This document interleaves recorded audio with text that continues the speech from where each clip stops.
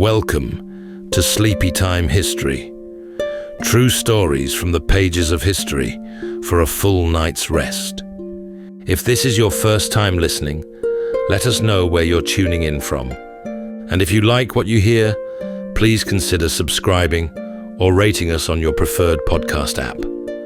And for those listening on Spotify Premium, did you know that in select regions, you can now skip ad breaks entirely by switching from audio to video?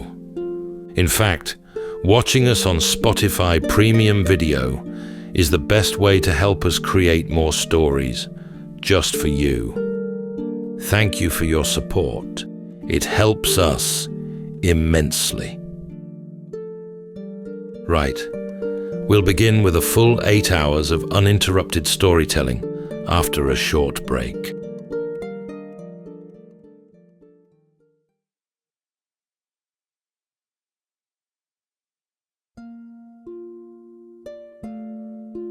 All right, it's time to settle in, relax, and take a wander through the pages of history and storytelling. Tonight, we're going to be exploring the remarkable true story behind the origins of Merlin, an arcane and obscure figure, born half man, half legend, amid the annals of Britain's forgotten past. This tale begins not in a castle or a royal court, but in the fragmented, fog-drenched centuries following the departure of Rome. Long before King Arthur and his Knights of the Round Table entered folklore, the land was dominated by warring chieftains and ancient Celtic gods who clashed with a burgeoning religion from the East, whose followers called themselves Christians. Around this time, rumors spread of a shadow in the forest. Neither good nor evil, this enigmatic being roamed hills and forests, using strange magic to compel beasts and trees alike. Some claimed it was ancient wisdom that afforded these powers. Others insisted it was a gift inherited from beyond the veil. By the 12th century, a Welsh cleric would give shape to this character, naming him Merlin, advisor to kings, and the archetypal wizard of Britain's imagined past. Though we cannot be certain of its origins, the story of Merlin crosses familiar territory. The yearning for order in chaos, for hidden wisdom in uncertainty. But which of these accounts, if any, carries the weight of truth? And what is it about the story of Merlin that we find so compelling? Tonight, as we drift into sleep, we'll explore the mystery of a strange child brought forth into a world steeped in superstition and uncertainty. So settle in, take a deep breath, and let's journey alongside Merlin into a time of lost wisdom, ancient gods, and stories just beginning to unfold.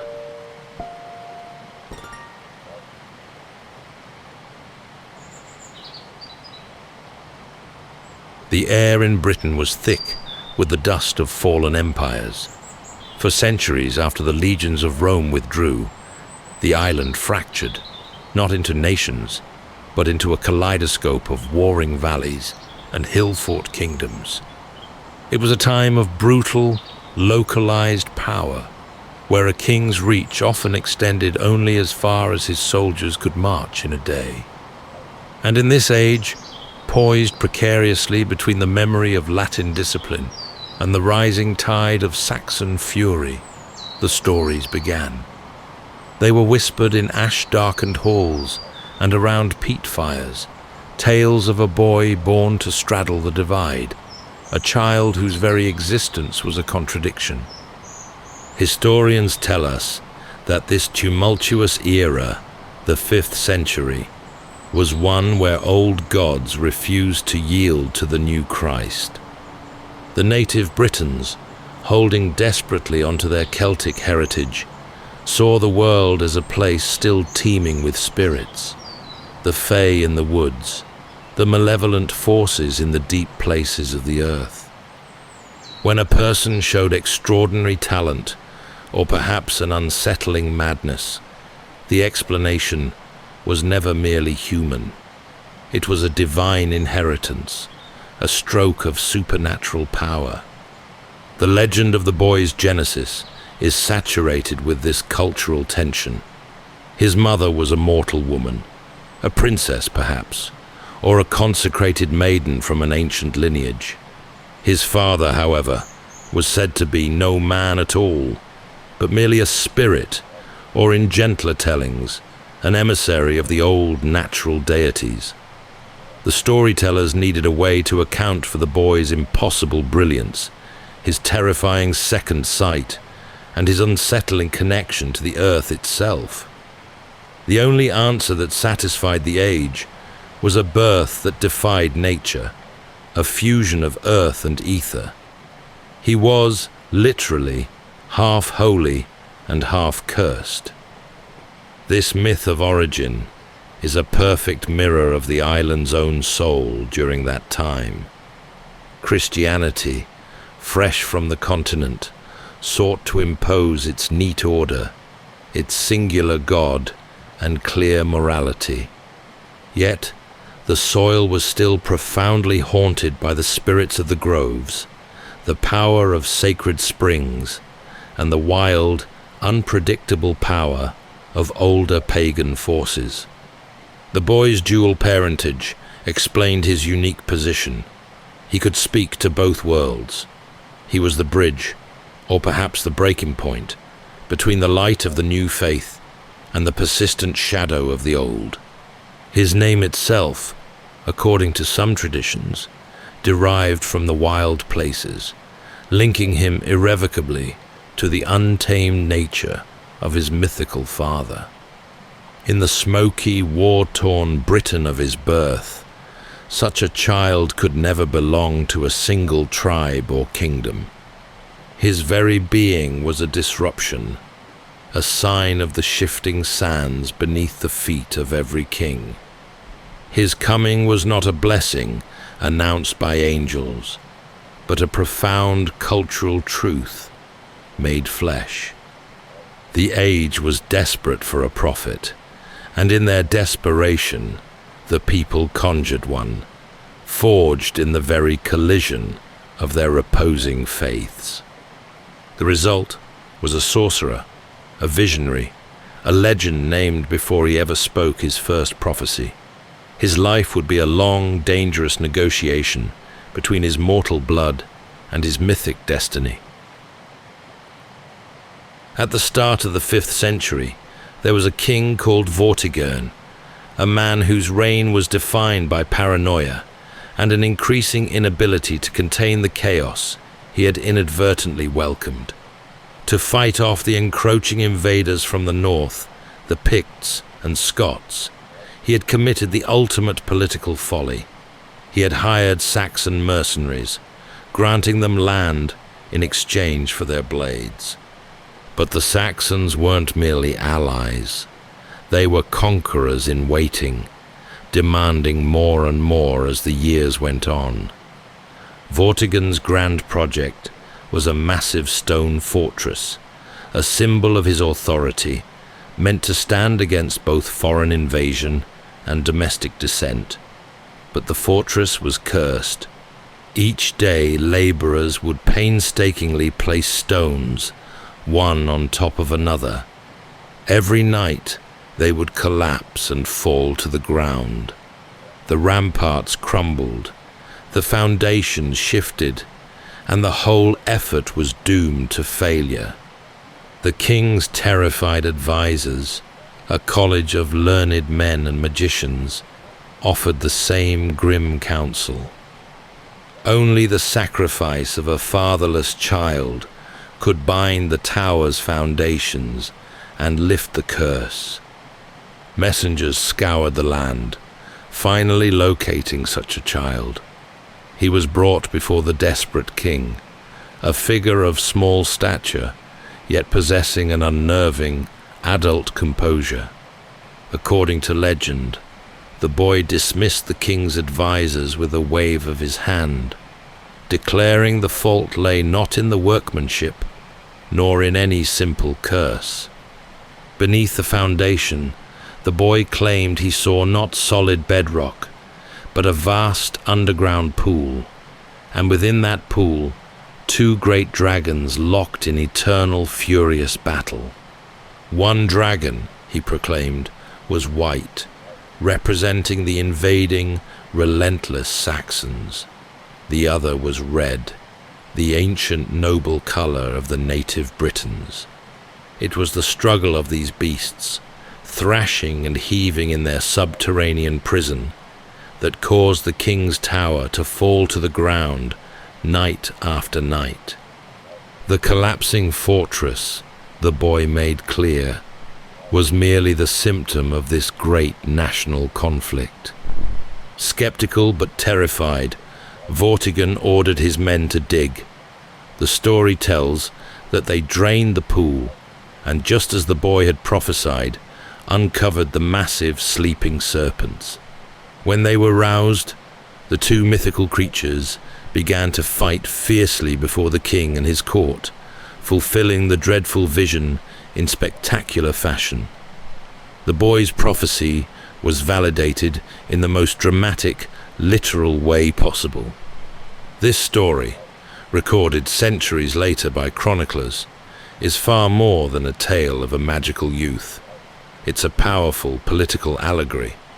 The 5th century was precisely the time when the historical struggle between the native Britons and the ever-advancing Saxons reached its fever pitch. The myth of the dragons gave these tensions a face, transforming a complex, messy historical event into a clear, unforgettable image of primal conflict. The boy, by revealing the dragons, was not just saving a tower, he was articulating the hidden, seismic anxiety of a nation. The tower's collapse represented the crumbling of British authority, and the dragons were the true, monstrous engines of that collapse. It was a first, profound lesson in prophecy. True insight wasn't about seeing the future, but about understanding the present with such terrifying clarity that the consequences seemed inevitable.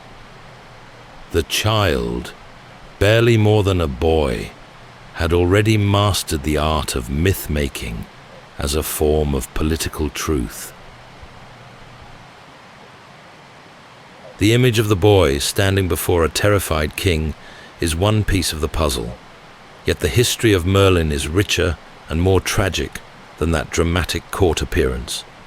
To understand the man he would become, one must travel north, from the comfortable courts of the south to the harsher, forested uplands of what is now southern Scotland.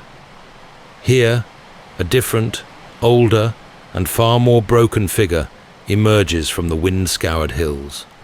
Merlin, the wild man. This figure appears in some of the oldest surviving Welsh poems, preserved in the medieval Black Book of Carmarthen, a Welsh manuscript.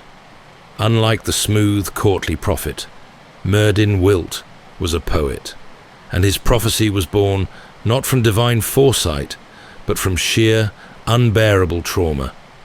He was present at the Battle of Afteryd, likely fought around the late 6th century, a clash of tribal kingdoms so brutal and devastating that it irrevocably shattered his mind. In the midst of the carnage, something in the man snapped.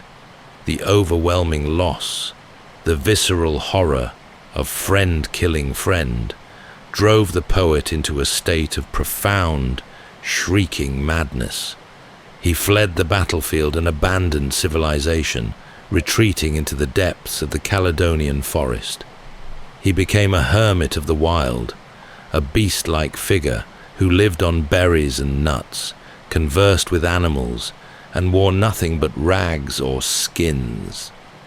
His verses survive as a powerful, agonizing lament. These aren't the confident political forecasts of the court magician. They are raw, personal expressions of loss and foresight, tinged with the bitterness of a man who has seen the worst of humanity and can no longer bear its company. He mourned his lost companions, the fall of his people, and the beautiful, terrible power of the natural world that had become his only refuge. His madness was a lens through which he saw the truth. The trauma of war had transformed into a terrible clarity. This deeply human, profoundly wounded figure is the raw material from which the kingmaker was eventually crafted. Over time, as chroniclers sought to weave a grand, unifying narrative for Britain, Merlin the mad poet was blended with Merlin the court prophet. The historical trauma of the 6th century, the ceaseless tribal warfare that shattered kingdoms, was elevated and transformed. His madness became second sight. His poetic lamentations became political predictions. And his retreat into the woods was reinterpreted as a search for ancient wisdom, not a desperate flight from pain. The story of the wild man is a crucial, melancholic reminder that the figure of the sage is often rooted in profound personal suffering. Before he was the great enchanter, he was a broken veteran, his gift for prophecy inextricably linked to his experience of war's ultimate devastation. This convergence, the mad poet becoming the celebrated mage, is a testament to the power of story to heal and reframe history. The medieval audience didn't want to hear about a war-shattered hermit. They wanted a powerful advisor. So, the storytellers gave him a new name, a new beginning, and a destiny intertwined not with the trees of the north, but with the foundation of the greatest king. Centuries later, writers would dress this broken hermit for the court. Less beast, more conscience. The transformation of Merlin Wilt, the shattered poet of the north, into the grand advisor of Arthur, is a fascinating study in cultural reinterpretation. Historically, the figure of the wild man was a common archetype across Celtic traditions.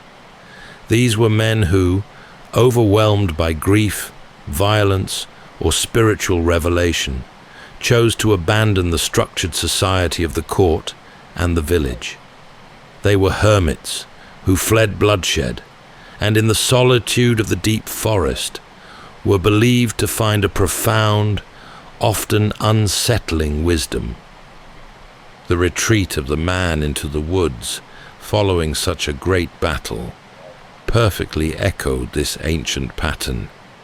He was seen as a man who had traded the superficial, corrupting knowledge of civilization for the terrifying, essential truths of nature.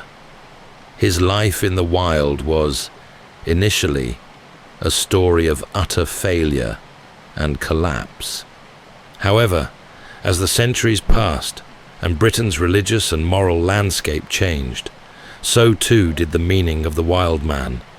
Later, chroniclers recut him for the court, not a dangerous outlier, but a trusted counselor whose forest-hard wisdom could legitimize rulers and steady the realm. They needed to make the powerful, elemental wisdom of the old traditions compatible with Christian morality. The storytellers of the medieval period began to reimagine him. The broken, war-mad hermit was replaced by the wise, saintly sage. His survival in the forest was no longer interpreted as a desperate flight, but as a purposeful withdrawal for contemplation and profound study. His communion with the animals and trees, a hallmark of Celtic nature spirituality, was reframed into a form of communion with God. The sheer power of his prophecies was thus not demonic, but divine inspiration. This process of Christianization was central to the development of the legend. It turned a potentially troubling pagan figure into a respectable, if still mysterious, advisor. He retained his connection to the elemental power of the earth, the source of his magic. But now, that power was harnessed and directed toward the higher moral goal of establishing a righteous kingdom. The legend now offered an inspiring new message, that true wisdom was not found in dusty books alone, but required a solitude that purified the spirit. The figure embodied a synthesis. He was a scholar who understood the stars, yet a creature of the forest who spoke the language of the wind. His transformation shows how medieval writers constantly reinterpreted figures from the past to serve the moral and political needs of their own time.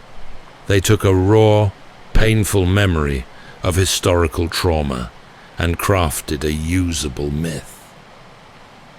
The mad poet became the intellectual conscience of the kingdom, the figure who understood that true power lay not in the sword, but in the knowledge of where and when the sword should be drawn. The man as we recognize him today, the wizard of great power and political agency, coalesced into the courtly prophet in the 1130s. The agent of this creation was a Welsh cleric named Geoffrey of Monmouth, and his medium was one of the most successful books of the Middle Ages, the History of the Kings of Britain. Geoffrey was a master synthesizer, a man of soaring ambition who understood the political power of a well-told story. At the time, Britain lacked a unifying epic history that could rival the grand narratives of Rome or the legends of the continent. The island's past was a jumble of fragmented chronicles, scattered poems, and local oral traditions. Geoffrey took this raw material, the tale of the fatherless boy, the legend of the dragons beneath the tower, the tragic verses of Merlin, and the shadowy memory of a great warlord named Arthur, and wove it all into a sweeping, coherent narrative. It was in this work that the different strands were formally tied together. The wild man became Malinus Ambrosius, the courtly figure who advised not just one king, but a succession of them. Geoffrey made him the architect of Britain's destiny, responsible for two of its most famous miracles. First, he solidified his role as the visionary who warned Vortigern. Secondly, in Geoffrey of Monmouth's telling, Merlin has a ring of standing stones brought from Ireland and re-erected on the Salisbury plain. This act cemented his status as a master magician whose power transcended mere foresight. He was an elemental force, capable of physically reshaping the landscape. Geoffrey then decisively linked the prophet to the greatest legend of all. He became the indispensable advisor to King Uther Pendragon and the architect of Arthur's birth. By linking Merlin to this royal lineage, Geoffrey wasn't merely inventing a character. He was performing an act of national myth-making. He gave Britain a foundational story, a proud and impressive past, to rival the histories of its continental rivals. His work was not a pure invention, but a brilliant, artful synthesis. He took local heroes and figures and placed them onto a grand stage. His Merlin is therefore a complex historical reflection. He is part historical memory, a faint echo of real northern prophets or poets, and part national aspiration. He is the idea of the perfect sage, wise, learned, and eternally loyal to the best interests of the British people. The immediate success of the history of the kings of Britain cannot be overstated. It was treated as a genuine historical text for centuries, and it ensured that Merlin's name would endure. His legend, codified and centralized, was now portable. It could be carried into the courts of Europe, where it would be further elaborated by French and German storytellers. Through Geoffrey's work, the fractured historical memories of the post-Roman age were finally given their powerful, unifying voice, establishing the foundational myth that would define a culture for 1,000 years. The creation of Arthur, the once and future king, is the legendary prophet's most indelible act, and the moment when the line between history and myth utterly dissolves. By the time the stories of Arthur coalesced, they had passed through generations of oral tradition, but the version cemented in popular imagination focused on the dark, necessary role Merlin played in the king's conception. The story is simple and morally complex. Uther Pendragon, a fierce warrior king, was consumed with longing for Igraine, the beautiful wife of the Duke of Cornwall. Driven by his desire, Uther besieged the duke's fortress.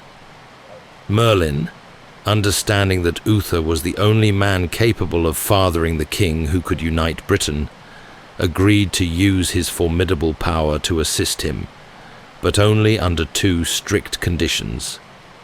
First, Merlin demanded that Uther swear an unbreakable oath to surrender the child born of the union to him immediately after its birth.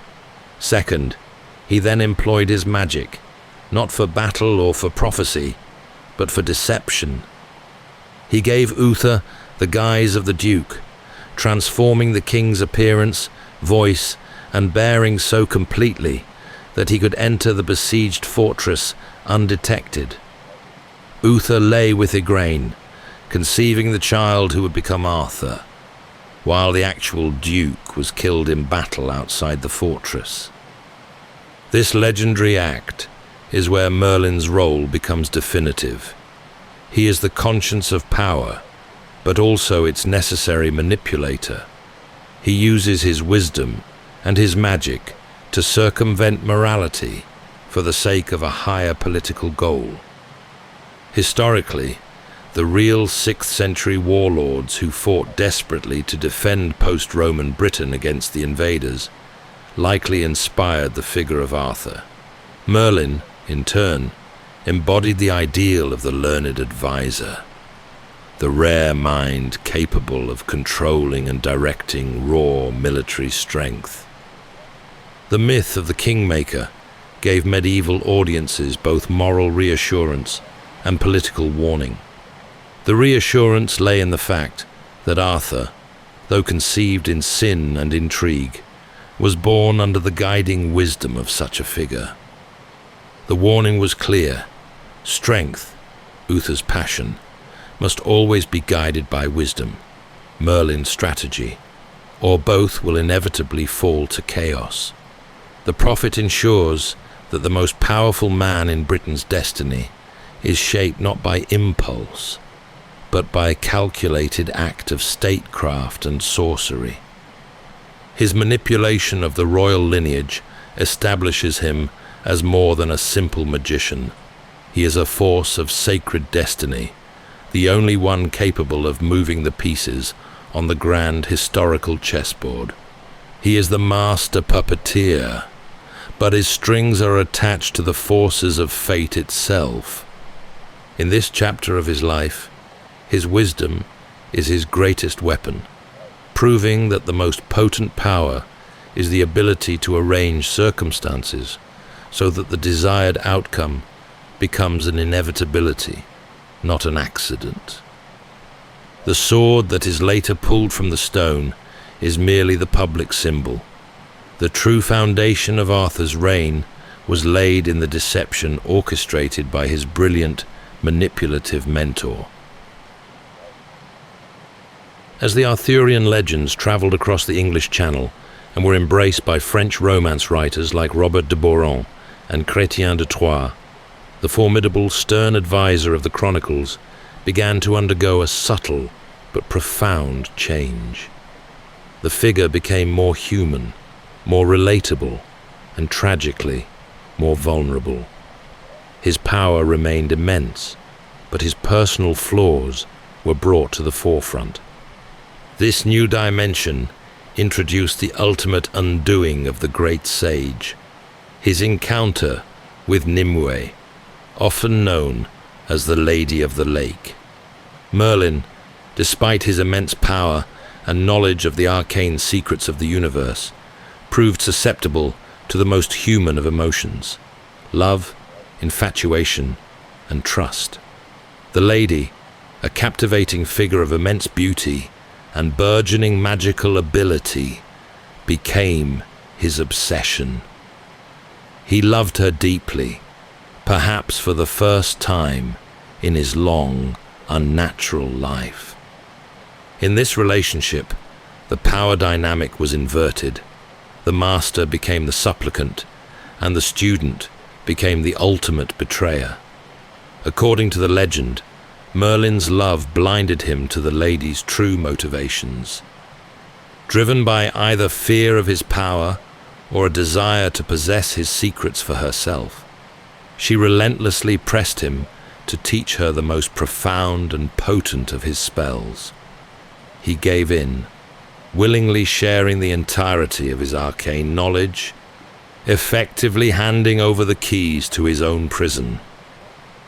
The downfall came when she used the very spells he taught her to imprison him. The location of his confinement varies: a crystal tower, a glass box, a cave beneath a rock, or most poetically, a vast tomb beneath an ancient hawthorn tree in the forest of Brocéliande. He was not killed, but sealed away, eternally entombed, unable to intervene in the fate of Arthur's declining kingdom. Historically, this shift in the narrative reflected the concerns of the period in which these romances were written. Medieval storytellers were grappling with themes of faith, temptation, and the ultimate limits of human wisdom.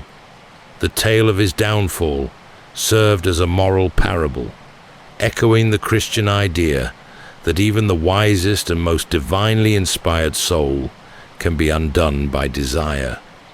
It was a cautionary tale, illustrating that intellect and power are no defense against the heart's folly.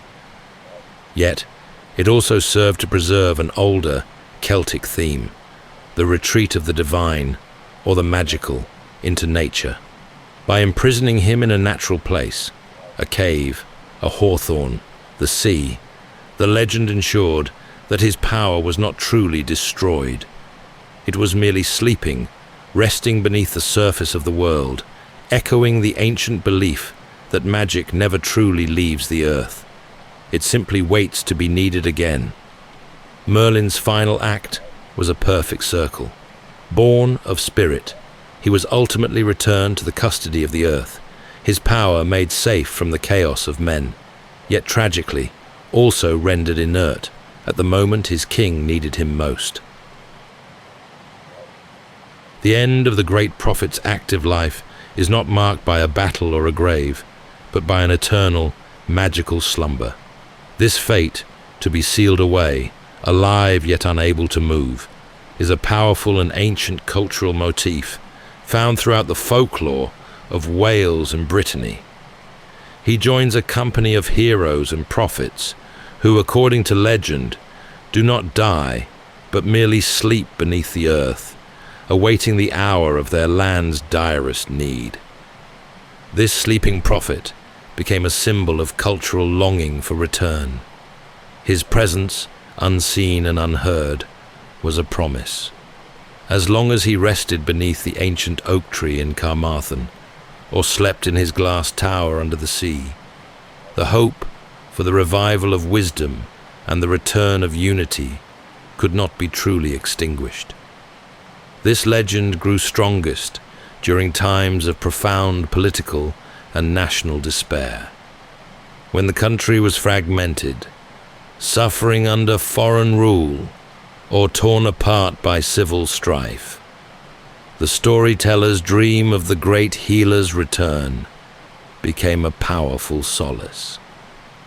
The enduring image of his imprisonment speaks volumes about the historical power vacuum that followed the collapse of the unified Arthurian kingdom. With the great king fallen and the round table broken, the people looked back to the age of unity as a lost golden age.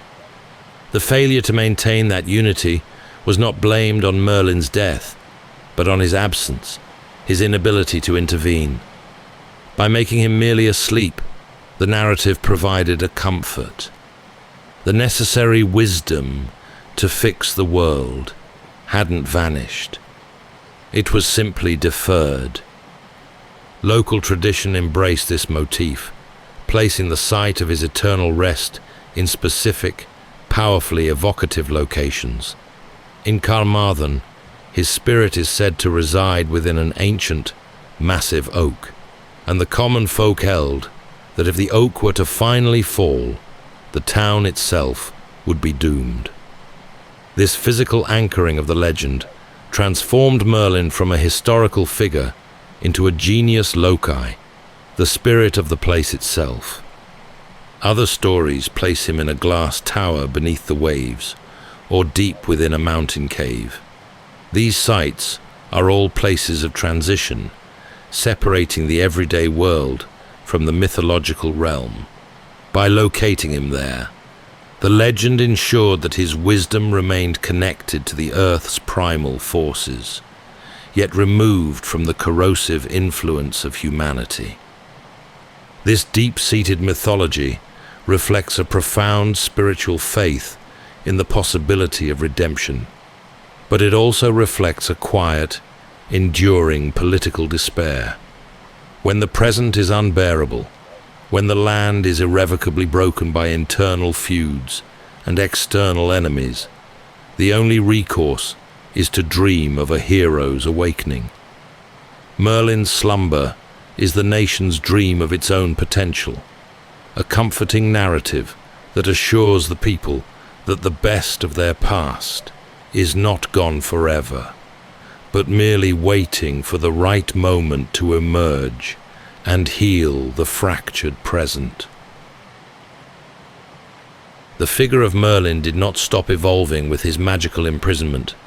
As centuries passed, his image was constantly taken up and reshaped by generations of thinkers, poets, and artists, each projecting the values and anxieties of their own time onto his enduring form.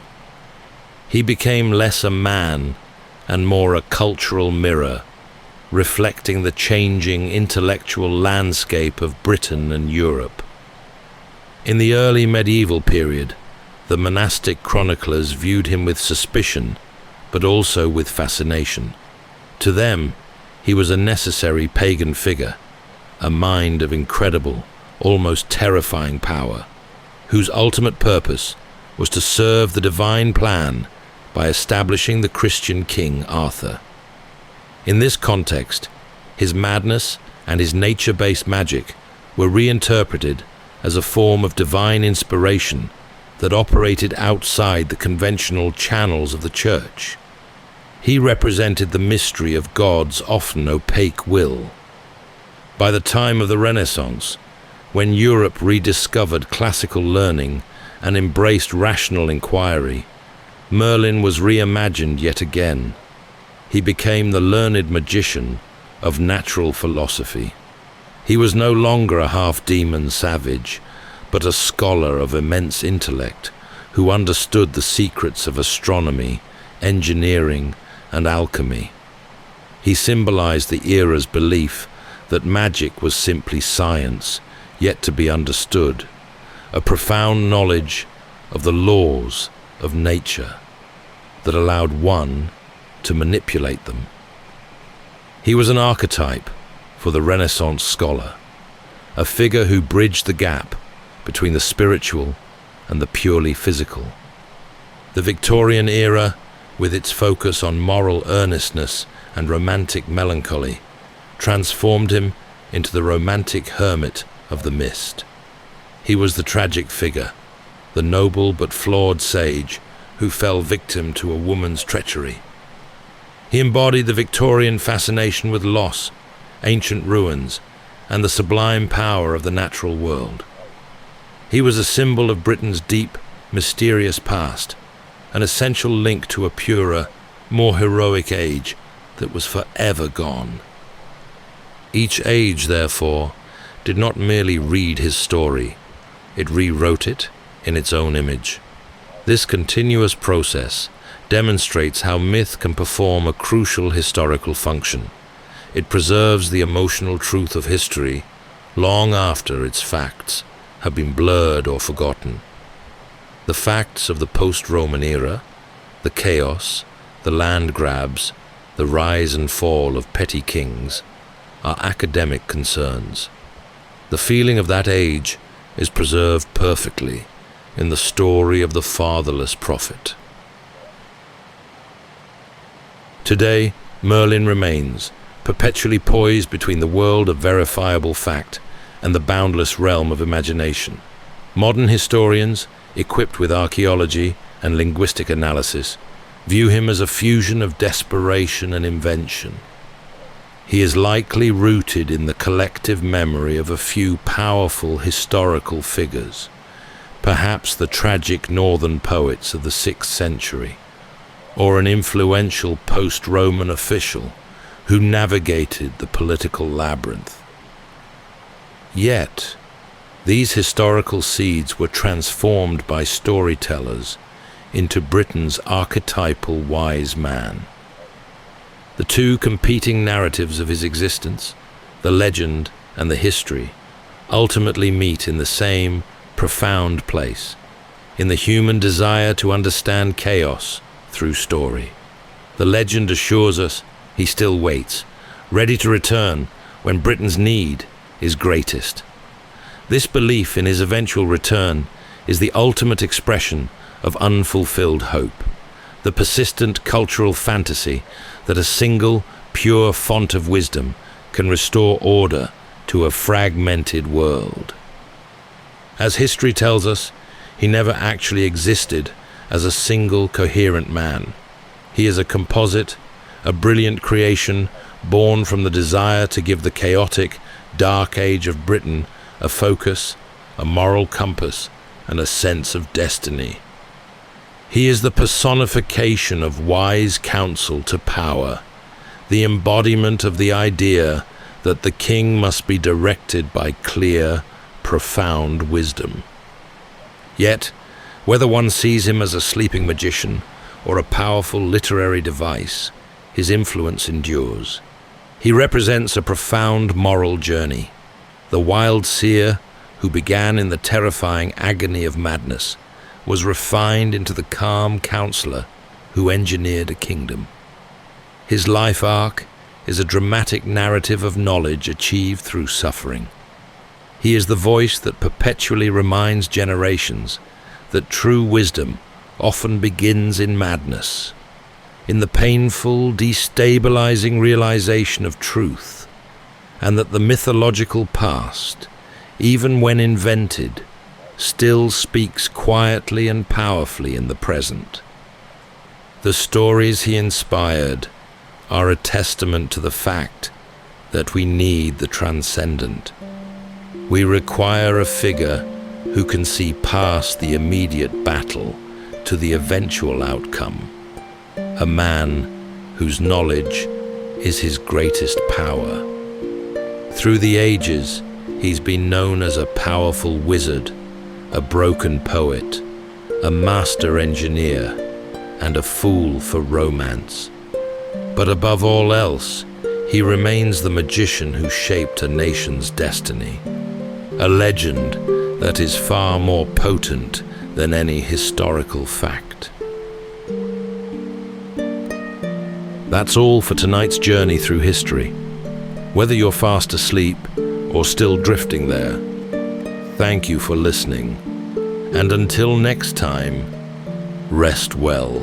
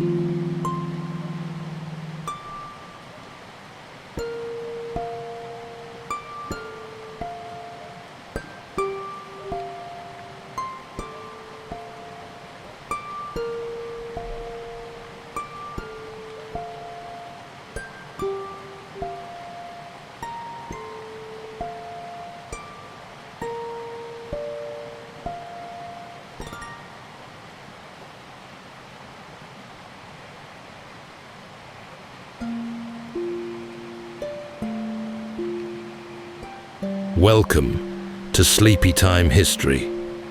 True stories from the pages of history for a full night's rest. If this is your first time listening, let us know where you're tuning in from. And if you like what you hear, please consider subscribing or rating us on your preferred podcast app. You can also help us choose an upcoming feature by voting in our Spotify poll. Thank you for your support. It helps us immensely. All right, it's time to settle in, relax, and take a wander through the pages of history and storytelling. Tonight, we're going to be exploring the remarkable true story of 536 AD, a year most historians consider to be the worst to have lived through in all of recorded human history. It all started at once and without warning.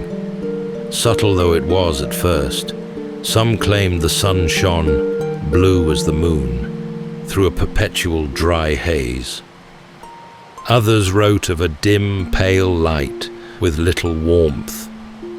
From Constantinople to Peking and across every continent, early chroniclers conveyed their inescapable sense of dread and a foreboding among the people from village to village and across empires. It wasn't long before the rhythm of the seasons began to fall out of step. Forests went silent, oceans turned to stone, crops blackened and bent in the fields, as though the world itself had forgotten how to grow. And as food stores began to dwindle, many civilizations teetered on the edge of collapse. Others descended into chaos, but this was only the beginning. Before this veritable Armageddon had come and gone, its survivors would have to endure tsunamis and earthquakes, floods and fires, famine and plague, a relentless torrent of suffering that would etch itself into ancient ice and canyon walls, and even into the deep recesses of the human psyche. What unseen force set this cascade of catastrophe in motion? And how close did we really come to the precipice of annihilation?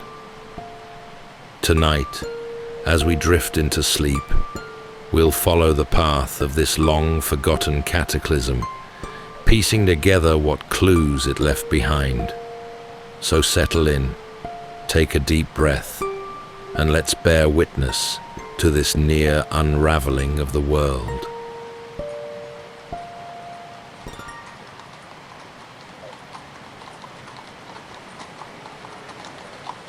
In the year that came before the darkness, the world was alive with ambition and the steady pulse of empires.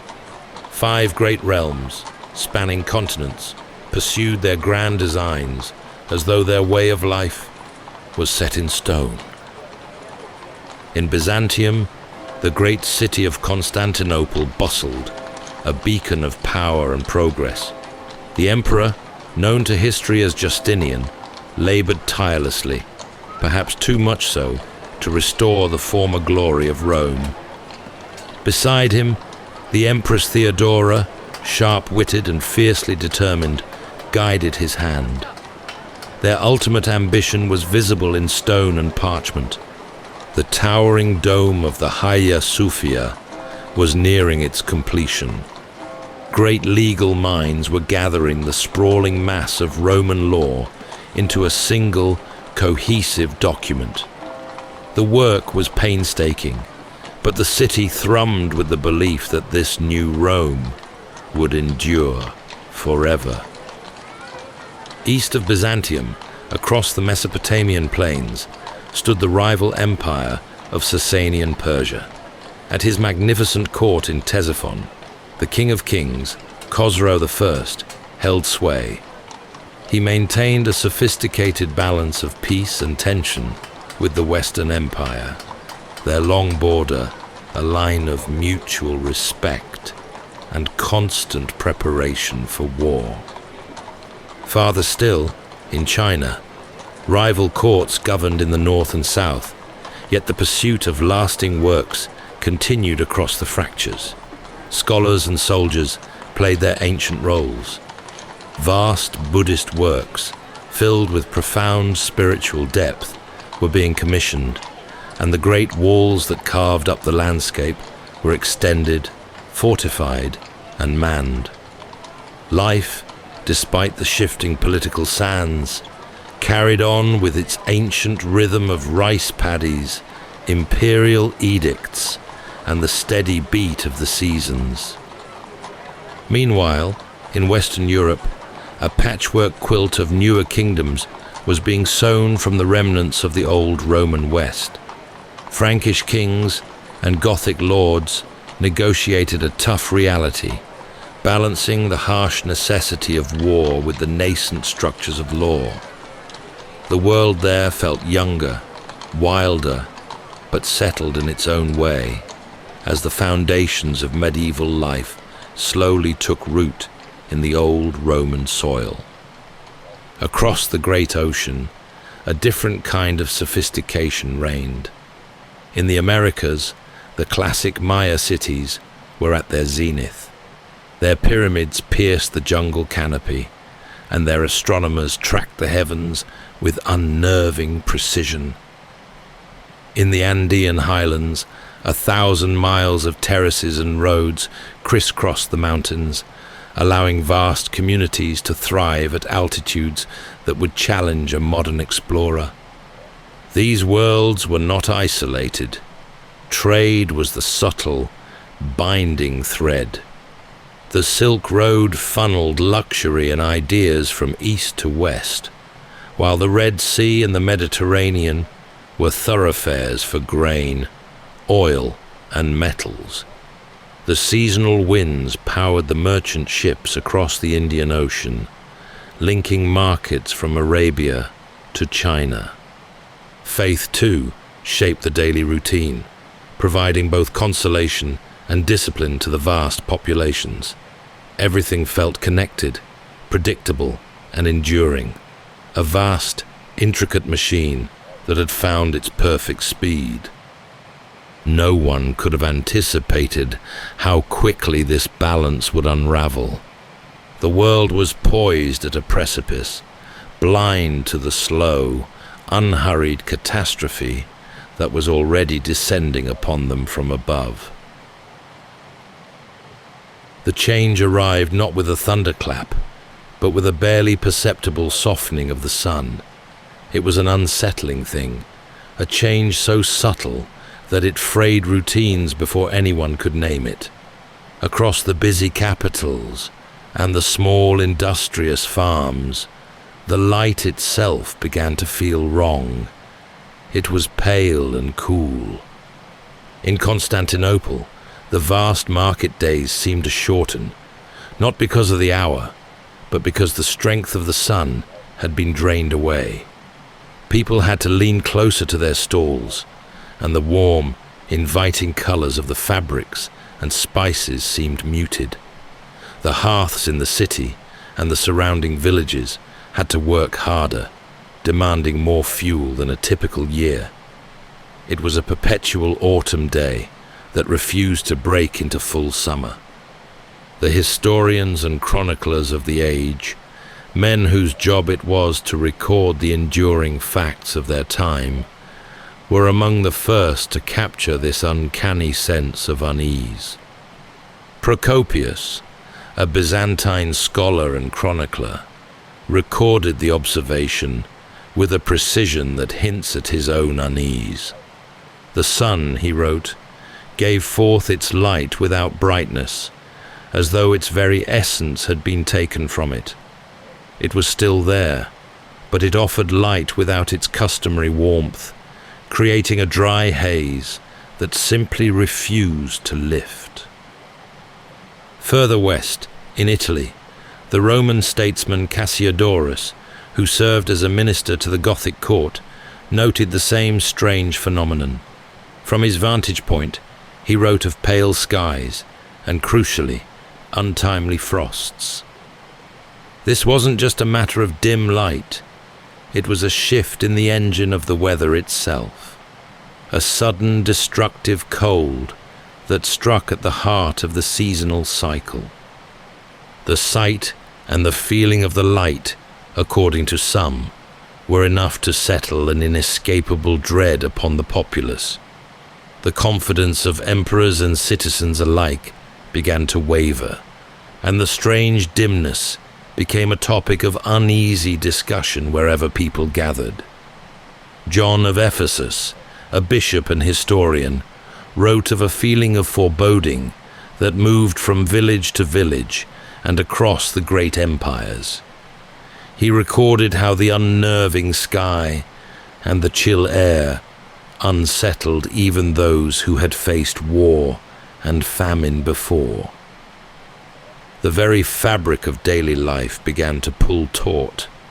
The granaries felt the pinch first, their stores suddenly finite and precious under the threat of a ruined harvest. The soldiers of the great armies, used to movement and reliable supply, found themselves colder, hungrier, and more reliant on increasingly strained logistical chains. In the great cities, the poor were the most immediately and tragically exposed, their precarious existence relying on the day-to-day work the weather no longer seemed to fully permit. It wasn't the darkness of a storm or an eclipse which had a known and expected endpoint. This was a sustained, dry dimness that seemed to absorb the color and heat from the world. It was a celestial event that had brought a mundane disaster down to earth, threatening the most fundamental relationship of mankind, the predictable cycle of planting and reaping. The human heart was left unsettled, grappling with the certainty that whatever lay ahead, this would not be a normal year. In the vast stretch of Europe and the North Atlantic, this chain of events quickly translated into a material catastrophe. The air grew colder, and the change wasn't merely a drop in temperature. It was a fundamental shift that made the already challenging northern climate hostile to life. The harvests stumbled. In a typical year, a few poor crop yields could be absorbed by a large, diversified empire. But this event was so widespread and so persistent that it affected every major grain-producing region at once. The fields that had been reliable providers for generations suddenly failed to deliver. Where grain should have plumped and yellowed, only rotten stalks remained, incapable of sustaining the dense populations of the northern kingdoms. The disaster wasn't confined to the fields. The herds began to thin. With the early, untimely frosts and the shortened growing season, the grasses that sustained the livestock were inadequate. Hunting yields collapsed as game died off or moved on. The cold, prolonged winters became a death sentence for animals weakened by a lack of summer forage. This wasn't just an inconvenience. It struck at the core of the ancient relationship between man and land. The winters seemed to lengthen and refused to relinquish their hold.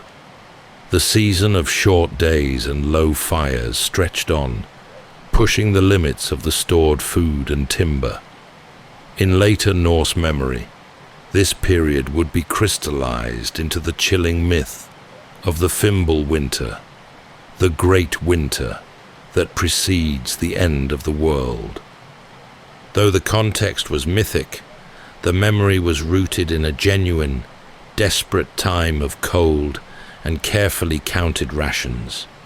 It was a time when the sun, which should have been their savior, seemed only to mock them. Across the sea, in the newly Christianized lands of Ireland, the scribes and monks kept their annual records, the annals. These documents, usually filled with precise details of important deaths, battles, and religious festivals, offered a record of the unfolding disaster with a chilling and characteristic spare finality. One of these Irish annals simply records for the year a failure of bread.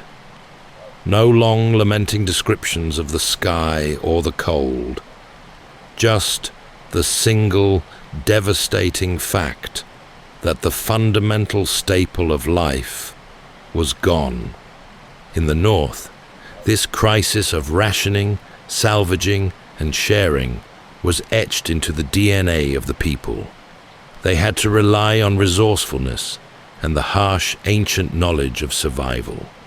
Every log of wood, every last sack of dried food, every living animal became an intensely precious commodity.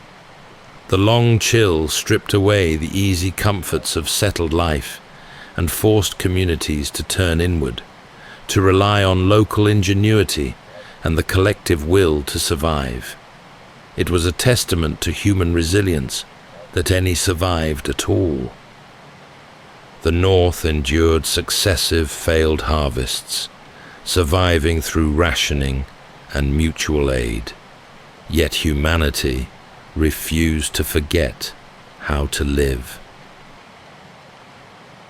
Across the vast lands of East Asia, the upheaval of the year 536 was met not with dramatic outbursts of despair, but with the cool, meticulous record-keeping that was the hallmark of the imperial courts.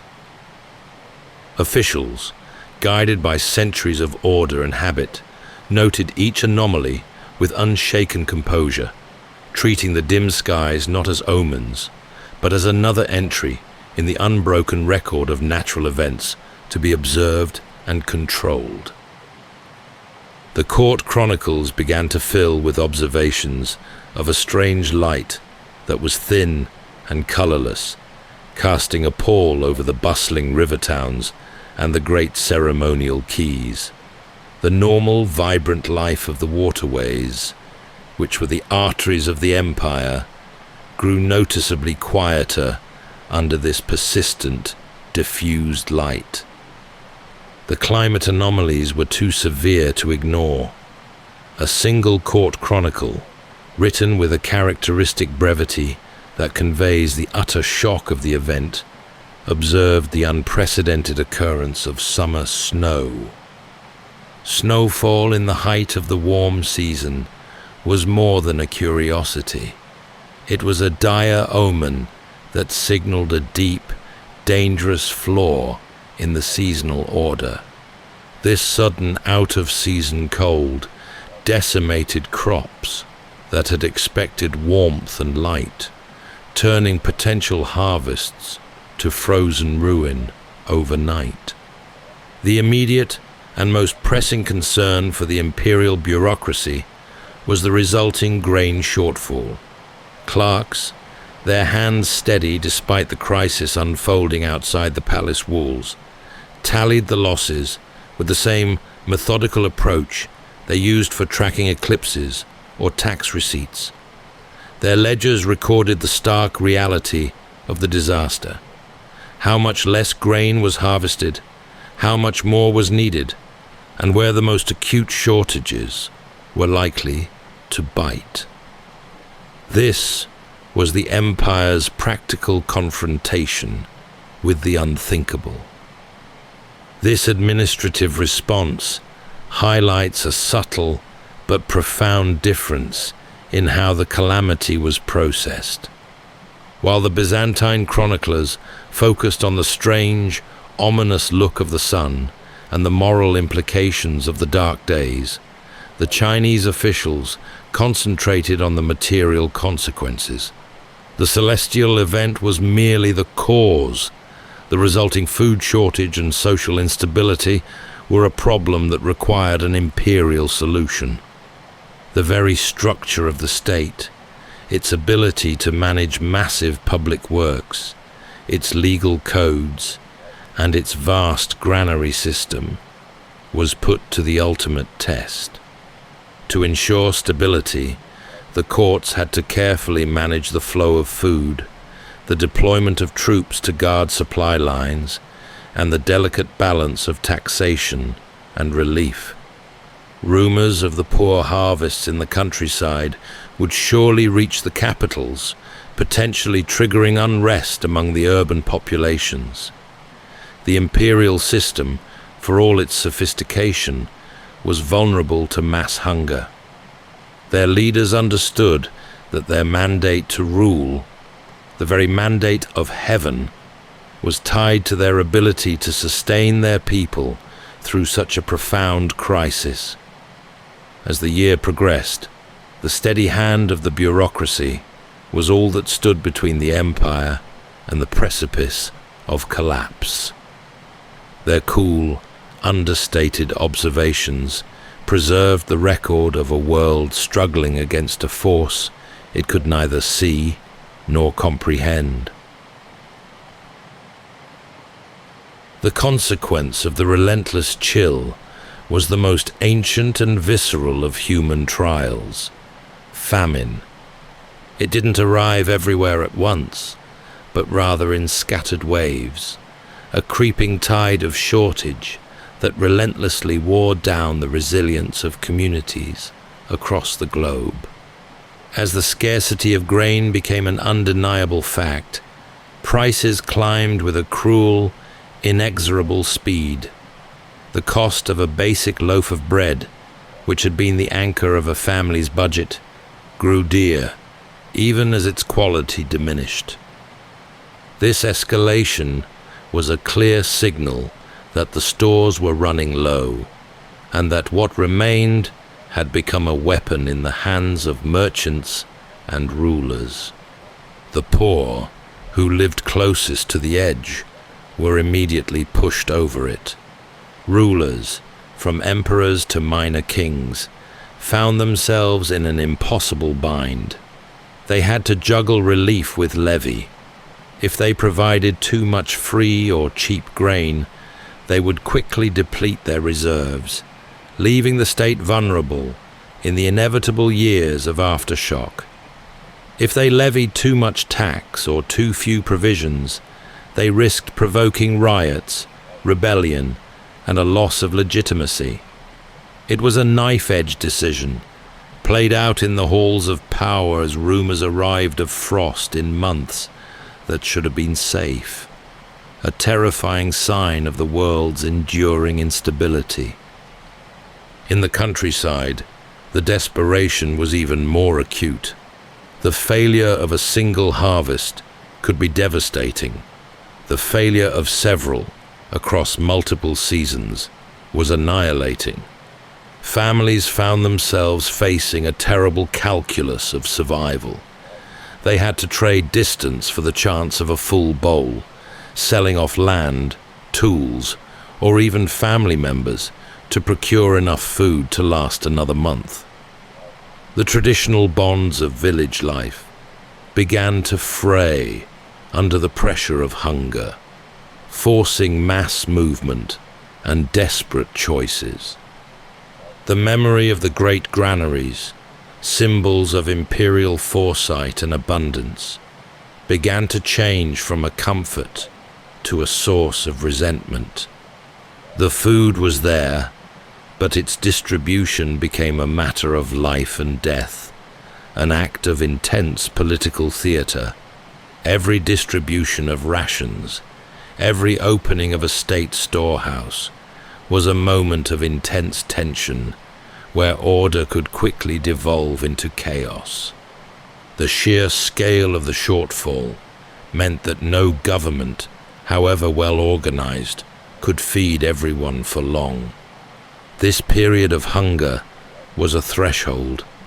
It was the point where the strange sky and the cold air translated from an atmospheric oddity into a profound human tragedy. It forced communities to confront the reality that the disaster was not a temporary phenomenon, but a sustained era of scarcity. As the hunger bit, the intricate layered stability of the 5 great worlds that had hummed along so confidently began to teeter. Many civilizations found themselves on the edge of collapse, while others were already descending into the chaos that inevitably follows when the fundamental necessity of bread is removed. The ordeal was relentless, etching itself into the bones and the minds of all who survived it. As the famine began to grip the land, the flow of goods that had bound the vast world together started to clog and thin. The intricate network of commerce, the roads, the rivers, the sea lanes, which had seemed so robust, now showed their fragility. Trade routes faltered. The reasons were practical and profound. On land, caravans were forced to turn back. Not only was there less product to carry from the ruined farms, but the roads themselves had become perilous. With food scarce, banditry rose, and desperate people often saw a laden wagon not as a source of trade, but as a target for survival. The necessary certainty that allowed merchants to commit their valuable cargo to long, slow journeys had simply vanished. On the water, the coasting ships waited in harbor. The monsoon winds still blew, but the captains held back, waiting for news of stable prices and welcoming ports that never quite materialized. An empty port was a useless stop. A hostile port, one guarding its gates and supplies, was a deadly one. The easy rhythm of sea commerce, which connected the Mediterranean to the Indian Ocean, was disrupted, leaving critical populations suddenly cut off from vital imports. The failure of trade quickly led to hard bargains and small wars. When food cannot be bought, it must often be taken. Towns began to guard their gates with intense caution, turning away strangers and even people from neighboring districts who might otherwise have been allies. The country paths, once routes of easy passage for farmers and peddlers, grew cautious and dangerous, marked by suspicion and fear. In this landscape of scarcity, migrations began. Whole communities, driven by starvation, left their ancestral lands in search of any place that might have a slightly better harvest. or a ruler willing to provide aid. These movements inevitably create tension as the starving masses put pressure on the reserves of the places they moved into, leading to fresh conflict and further destabilization of borders.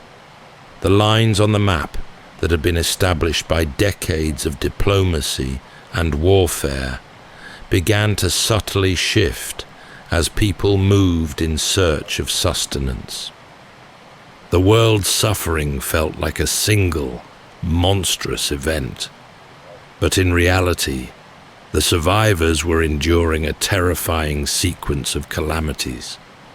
It would only later become clear to historians, piecing together the evidence from ice cores and tree rings, that another blow was coming, and in quick succession. The initial, vast veil that covered the sun would be joined by a second, equally devastating atmospheric blow, which ensured that the brief respite between the first great famine and the next global disaster would be non-existent. The Earth had taken its first major punch, but the counterblow was already on its way, promising to prolong the long, desperate wait for the world to heal. The light did eventually begin to steady. The sun, while not immediately returning to its former brilliance, grew strong enough to once again warm the fields and permit the seasons to tentatively resume their ancient rhythm. However, even as the sky offered a measure of relief, the earth itself proved restless. The sheer, prolonged stress on the world had seemed to destabilize the planet's crust. As the long cold eased, a new wave of fear gripped the populated areas, particularly along the crowded coasts and great fault lines. Great shocks began to reverberate through the land, toppling the great stones of temples, homes, and fortifications. These earthquakes were often followed by equally devastating tsunamis. Bustling harbors that had been the lifeblood of trade and travel were suddenly ravaged, their waterfronts smashed, and their entrances choked with silt.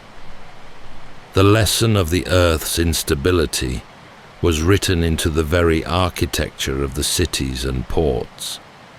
The damage was recorded in both the immediate waterfronts of the devastated cities and in the sober, factual entries of local records and chronicles that tallied the cost in lives and ruined property. The survivors faced the monumental task of rebuilding. With resources scarce and reserves depleted by the famine years, this was not a simple matter of wealthy imperial decree. Instead, it became an intense test of community spirit and patience. People had to work with what timber they could salvage and what local stone remained. The new buildings were often more humble, a reflection of a generation that had learned the harsh limits of ambition. The massive, soaring constructions of the past were replaced by structures that prioritized function and resilience. This period was the aftershock in the truest sense. It was the moment when the physical damage of the great cataclysm, which had begun in the sky, was transferred to the ground beneath their feet. It reinforced the terrifying lesson that the world was no longer predictable. Just as a small degree of comfort had returned, the foundation of their lives was literally shaken. The experience of these years, the endurance required to survive the cold, the hunger, and now the trembling ground, began to subtly etch itself into the culture. The memory of the great shocks informed future building practices, making the new structures lower, sturdier, and more resistant to movement. It also instilled a deep, perhaps subconscious sense of vulnerability that would linger for generations. The people who rebuilt their towns were not the same people who had lived in them before. They had borne witness to a near unraveling of the world, and they learned to live with a new, quiet awareness of how fleeting peace and prosperity could be. They put their world back together, piece by careful piece, knowing that it might all shake apart again tomorrow. Just as the earth finally seemed to settle, a new and terrible visitor began to arrive, riding the sea lanes into the bustling ports. It was an illness, a relentless plague that moved with terrifying speed and lingered for years, long after hope should have returned. The disease, which historians would later call the Plague of Justinian, was carried by trade ships, disembarking first in the great Mediterranean hubs like Alexandria, and then quickly spreading to one of the most populous cities of the age, Constantinople. This was a killer that traveled faster than comfort and arrived without warning in the heart of the civilized world. The fear it generated was a palpable thing, a heavier pall than the atmospheric haze of years prior. Chroniclers wrote less about the precise numbers of the dead, though they were vast, and more about the terror. It was a terror that closed shutters early on the busy streets. The markets, which had only just begun to regain their vibrancy after the famine, grew unnervingly thin. The familiar sound of footsteps and voices became infrequent, a chilling echo in the once thrumming metropolis. The sickness did not discriminate. It struck rich and poor, scholar and laborer, and it did so with a devastating efficiency. Work was left half done, tools abandoned in the fields, parchment unwritten on the desks of the government, ships left half loaded at the docks. Whole households were forced into a waiting game for the worst to pass, knowing that a single cough could signal the end. The Emperor Justinian himself contracted the plague and was brought to the very brink of death. His recovery, while celebrated, demonstrated the terrifying reach of the sickness. If the most powerful man in the world was not safe, then no one was. His illness also created a temporary power vacuum at the heart of the empire, contributing to the feeling of a world coming apart. This plague was the final, brutal punctuation mark on the decade of disasters. The initial catastrophe had been atmospheric, striking the crops and the food supply. This new one was personal, striking the body and the core of society itself. The population losses were catastrophic, particularly in the most urbanized areas. The plague did more than just kill. It fundamentally disrupted the economy, the military, and the ability of the empire to respond to its enemies. The memory of the dead, piled up in mass graves, and the enduring weakness of the surviving society would leave a long echo in the centuries that followed. Humanity had endured the cold and the hunger, but this unseen foe that traveled on the breath was perhaps the hardest and most terrifying visitor of them all. Slowly, almost tentatively, the seasons learned their steps again. The sun shone with something close to its old strength. The trees budded reliably, and the great rhythm of planting and harvesting was restored. But the world that emerged from the shadow of the worst year in history was subtly different. The map of human affairs was redrawn, not by grand battles, but by invisible forces. Populations had shifted, drastically thinned by famine and plague, leaving vast tracts of land sparsely inhabited. This created new opportunities for those who remained, but it also fundamentally trimmed the power of the great empires. The Byzantine Empire, especially, saw its strength diminished by the enormous loss of life, making its ambitious goals of reconquest far more difficult to achieve. Conversely, the collapse of stability in one region often emboldened those on the periphery. Neighboring powers and rising barbarian groups saw their chance to expand into areas weakened by the plague and the reduced military capability of the central empires. Power had not been destroyed. It had been redistributed by the sheer weight of suffering. The habits of survival, born of necessity during the long chill, settled into culture. A deep-seated thrift took root. People were more cautious with their resources, storing grain and timber with greater diligence, remembering the terror of the empty winter. Its memory passed down, becoming a cautionary tale and a silent reminder of the earth's potential for betrayal. Lessons in resilience settled into law, craft, and custom. Lawmakers, forced to deal with issues of abandoned property, mass migration, and the rights of the newly orphaned, incorporated new provisions into their codes. The need for stronger, more efficient craft emerged as builders sought designs that would withstand the unpredictable earthquakes. Even the customs of funerals and mourning changed, reflecting the painful, repeated losses of the dark decade. The world had been tested to its limit, and the long echo of the event was a new, shared history of hardship.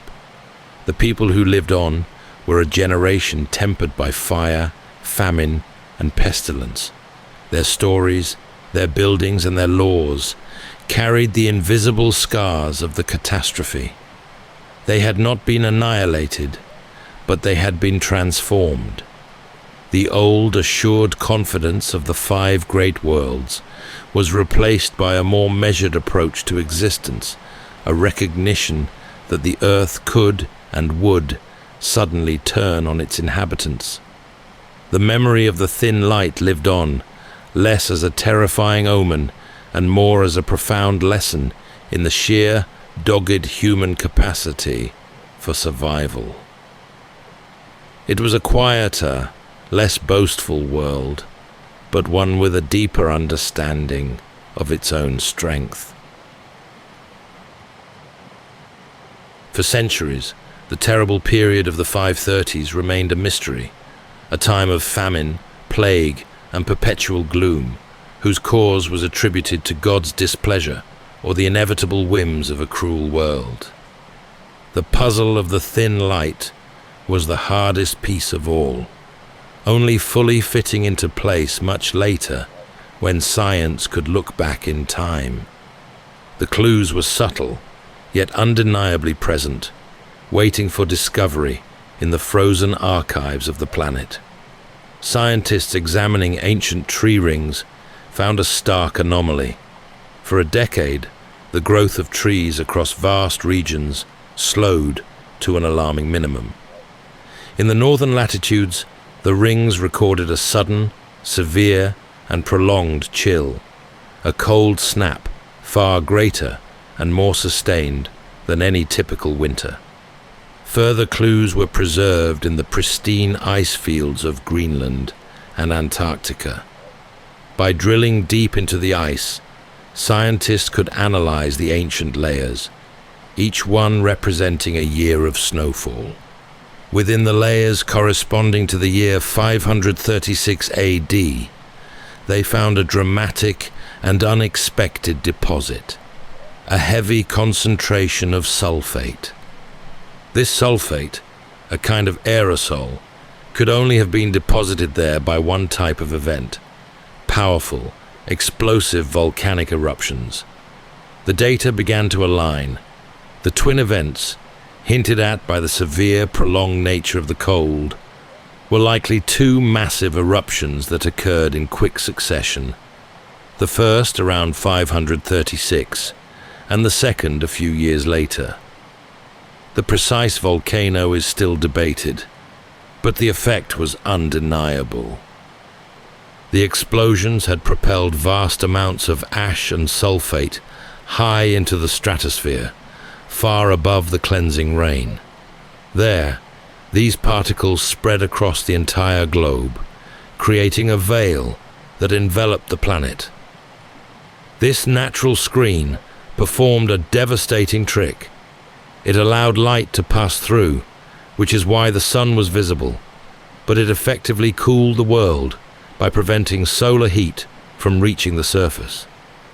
This unseen force, the smoke we couldn't see, was the ultimate cause of the long chill, the crop failures, and the resultant famine and migration. It was a global atmospheric cataclysm that set the cascade of human suffering in motion, leading indirectly to the societal weakness that allowed the Great Plague to spread so ruthlessly. The ice and the trees told the story of a world caught in the grip of a powerful natural force, a cosmic consequence of geological upheaval. It was an event of such magnitude that it remains a stark, sober reminder of the delicate balance of our planet and the profound, humbling power of nature. That's all for tonight's journey through history. Whether you're fast asleep or still drifting there, thank you for listening. And until next time, rest well.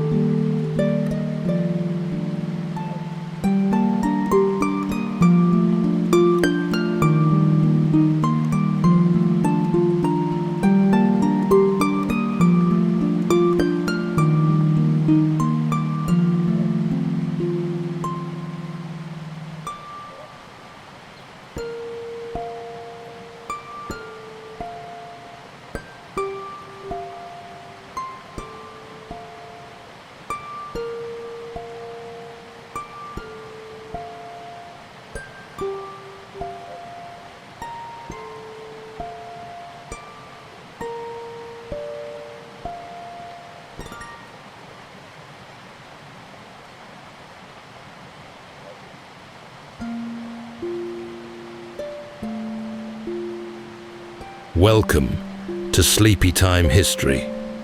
True stories from the pages of history for a full night's rest. If this is your first time listening, let us know where you're tuning in from. And if you like what you hear, please consider subscribing or rating us on your preferred podcast app. You can also help us choose an upcoming feature by voting in our Spotify poll. Thank you for your support. It helps us immensely. All right, it's time to settle in, relax, and take a wander through the pages of history and storytelling. Tonight, we're going to be exploring the remarkable true story behind the myth of Count Dracula and the ruthless 15th century warlord whose reign of terror inspired the Gothic legend of an immortal, blood-sucking monster that haunts us to this very day. In the shadowed valleys of Transylvania, mist clings to the steep folds of the Carpathian Mountains. Stone fortresses rise from cliffs like the bones of a sleeping giant, their walls scarred by centuries of siege. It was here, in a land forever caught between empires, that a young prince would quickly learn that survival demanded more than courage or loyalty. It required fear. Born to Vlad Dracul of the Order of the Dragon, Prince Vlad III inherited a throne hemmed in by treachery and threat. His childhood as a hostage of the Ottoman court taught him that mercy was a language seldom spoken. When he returned to rule Wallachia, he brought with him a mind sharpened by captivity and a heart accustomed to suspicion. His reign would be short and brutal, but unforgettable. Stories of his terrible methods spread quickly across the known world. Some saw a patriot defending his homeland against impossible odds. Others saw only a monster who turned cruelty into an art form. Was he a protector shaped by violence, or the very embodiment of it? History leaves us a tangle of both man and myth, further compounded by the classic novel that transformed this obscure nobleman from the late Middle Ages into the modern-day vampire.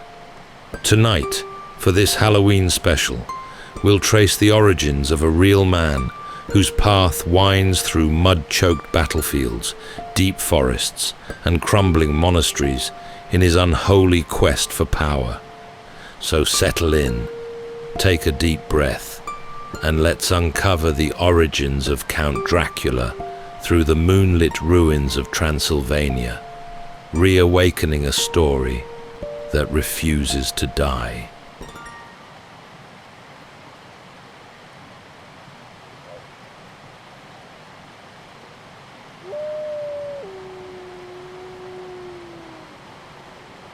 To live in Transylvania was to live with uncertainty of weather, of borders, and of what waited just beyond the edge of the firelight. Heavy fog gathers in abundance in the valleys of Transylvania. The Carpathian Mountains rise above in long ridges, draped in pine and cloud. Below, the forests stretch without end, swallowing roads and hamlets alike. On cold nights, wolves howl from the ravines, and the people listening by the hearth make the sign of the cross. In these lands, the living and the dead share uneasy borders. When a neighbor falls ill or a crop withers, whispers follow. Some say the dead refuse to rest. They speak of strigoi, souls who rise again in bodies not yet cold, drawn back by hunger or unfinished wrongs. The priests recite blessings, and families drive iron nails into coffins, just to be sure. The faith here is deep, but so too is the dread beneath it. It is a world balanced between church bells and superstition, between prayer and the fear that prayer might not be enough. To the west lie Hungary and Bohemia, crowned with their kings and bishops. To the east, the vast reach of the Ottoman Empire presses forward like a storm. Between them sits Wallachia, small and stubborn, a land of wooden fortresses and weary soldiers guarding narrow passes through the mountains.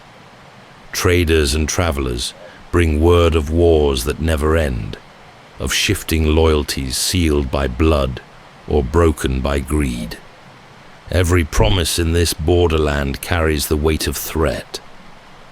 It was into this world that a man called Vlad Dracul rose to power.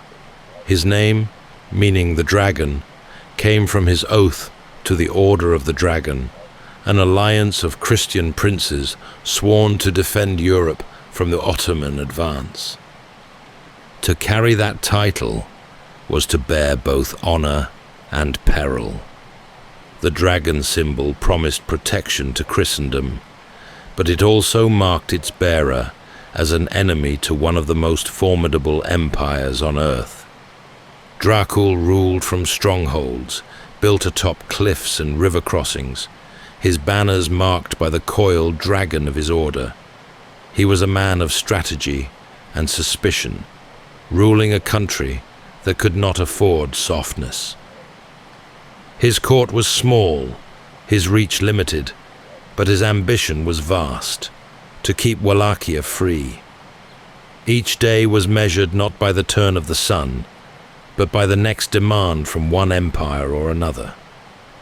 The people who lived under his rule were accustomed to uncertainty.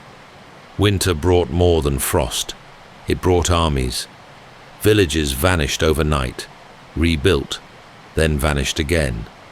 Stories traveled faster than soldiers. Some told of Dracul's negotiations with the Ottomans, others of secret deals with the Hungarian crown. Few could tell which rumors were true, and fewer dared to ask. In these parts, survival meant listening, obeying, and hoping to be overlooked. High in his fortress, perhaps on a night when the wind moaned through the towers, Dracul might have looked out over the darkened valleys and wondered what it meant to serve both faith and survival. The oath he swore to the Order of the Dragon had bound him to defend his land, yet that same oath chained him to the endless quarrels of greater powers. The dragon's mark was both shield and curse, and in his household a young boy was watching. The boy's name was Vlad too, the son of the dragon. From torchlit corridors and narrow windows, he learned what it meant to rule a place where friends could be bought. Borders could shift overnight, and fear was the only constant. In the fortress halls of Wallachia, a young boy grew beneath the weight of banners and candlelight. His father, Vlad Dracul, carried the symbol of the dragon upon his cloak, a coiled emblem of faith and defiance. For the boy, this was to be more than inheritance. It was to be his destiny. His earliest memories were shaped by whispers of siege and betrayal. Courtiers bowed low, but spoke in riddles.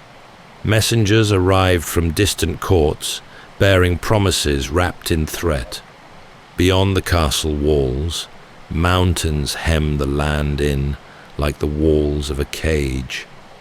To be born a prince here was not to be safe. It was to live at the center of a storm that never ended. When his father's fortunes faltered, the storm closed in. In a fragile bid to preserve his throne, Dracul struck a pact with the Ottoman Empire, sending his young sons as hostages to ensure his loyalty. The boy and his brother, Radu, were taken south across the Danube to Edirne, then the Ottoman capital.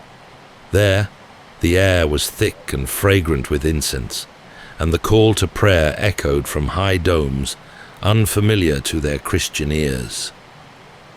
In this foreign court, the boy learned the language of survival. He watched, listened, and remembered. The Ottomans prized discipline and cunning, and he studied both. Tutors drilled him in their customs and tactics. At night, Perhaps when the torches flickered low, he would think of the fortress at home, the smell of pine smoke, the murmuring river below the walls, the faces of those he no longer knew if he would see again. Hostage though he was, the boy was also learning to rule. He saw how men bent their will to power, how respect could be taken rather than given. In captivity, he learned patience, the kind that waits, observes, and endures. Years passed. News traveled north and south alike.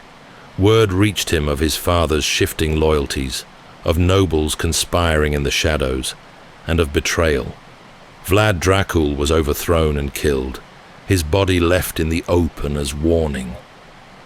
To the boy in Edirne, the message was clear. Mercy had no place in the game of rule. When he was at last permitted to return, he came back to a land broken by rival claims and distrust. Wallachia was fractured. Some nobles backed the Ottomans, others the Hungarians, and few trusted either. The throne his father had died for was still contested, the crown tarnished by fear and treachery. But the boy who returned was not the same as the one taken away. He had learned to measure words, to read men's faces, and to strike when the moment demanded it. At first, his rule was brief, a small flame in a storm of greater powers. Enemies encircled him. Betrayal came from within. Yet even in defeat, he did not yield easily. When he lost his throne, he vanished into the folds of foreign courts, biding his time. Somewhere within him, the child who had watched the Ottomans drill in perfect order remembered that discipline.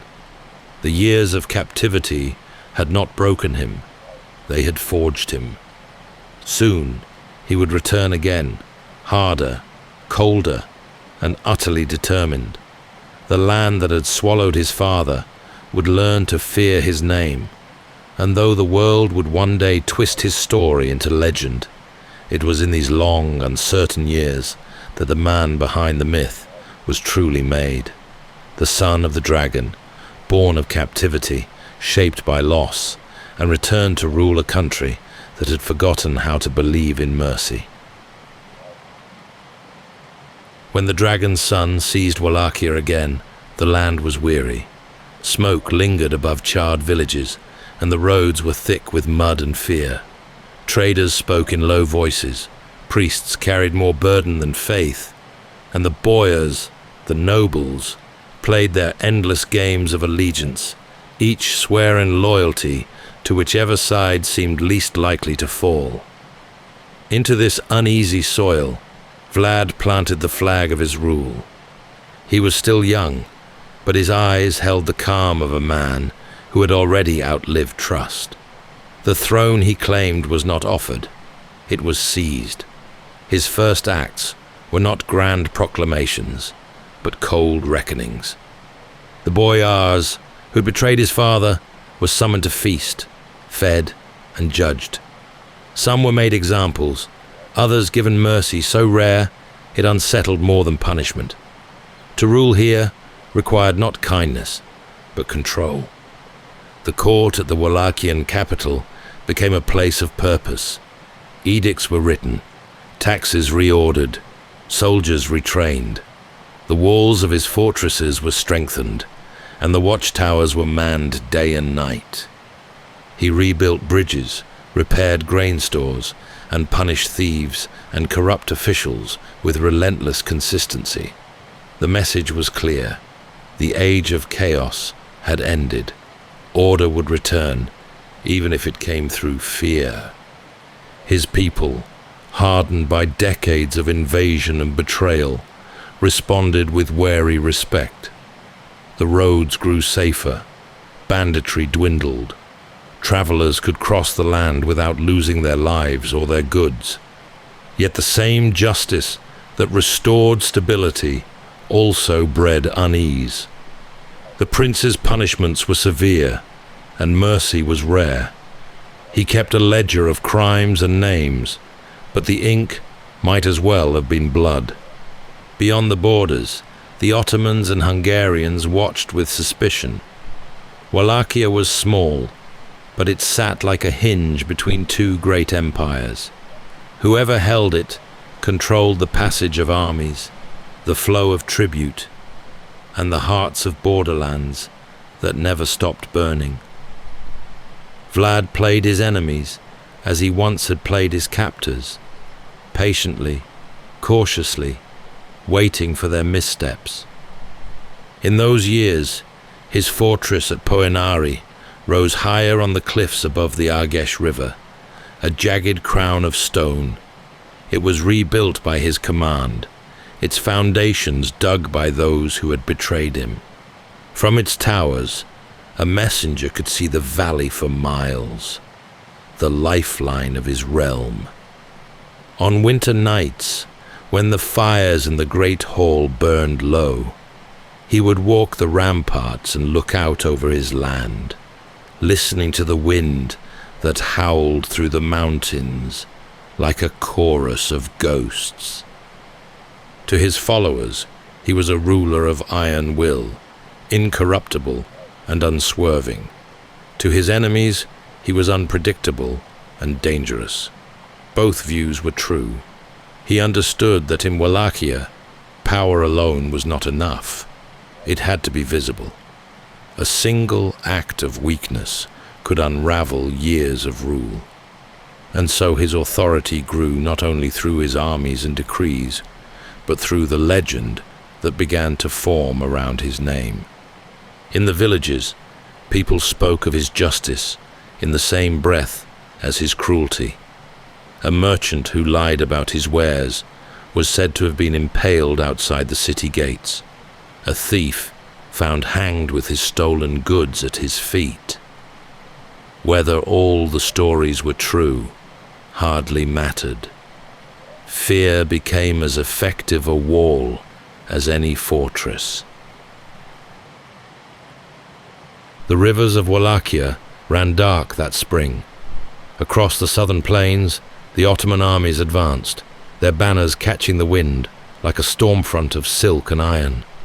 Vlad's spies brought word of camps stretching for miles, of generals boasting that the prince would soon bow to the Sultan. But Vlad was preparing something the invaders did not expect. To govern Wallachia was to live with the memory of occupation. The villages remembered being burned, their sons taken, their daughters sold. The prince understood that no fortress could stand forever, but reputation might. So he turned fear itself into a weapon, one that struck deeper than any blade. His soldiers moved by night, their movements precise and unseen. Fires rose in the enemy's rear camps. Wells were poisoned, roads destroyed.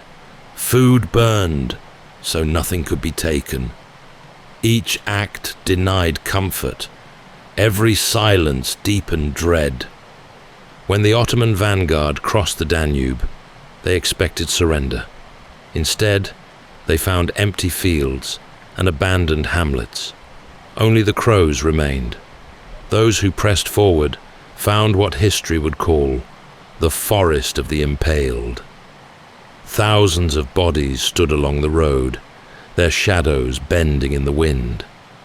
To the soldiers who saw it, the message was unmistakable. This land would rather die than kneel. The chroniclers in distant courts later wrote of it as madness, but those who fought beside him knew it was calculation. The night attack on the Wallachian capital became legend. Vlad led his men through the darkness, striking deep into the Ottoman camp where the Sultan's banners flew. The attack came like a phantom wind. Torches flared, confusion reigned, and by dawn the campaign faltered and the Sultan withdrew. Within Wallachia, the same law held. Order was enforced with ruthless precision. A peasant stealing bread, or a noble plotting rebellion could expect the same fate. Justice was swift and absolute, and it gave the land an uneasy peace. Muster rolls were kept to the day, watchtowers manned at dusk, patrols logged at dawn, rations measured to the last loaf. In his absence, his shadow ruled. Beyond the borders, tales of his cruelty spread as swiftly as those of his victories. In Hungary, they whispered of impalements that blotted the sky. The Prince of Wallachia was becoming more than a man. He was becoming a symbol of dread. The truth of his rule mattered less than the fear his name inspired. He rode often at dusk, his armor catching the faint light like a burnished mirror. Perhaps he understood what he had become, or perhaps he no longer cared. To hold power in Wallachia was to dance on the edge of survival, and he had learned long ago that pity was a step toward ruin. The boy who had watched the Ottomans from his captivity now ruled with their same discipline, but where they demanded loyalty, he demanded obedience. In the cold stillness of his fortress, the prince must have known that his reputation was both shield and poison. It protected his throne, but it isolated him from all else. Beyond the walls, the wind tugged at banners until they cracked like whips in the night. In the villages below, mothers told their children to behave, or the impaler would come for them. And somewhere, deep within his stronghold, the ruler who had turned terror into a language was already listening for the next threat in the wind. Power in Wallachia was never still. The prince ruled a land pressed on every side by the might of the Ottoman Empire, the ambitions of Hungary, and the envy of his own nobles. His victories had made him feared, but fear is a restless servant. It breeds obedience for a time, and treachery soon after. Even within his court, loyalty wavered like a flame in the wind. To the south, the Sultan demanded tribute once more, claiming that peace required payment. To the west, King Matthias of Hungary sent letters heavy with praise, but light with promise. Each wanted something from the man caught between them. He read every message carefully, his hand resting on the hilt of his dagger, as though habit alone kept the blade near. For Wallachia to survive, it had to serve two masters and trust neither. The true danger, though, was not beyond his borders, but within them. The boyars, whose fathers he had broken or buried, plotted in whispers. His own brother, Radu, fair-faced and beloved at the Ottoman court, emerged as a rival. The Sultan promised Radu support, promising Wallachia as reward for his obedience. To some nobles, the choice seemed clear: side with the brother who ruled through terror, or the one backed by an empire. The prince answered in the only way he knew. Spies multiplied across the land. Letters were intercepted, envoys tested. Those found wanting met their end without ceremony. Yet even the most ruthless ruler cannot strike at every shadow. Betrayal slipped through cracks in stone, and silence in the darkened hallways of his fortress. Through the winters, the burden of rule grew heavier. The fields had recovered, the roads were guarded, but the cost of vigilance never lessened.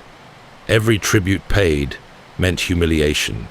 Every refusal invited war. When Ottoman riders again crossed the Danube, he sent fire and ambush to meet them. When Hungarian envoys came demanding allegiance, he offered them feasts and sent them home empty-handed. Each decision bought time, never peace. The people endured it all, raids, rebuilding, and the uncertain balance of a ruler who protected them with relentless resolve. Some still prayed for him in church, others prayed to be forgotten by him altogether. Yet none could deny that the frontiers held fast. His soldiers, once ragged and hungry, now marched in perfect lines, their discipline a reflection of their master's will. Late in his reign, stories tell of nights spent alone in the great halls of power, the fires burning low. Around him hung the banners of past victories, trophies from battles both won and survived. Perhaps he knew that no ruler of Wallachia had ever died peacefully, that his enemies outnumbered his allies 100-fold. Still, he sat upright in the carved oak chair that served as his throne, studying maps, plotting moves in a game he could never truly win. When betrayal finally came, it arrived not with armies, but with ink and seal. The Hungarian king, who had once called him ally, declared him enemy, branding him traitor to Christendom. Captured by deception, rather than defeat, the prince was taken north, imprisoned far from his land. In his absence, his brother ruled under the Sultan's hand, and Wallachia bent once more to foreign will. When the prince vanished from his throne, his story began to travel farther than he ever had in life. Across Europe, printers and scribes found a new subject for their presses. In the taverns of Saxony and the marketplaces of Nuremberg, travelers spoke of the ruler of Wallachia, whose punishments outstripped all imagination. The printing press was still young, but its hunger for sensation was endless. Pamphlets described forests of impaled enemies stretching to the horizon, rivers running red, and banquets eaten beneath the hanging bodies of the condemned. Each retelling added another layer until the prince became less a man and more a warning. To some, he was a devil cloaked in armor. To others, a grim defender of Christendom, unflinching where softer kings had failed. In the German states, woodcuts showed him seated at a feast, while victims writhed upon stakes outside his window. The text beneath claimed he took pleasure in their suffering, that his cruelty was boundless. Few who printed such tales had ever seen Wallachia, or even met a man who had. But truth mattered little. Fear sold fast, and paper carried it further than any army. Meanwhile, in the East, Ottoman chroniclers told their own versions. To them, he was not a hero of faith, but a renegade prince who betrayed treaties and mocked the Sultan's might. Hungary, too, had reason to twist the tale. From the halls of Buda to the courts of Vienna, word of his imprisonment spread faster than truth could follow. Diplomats whispered, and printers seized upon the scandal. The prince was painted as a tyrant unfit to rule, sending forged letters and accounts to foreign monarchs. Each story darkened the name further, and none dared question them. It was easier and safer to believe. As years passed, the man himself faded, but the legend flourished. The borderlands he once ruled became places of whispered caution. Travelers claimed the forests still echoed with screams, that the earth itself rejected his rest. In village tales, he was neither wholly dead nor alive, a spirit bound to the mountains, awaiting the next trespass. Such stories clung to the soil long after his bones had turned to dust. By the late 15th century, these tales had crossed languages and borders alike. German printers sold them as moral lessons. Russian scribes copied them as cautionary chronicles. The further they traveled, the less they resembled the life of any one man. A ruler who had fought to be remembered as strong and unyielding had become instead a figure of endless horror, shaped by propaganda, myth, and fascination with the monstrous. In this way, the world began to know the name that history would never shake. The details blurred, dates, battles, even motives, but the image remained. A prince of impalement, a dragon turned to shadow. Long before anyone dreamt of vampires, the myth of Dracula had already begun to breathe. Long after Vlad was gone, the lands he ruled kept his memory close. His castles fell to ruin, his banners to dust, yet his name lingered in the mouths of shepherds and villagers who spoke of him as though he had never truly died. In Wallachia and beyond, death was never the end. It was a passage uncertain and sometimes incomplete. The people of these borderlands had lived too long with war and plague to believe that the grave was final. When a body failed to decay, or when sickness swept through a family soon after a burial, they feared the restless dead. The Strigoi, they said, walked again. Some returned to steal the strength of the living. Others came only to wander, lost and hungry for what they once had. In the dark, even a loose board or a moaning wind could stir unease that someone's soul was not at peace. Priests knew these fears well. They read prayers over the dead, lit candles that burned for days, and sprinkled holy water on graves. Still, the old remedies endured. Villagers placed thorns in coffins, or drove iron through the shrouds to keep the bodies still. A few buried their dead face down, believing that if they rose, they would dig deeper into the earth instead of toward the living. Such acts were not cruelty, but caution, simple insurance in a world where life itself was uncertain. In these same valleys, the memory of Vlad lingered. Some told their children that his cruelty had cursed him, that his soul could find no rest. Others said he watched over the land still, punishing those who broke oaths or stole from the church. The stories shifted with each generation, until it was no longer clear whether he haunted the people or protected them. His name, Dracula, became less a title and more a spell, something spoken softly, never mocked. By the 17th century, the tales of the Strigoi had spread far beyond Wallachia. Travelers wrote of exhumations, where villagers dug up corpses said to move or bleed. In one account, a farmer's wife claimed she heard her dead husband knocking at the door each night until the local priest intervened.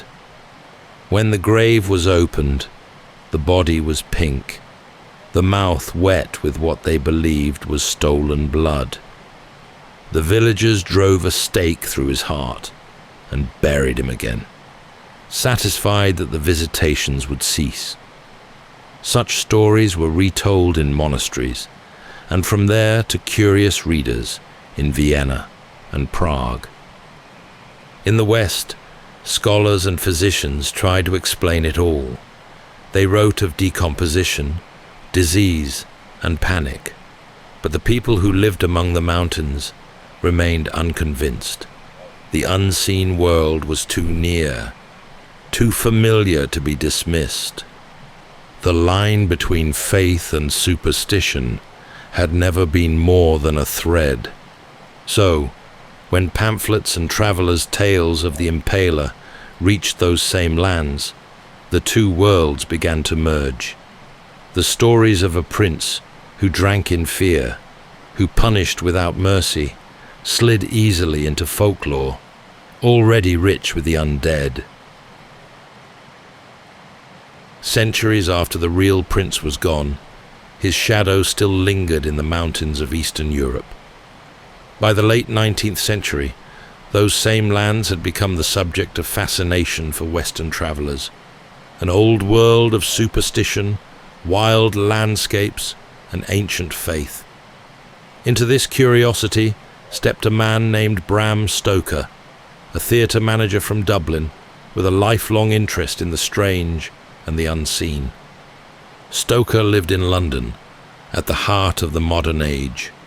The city hummed with electricity, invention, and empire, yet its people still loved the dark comfort of old stories. Gaslight spilled over the cobbles, but the hunger for Gothic mystery endured. Ghost tales and penny novels filled the shelves. Seances were held in drawing rooms. The line between science and spirit blurred nightly. For a man like Stoker, who spent his days managing actors and his nights writing fiction, it was fertile ground. His work on the novel that would become Dracula began slowly, through years of notes and quiet research. He read widely, travel journals, histories of the Carpathians, and collections of regional folklore. Among them was Transylvanian Superstitions by Emily Gerard, a Scottish writer who described the beliefs of peasants living in the shadow of the Carpathian Mountains. She wrote of the Strigoi, the restless dead who left their graves to trouble the living. Her tone was academic, but Stoker saw the power in it. In his notes, he scribbled down fragments: vampires, superstition, disease, fear of the foreign. He jotted the word Dracula, having found it in a reference to a ruling prince of Wallachia.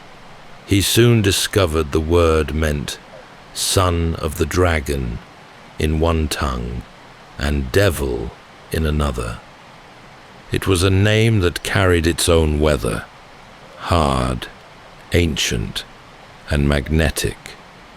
What he did not know, or perhaps did not care to know, was how little the real man resembled the creature he would soon imagine. Stoker never traveled to Transylvania. His version of the place came from maps, guidebooks, and the fog of imagination. Yet he captured its essence: the steep mountain passes, the isolation, the sense of something vast and unbroken by modernity. In his study, surrounded by papers and candlelight, he shaped his count not as a ruler of men, but as a predator of souls, eternal and unknowable. He worked with the patience of an archivist, but his goal was not history, it was fear. He saw in the vampire a reflection of Victorian anxieties, disease carried by touch, forbidden desire, the invasion of the foreign into the domestic. The Count would arrive in London by ship, bringing the old world into the new, and the struggle between them would form the spine of his story. Friends who read early drafts spoke of the novel's unsettling realism. Stoker used letters, diaries, and ship logs to tell his tale, grounding the impossible in the everyday. When Dracula was published in 1897, it entered a world ready to believe in it. The critics called it original, chilling, and strangely believable. The name that had once belonged to a forgotten nobleman of Wallachia now had a new life. Stoker died without ever seeing the full reach of what he had created. His Count would outlive him, cross oceans, and slip into every form of storytelling that followed. Yet in that small study in London, he unknowingly bridged centuries. A medieval prince who had ruled through fear was reborn as a creature who fed upon it. And through the imagination of one writer, the boundary between history and nightmare disappeared forever. In the spring of 1897, the world met Dracula. The novel slipped into London bookshops, thick, somber, and unlike anything else. It carried readers from modern streets into the shadows of centuries past. Told through letters, diaries, and telegrams, it framed a struggle the Victorians craved. Science against superstition, day against a night that would not end. The book landed on nerves already frayed. Empire stretched wide, while certainties at home thinned. Disease, industrial change, and shifting roles made progress feel fragile. Stoker's vampire was more than a monster. He was an idea, invasion, temptation, and the fear that civilization could be undone from within. Reviews called it morbid, extraordinary, disturbingly plausible. Few knew the name came from a Wallachian ruler. Fewer cared. The Count had slipped his origins. He did not remain on the page. Within a generation, the vampire returned on film, most famously in 1922, when a German director recast the tale as a silent nightmare. Rights were challenged. Prints were ordered destroyed. A few survived, as if refusal to die were baked into the reel. Soon after, audiences heard the voice. Bela Lugosi on stage and screen, elegant and hypnotic, turning a cloak into a spell. The role passed through eras: Christopher Lee, Gary Oldman, and many more, each face reflecting the age's anxieties: invasion, desire, contagion, power. The Count stayed the same and always changed. The legend seeped into place as well as page. In Romania, visitors traced the story's edges. Bran Castle, often marketed as Dracula's, and Poenari, the real cliff fortress of the prince behind the name. Guides braid history and folklore. Souvenirs gleam where soldiers once stood. The man who fought to hold a borderland became a symbol of something larger: our appetite for fear and the wish to outlast time. Books, films, and songs kept beating the same dark pulse. Dracula became a figure of longing as much as terror, the dream of permanence when everything else decays. He outlived the superstition that birthed him and the modernity that mocked it. A dragon's son remade into a myth without an ending. And the landscape endures. Forests still rise deep and dark. Rivers still cut stone.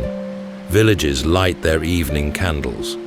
If the old ruler could see the reach of his borrowed name, he might recognize the victory he sought.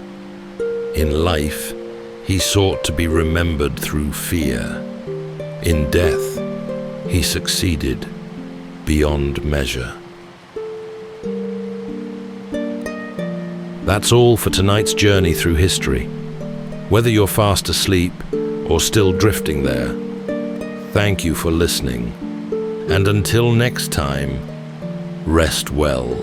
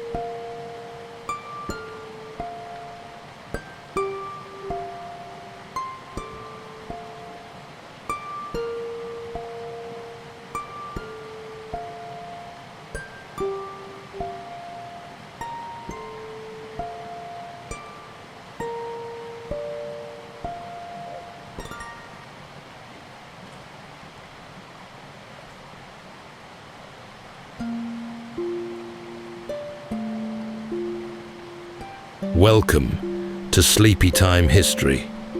True stories from the pages of history for a full night's rest. If this is your first time listening, let us know where you're tuning in from. And if you like what you hear, please consider subscribing or rating us on your preferred podcast app. You can also help us choose an upcoming feature by voting in our Spotify poll. Thank you for your support. It helps us immensely. All right, it's time to settle in, relax, and take a wander through the pages of history and storytelling.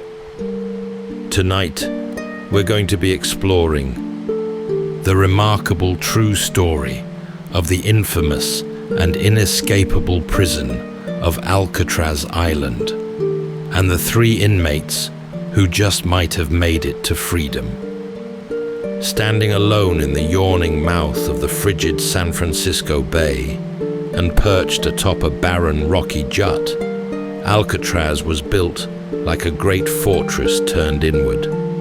Bleak and isolated, this monument to finality made manifest Dante's solemn warning at the gates of the Inferno. Abandon all hope, ye who enter here. The prison guards at Alcatraz were meticulous about rules and routine. But routines turn into patterns, and patterns can be exploited. For 3 inmates in particular, these patterns became their doctrine, patience, their religion. Weeks turned into months as they sketched detailed maps and gathered their materials, dining utensils, life jackets, paper mache, and hair swept up from the prison barbershop floor. Every day they charted their progress, telling no one, and concealing their contraband from the guards, even during surprise shakedowns. Resourceful and discreet, they accumulated every small advantage, quietly preparing for one moonless summer night when they would hazard everything to reach the water's edge. But this is where the facts end and speculation begins. Is it possible the battling currents bore them all the way to safety? Or did the odds dogging their escape plan from the outset finally hasten the end that Alcatraz was always meant to deliver?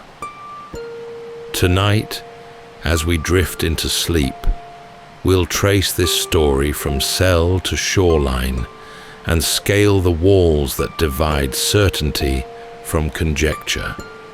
So settle in, take a deep breath, and let's journey alongside these daring figures into the space between safety and freedom.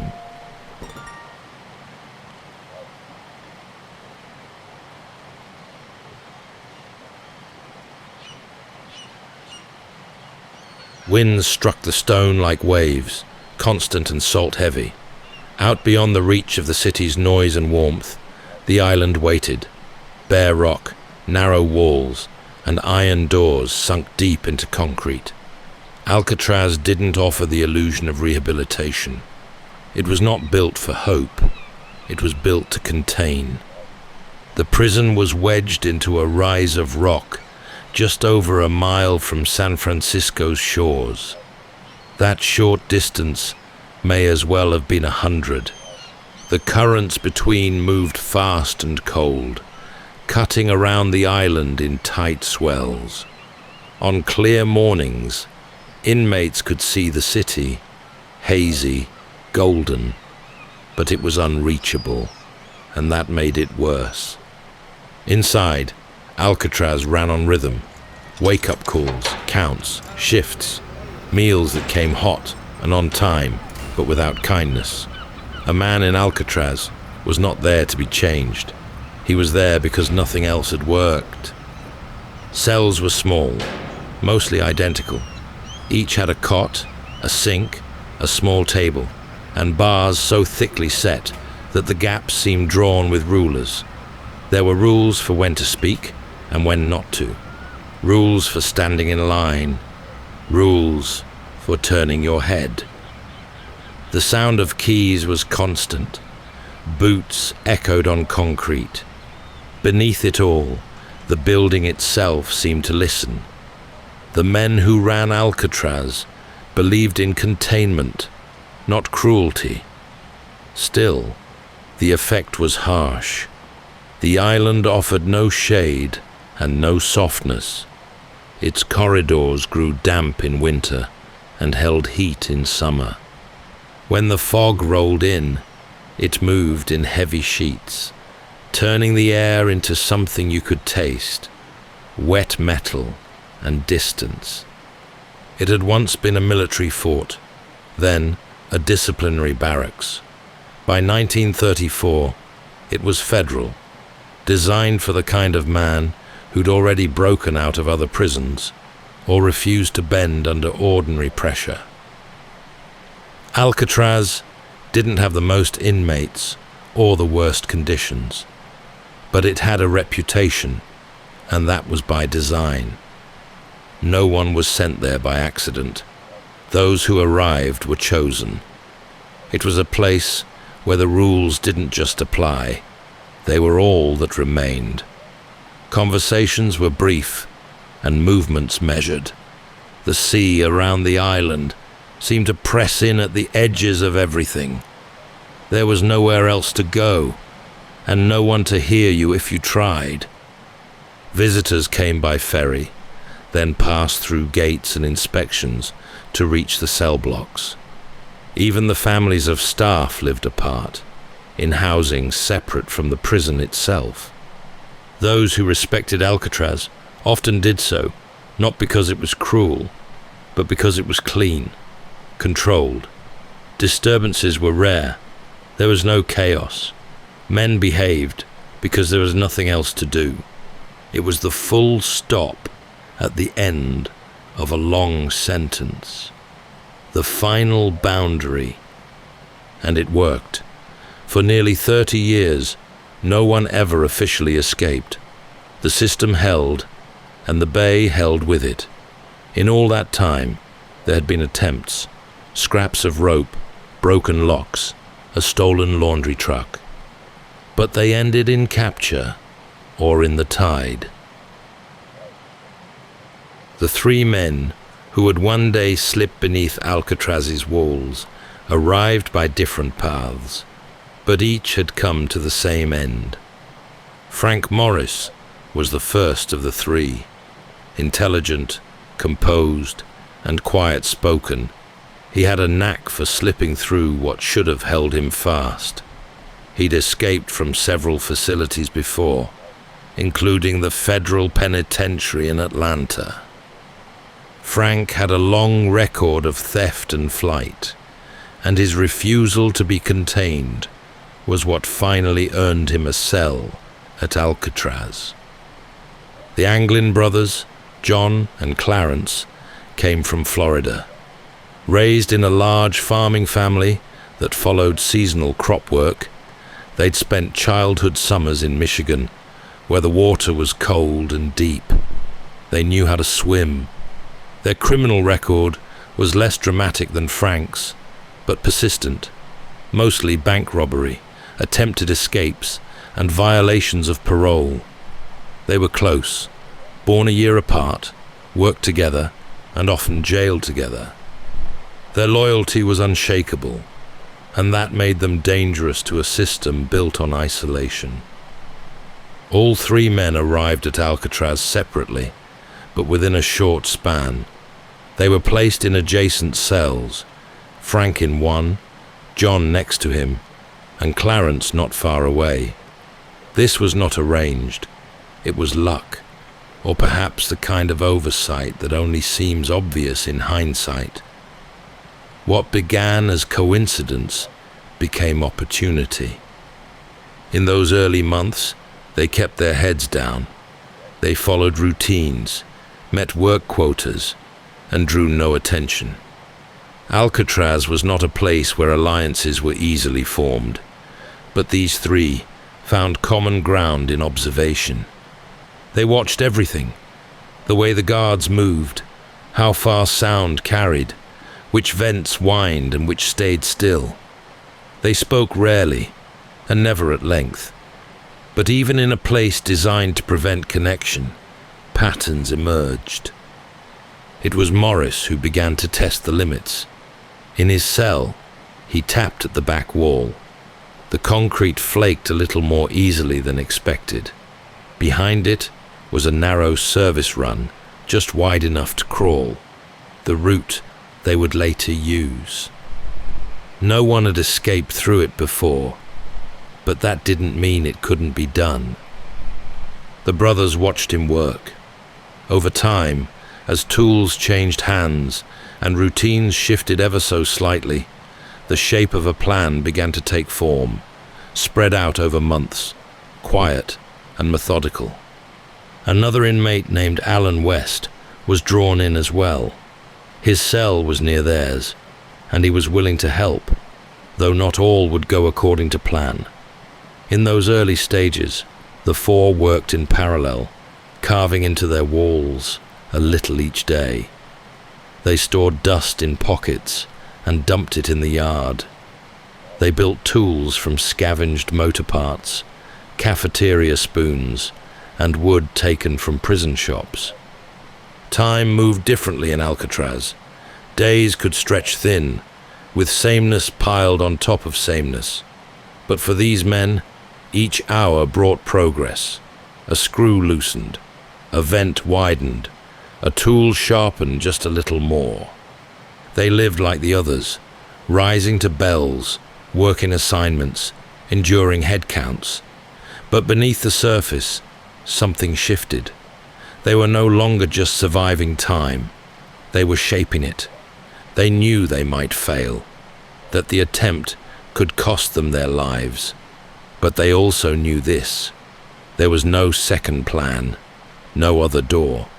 If they were to leave, it would be through this, through the holes they made with stolen tools and steady hands, through the crawl space no one thought to guard, and out into the black water waiting beyond the fence. In Alcatraz, every day unfolded the same way. That was the point. Routines created order, and order dulled the edges of defiance. The bells rang at set hours. Meals arrived in silence. Inmates moved in single file, heads down, steps counted. To live there was to live in repetition.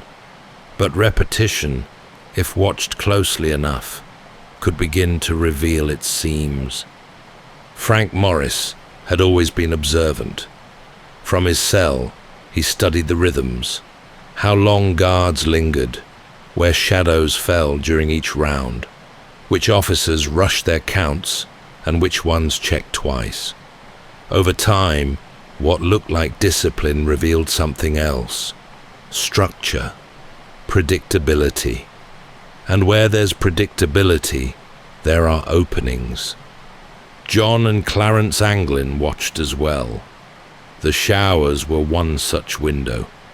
Water pressure dipped slightly at the same time each day, likely tied to other routines across the facility. Tools were locked away in the shops, but not always counted thoroughly. Janitorial rounds overlapped with guard shifts, which meant that for a few minutes each afternoon, no one was watching the same place at the same time. They began to test things, small gestures, a scrape masked by the radio, a whispered word passed between shifts. It wasn't the guards they needed to outsmart, but the rhythm itself. If they could understand the structure, they could move between the beats. The cell block offered few places to hide anything of use, so they made space. Behind each man's vent was the utility corridor. By slowly widening the vent holes, scraping at concrete with spoons, and filed down tools, they created crawl spaces just wide enough to slip through. When the holes grew large enough, they concealed them. During cell inspections, the covers held. No one looked closer. The noise of their work was one of the biggest risks. Chiseling concrete leaves a trace. But the prison had a detail that worked in their favor: a daily music hour. Each afternoon, radios played over the PA system in the cell block. It wasn't loud, but it was just enough. They timed their loudest work to the music, chipping away beneath the sound of saxophones and violins. As the plan took shape, they began moving materials in small, careful quantities: stolen spoons, motor parts, glue, pieces of wood smuggled from workshops, raincoats taken one at a time from the laundry detail. To keep track of progress, they etched marks into the back walls, hidden where no guard would ever think to check. Over time, the three men, along with Alan West, developed a shared understanding. They didn't speak about the plan aloud. They didn't write anything down. But each knew the tasks ahead: widen the hole, build the tools, shape the raft. Piece by piece, hour by hour, it came together. Evenings were the most dangerous. At night, the prison settled into itself, and every sound felt exposed. But that was also when the plan advanced the most, when head counts were complete, lights dimmed, and the guards settled into their rounds. Then came the chiseling, the fitting, the slow shaping of escape. The concrete at Alcatraz was supposed to last the test of time, thick, reinforced, and unyielding. Yet even the strongest walls can soften under time and salt air.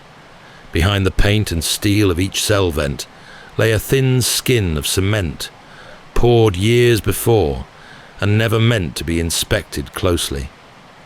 Frank Morris discovered this first: a tentative scrape with a spoon that flaked off more than he expected. Beneath it, a narrow shaft ran up the length of the block, a hidden artery of pipes and cables. It wasn't wide enough to stand in, but it was wide enough to hope. From that first discovery came the slowest work of all. Each night, after head counts and lights dimmed, they chipped at the openings. Tiny movements, calculated strokes. Dust and concrete shards were emptied into their pockets, then sprinkled out in the yard during exercise periods. Every fragment removed was another step closer to freedom, and yet also another chance for discovery. They could not afford even one mistake. To disguise the holes, they fashioned false vent grills from cardboard, soap, and paint. Each cover was hand-shaped to match the wall, with shadows drawn in pencil to mimic depth. From a guard's vantage point on the catwalk, the difference was invisible. By day, the covers sat in place as though nothing had changed. By night, they came away, revealing a gap that grew imperceptibly larger with each week. Tools multiplied in secret. Spoons taken from the mess hall were filed into chisels. They needed a drill as well. A ladder was planned too, to reach the upper plumbing once they broke through to the utility corridor. Everything had to be made from scraps, wood lifted from workshops, bits of wire tucked into sleeves, glue mixed from whatever adhesives they could find. Their work became a kind of ritual. Each man took his turn, scraping until his hands cramped, then sliding the tools to the next cell through holes drilled between the walls. Alan West was part of it as well, working on his own vent while the others moved ahead. At the end of each session, the cardboard covers went back up, the dust vanished, and the cells looked untouched. The corridor behind the cells became their secret storehouse. It was narrow, filled with pipes and stale air, but it was out of sight. They stashed tools there, along with raincoats, glue, and bits of wood for the ladder. No guard had reason to go inside. In a place built on constant watch, they had found a pocket of darkness no one bothered to see. Meanwhile, the wall gave slowly, but it gave. Each man measured progress, not in inches, but in handfuls of dust, in the way his shoulders could slide a little further through the opening. Every flake of cement was an act of defiance. Each breath in that cramped corridor behind the cell was a taste of possibility. The rock was built to be permanent, but permanence was an illusion. The men had found the seam in the stone, and now they were prying it open. For all its restrictions, Alcatraz had one flaw its designers never accounted for. The prison needed to function. That meant movement. Workers, supplies, tools, and movement meant opportunity. The inmates learned quickly that control didn't mean perfection. It simply meant paying close attention. The idea of using raincoats came from a sliver of practicality. The prison-issued coats were made of thick rubberized material, watertight, durable, and anonymous.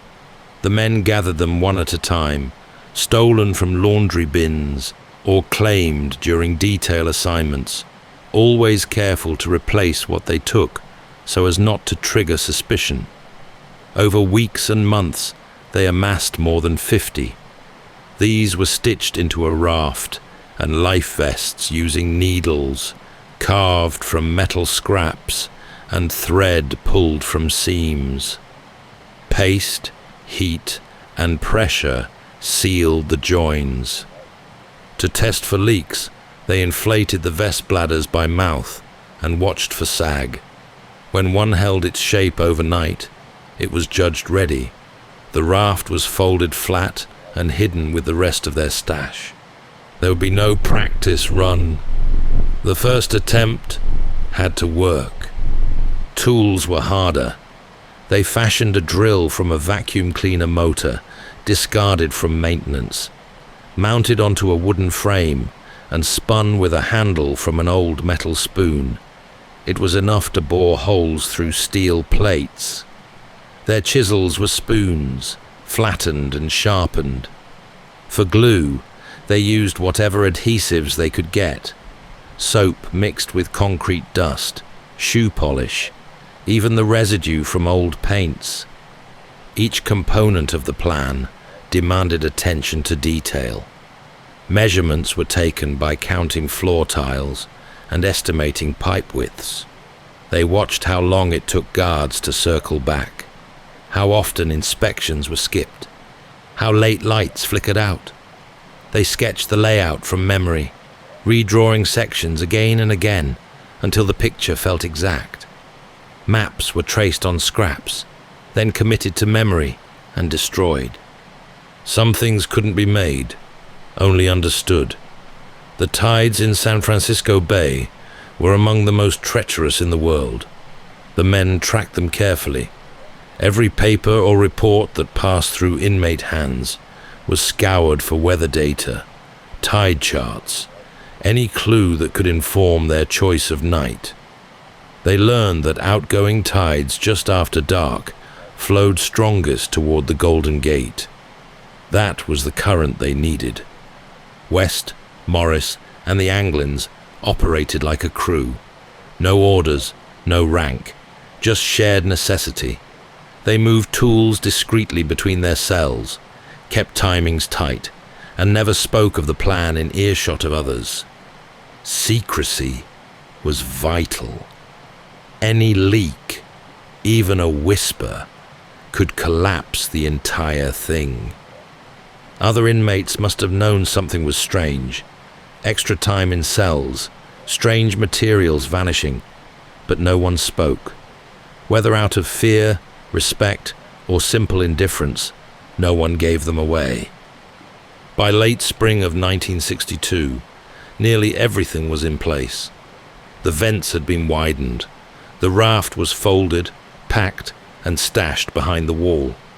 The ladder for the final roof climb sat disassembled in the corridor. Only one step remained, and with it, the risk that everything they'd worked toward, every scraped wall, every stolen spoon, could be undone in a single moment. Night came early to Alcatraz. After the final count, the cell block settled into a hush, layered with coughs, shifting mattresses, and the hum of fluorescent lights. But in 3 cells along the west end of B block, something else stirred. A ritual of deception more elaborate than anything the guards had reason to suspect.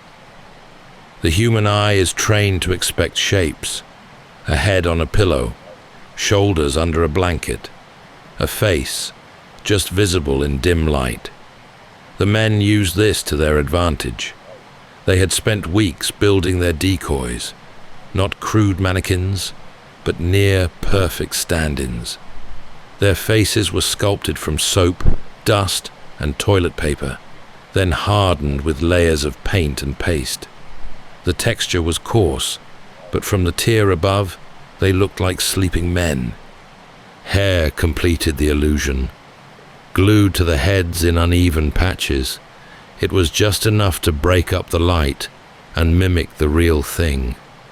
Blankets were shaped to suggest curled bodies. Breathing couldn't be faked, but most guards never looked that closely. The placement of the heads became a ritual. Each night, when the lights dimmed and final movements echoed away, the men arranged their beds carefully, tested the positioning, checked the shadows. It had to hold up through flashlight sweeps and routine glances. For the guards, it was just another evening on the tier. For the escapees, it was their greatest gamble. Timing was everything.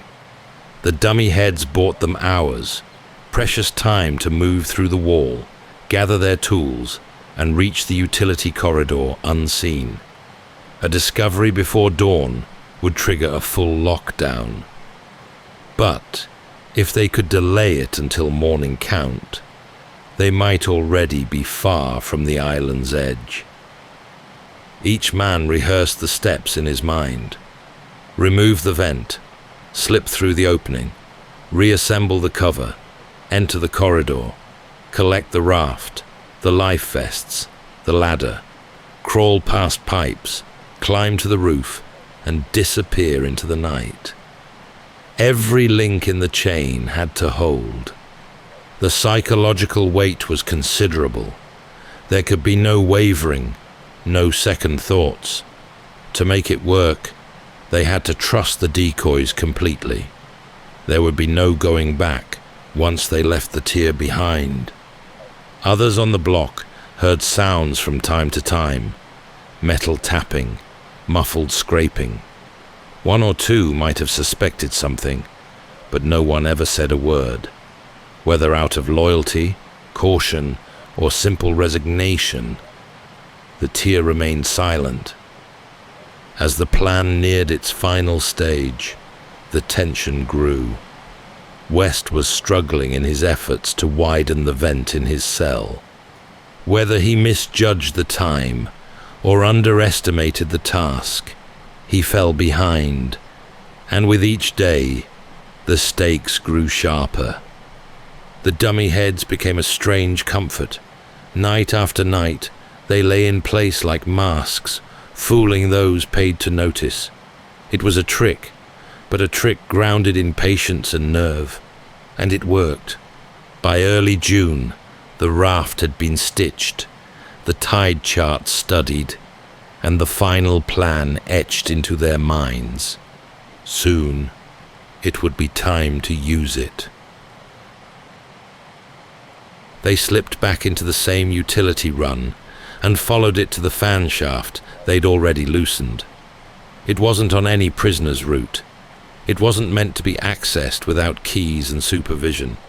But for the 3 men planning their escape, This narrow service passage was the spine of their route, the artery that ran between confinement and open air. Accessing it required more than just breaking through the wall. They had to move without being seen, without triggering motion or noise that would carry through the steel and stone. Every inch of progress had to be earned slowly. They crawled through jagged openings behind their cells, squeezing into crawl spaces designed for maintenance, not people. Once inside, the ceiling closed in low and close. They moved on elbows and forearms, dragging tools behind them, brushing past hot pipes and loose grit. Each movement was pre-mapped. One wrong turn could land them in view of a guard's patrol or trap them in a dead end. But they had studied the space for months, charting from overheard conversations, glimpses through grates, and the rare chance to peek through supply hatches. They learned which pipes connected where, how far to the hatch above the cell block, and the dimensions of the ventilation shafts that might lead further still.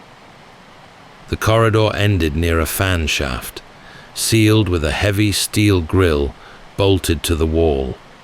It had been built to keep men like them in, to stop even the thought of escape before it could take hold. But the bolts were old, and the frame had corroded in places. Bit by bit, they loosened the fittings, hiding their work under grime and dust to avoid detection. The drill they had made helped carve through the metal plates. Once it gave way, the last physical barrier between them and the rooftop was gone. To climb the final wall, they would need a ladder. No one could carry such a thing openly, so they built one in sections. Wooden slats stolen from work duty, broom handles, bits of metal, each part concealed in the corridor behind their cells, awaiting assembly. It was makeshift and crude, but it only had to hold their weight long enough to clear the fence and reach the roof. Above them, the rooftop lay exposed to the elements and watched by guard towers. They couldn't linger. Everything, every slow, deliberate step taken over months, led to the hope that in a single fluid sequence they could move unseen from cell to rooftop to water. But timing was essential. If the guards were distracted, if the fog hung low, if the floodlights shifted just long enough, they might have a chance. They tested every element except the final climb. That would be their leap into the unknown. By June 11th, the route had been opened. The fan grill was off. The raft was folded and ready. The tide charts suggested the currents might favor them. There was no certainty, only preparation, nerve, and the raw audacity of believing they might just slip the boundaries of America's most secure prison. Earlier that day, nothing in the rhythm of the island suggested anything extraordinary. Wind swept across the parade ground, gulls hovered near the chow hall, and the guards walked their patrols with the usual clipped precision. The cells were counted, meals served, and chores assigned. Within the rigid patterns of Alcatraz, normalcy was its own camouflage. For the three men preparing to vanish, it was a day of stillness and exacting focus. They said nothing. They behaved as always. There could be no deviations, no nervous glances, no rush of motion to betray what was coming. They folded sheets, scrubbed trays, and reported for duty like any other Monday. Even West, who had fallen behind in his preparations, gave no sign of desperation. But beneath that still surface, The day carried a strange weight. Every moment became a final one. Last meal in the mess hall, last glance down the tier, last chance to test the weather. The sky was favorable.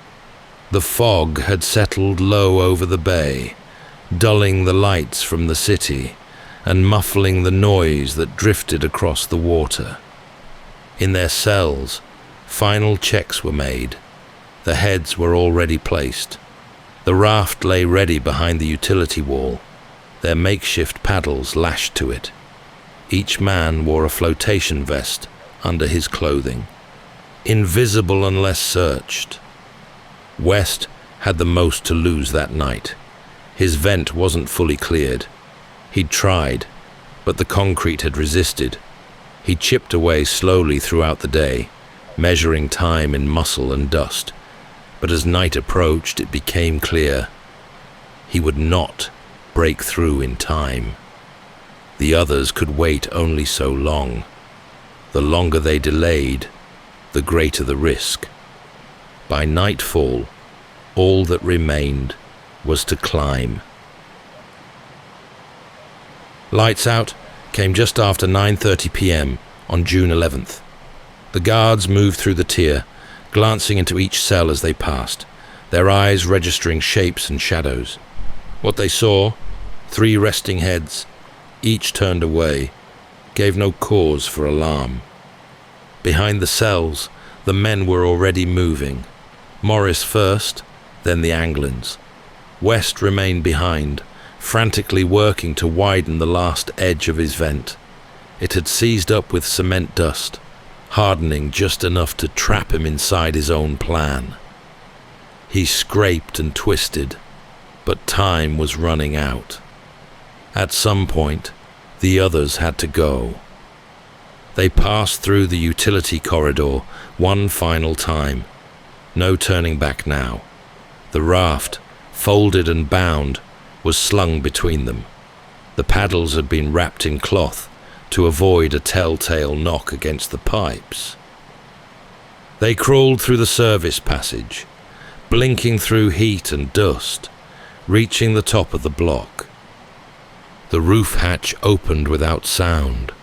Fog drifted low over the yard.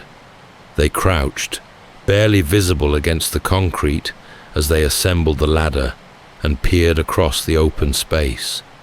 The guards in the towers were silhouettes behind thick glass, scanning the darkness in slow, rehearsed arcs. Over the edge and down, the ladder held. Feet touched down in the outer yard, an area inmates were rarely allowed near. They made for the fence, dropped to their bellies, then climbed. A final sprint to the shoreline. The wind was up, pushing the brackish air inland. Water slapped against the rocks in uneven rhythms. They inflated the raft with a stolen concertina fashioned into a bellows. One man worked the pump, while the others held it steady. The water waited just beyond the last patch of dry ground. Cold, black, filled with currents that could snap a man sideways in seconds. At around 10:30 p.m., they pushed off. No one saw them go. The fog swallowed everything. Water, stars, the faint light of the city beyond the bay. The raft, patched and stitched from raincoats and prison scrap, rode low, but seemed to hold. Inside, the prison slept. It wasn't until morning that the first guard noticed something was off. The count didn't align. One figure didn't stir. A stick tapped against the bars, again and again, before the papier-mâché head rolled from the pillow and struck the floor with a hollow knock. An alarm, a scramble, lights on, doors unlocked, radios hissing. The dummies were found. West was found, still in his cell, slumped and defeated. But the others were gone. A hole behind the wall, a passage to the roof, a ladder near the yard. At the shoreline, The guards found footprints, 3 sets, leading into the rocks. Then, nothing. For the first time in its history, Alcatraz had failed to hold its men. By dawn on June 12, 1962, Alcatraz was no longer the fortress it claimed to be. Guards swept the prison, alarms blared, and search boats skimmed the waters between the island and the mainland. Helicopters traced the coastline, while search parties fanned out across Angel Island and the edges of Marin County. Every tide pool and inlet was scrutinized. Every clue pulled close and examined. What they found offered fragments, but no answers. A paddle washed ashore. A packet of personal photographs, sealed carefully in rubber, floated in the shallows. Near Angel Island, scraps of raincoat material were recovered, possibly parts of the raft, but no bodies were ever discovered. And that, more than anything, kept the door to speculation wedged open. Frank Morris and brothers John and Clarence Anglin had disappeared without a trace. Officially, they were listed as missing, presumed drowned. The currents of the San Francisco Bay were known to be cold and violent. The swim alone was perilous, roughly 1.25 miles to the nearest shoreline, across churning tides and swirling undertows. No confirmed escapee had ever made it alive. The odds were, by any measure, brutal. But there were doubts. Even within the FBI, whispers persisted. The Anglins were strong swimmers, raised on the rivers of Florida. The raft, for all its crude materials, had been cleverly engineered. The tide charts suggested that, if launched at the right moment, their path could have led them to Horseshoe Bay. Some even believed they had inside help, unproven, but not impossible. Their family held to that hope. Over the years, the Anglins' relatives claimed to have received unsigned postcards, phone calls with no voice on the line, even blurry photographs showing 2 men in Brazil. Some dismissed these as hoaxes. Others believed them signs of something more. The FBI kept the case open for 17 years. In 1979, it was passed to the U.S. Marshals Service, which still considers it active. By now, the 3 men would be over 90 years of age if they survived at all. No death certificates have ever been issued, no bones found, just rumors, theories, and an enduring question. In popular imagination, the escape became legend. Hollywood took it up, romanticizing the men as underdogs against the machine. Books were written, documentaries aired, conspiracy theorists pored over tide charts and grainy mugshots, drawing red lines between half-seen connections. Alcatraz itself, long since decommissioned, opened as a tourist attraction, and the escape became its most asked-about story. Some insist the bay claimed them, that the raft punctured or drifted off course, and the men, too exhausted to swim, slipped beneath the waves. Others believe they made it to shore, disappeared into America, and lived out quiet lives under borrowed names. Every few years, a new tip surfaces, an old letter, a faded photo, a deathbed confession, but none ever lead to the men. And perhaps that's why the story endures, because it straddles that fragile line between certainty and conjecture, between what can be proven and what can only be imagined. That's all for tonight's journey through history. Whether you're fast asleep or still drifting there, thank you for listening. And until next time, rest well.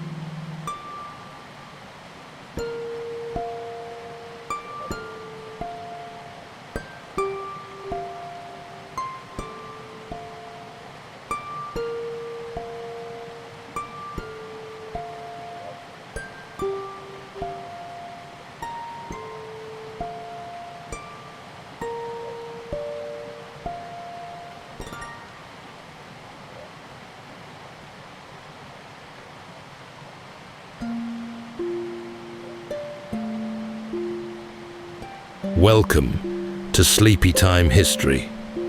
True stories from the pages of history for a full night's rest.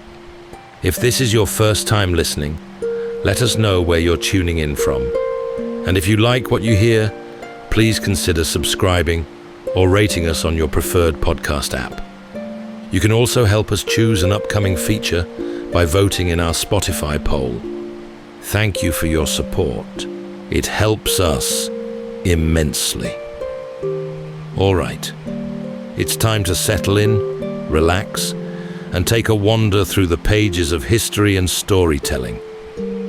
Tonight, we're going to be exploring the remarkable true story of Yasuke, a once enslaved African man who was bestowed with the noble title of samurai and rose into the inner circle of feudal Japan's most ruthless and powerful warlord. After traveling across continents and oceans in the service of Jesuit missionaries, Yasuke arrived among the misty warring islands of Japan. At over 6 feet tall with a dark complexion, Yasuke set foot into this homogeneous and insular world as something completely alien, a figure who seemed to have emerged from another realm entirely. This enigmatic visitor soon beheld towering castles rising from the hilltops, their colorful banners snapping in the wind. He witnessed armies clashing in battle, each warrior bound to an immutable code of courage, honor, and loyalty to his daimyo. This was feudal Japan in the late 1500s, a land fractured by shifting alliances and rival warlords. Yet alongside the seemingly endless violence was ceremony and grace, a world of order woven into the chaos. In this delicate balance of battle and beauty, Yasuke would somehow navigate its unfamiliar and unforgiving culture and customs, eventually securing his place in legend as Japan's first foreign-born samurai, and a powerful one at that. But in a world where jealousies ran deep, ambition burned hot, and even the most discerning warriors could fall victim to treachery, Yasuke's meteoric rise placed him in an increasingly perilous position, one from which few could hope to emerge unscathed. Tonight, as we drift into sleep, we'll wander through the courts and military campaigns of a turbulent age. So settle in, take a deep breath, and let's journey alongside Yasuke into the shifting tides of a realm divided.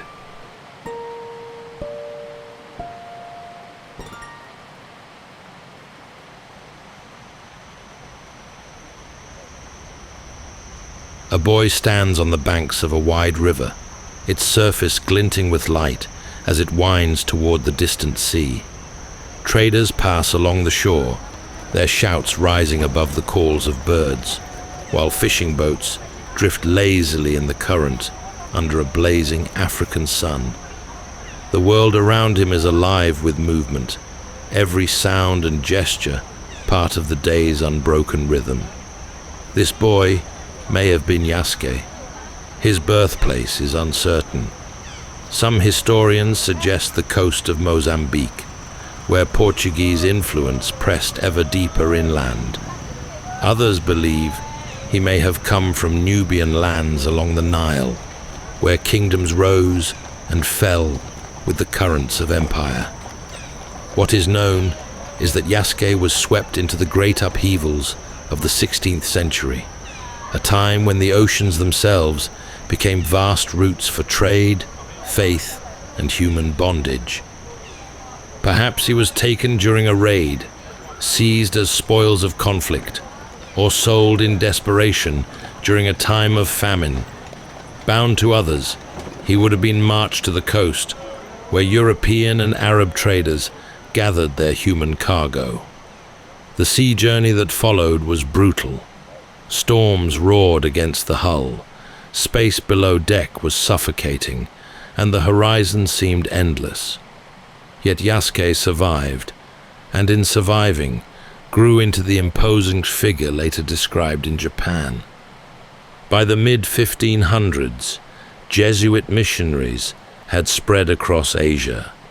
Yasuke became part of their entourage, perhaps at first a porter, later a guard. Some accounts hint that he traveled through India, maybe as far as Goa, where Portuguese forts overlooked crowded harbors, brimming with voices, colors, and smells from across the known world. Here Yasuke would have absorbed new languages, adapted to foreign customs, and honed the discipline that set him apart. Before long, Yasuke's path carried him further still, to Japan, a land divided by warlords, yet bound together by ritual and honor.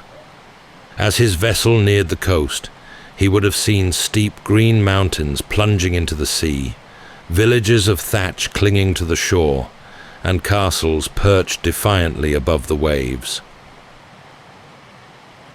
In the spring of 1579, Yasuke entered Kyoto, the beating heart of Japan's political and cultural life.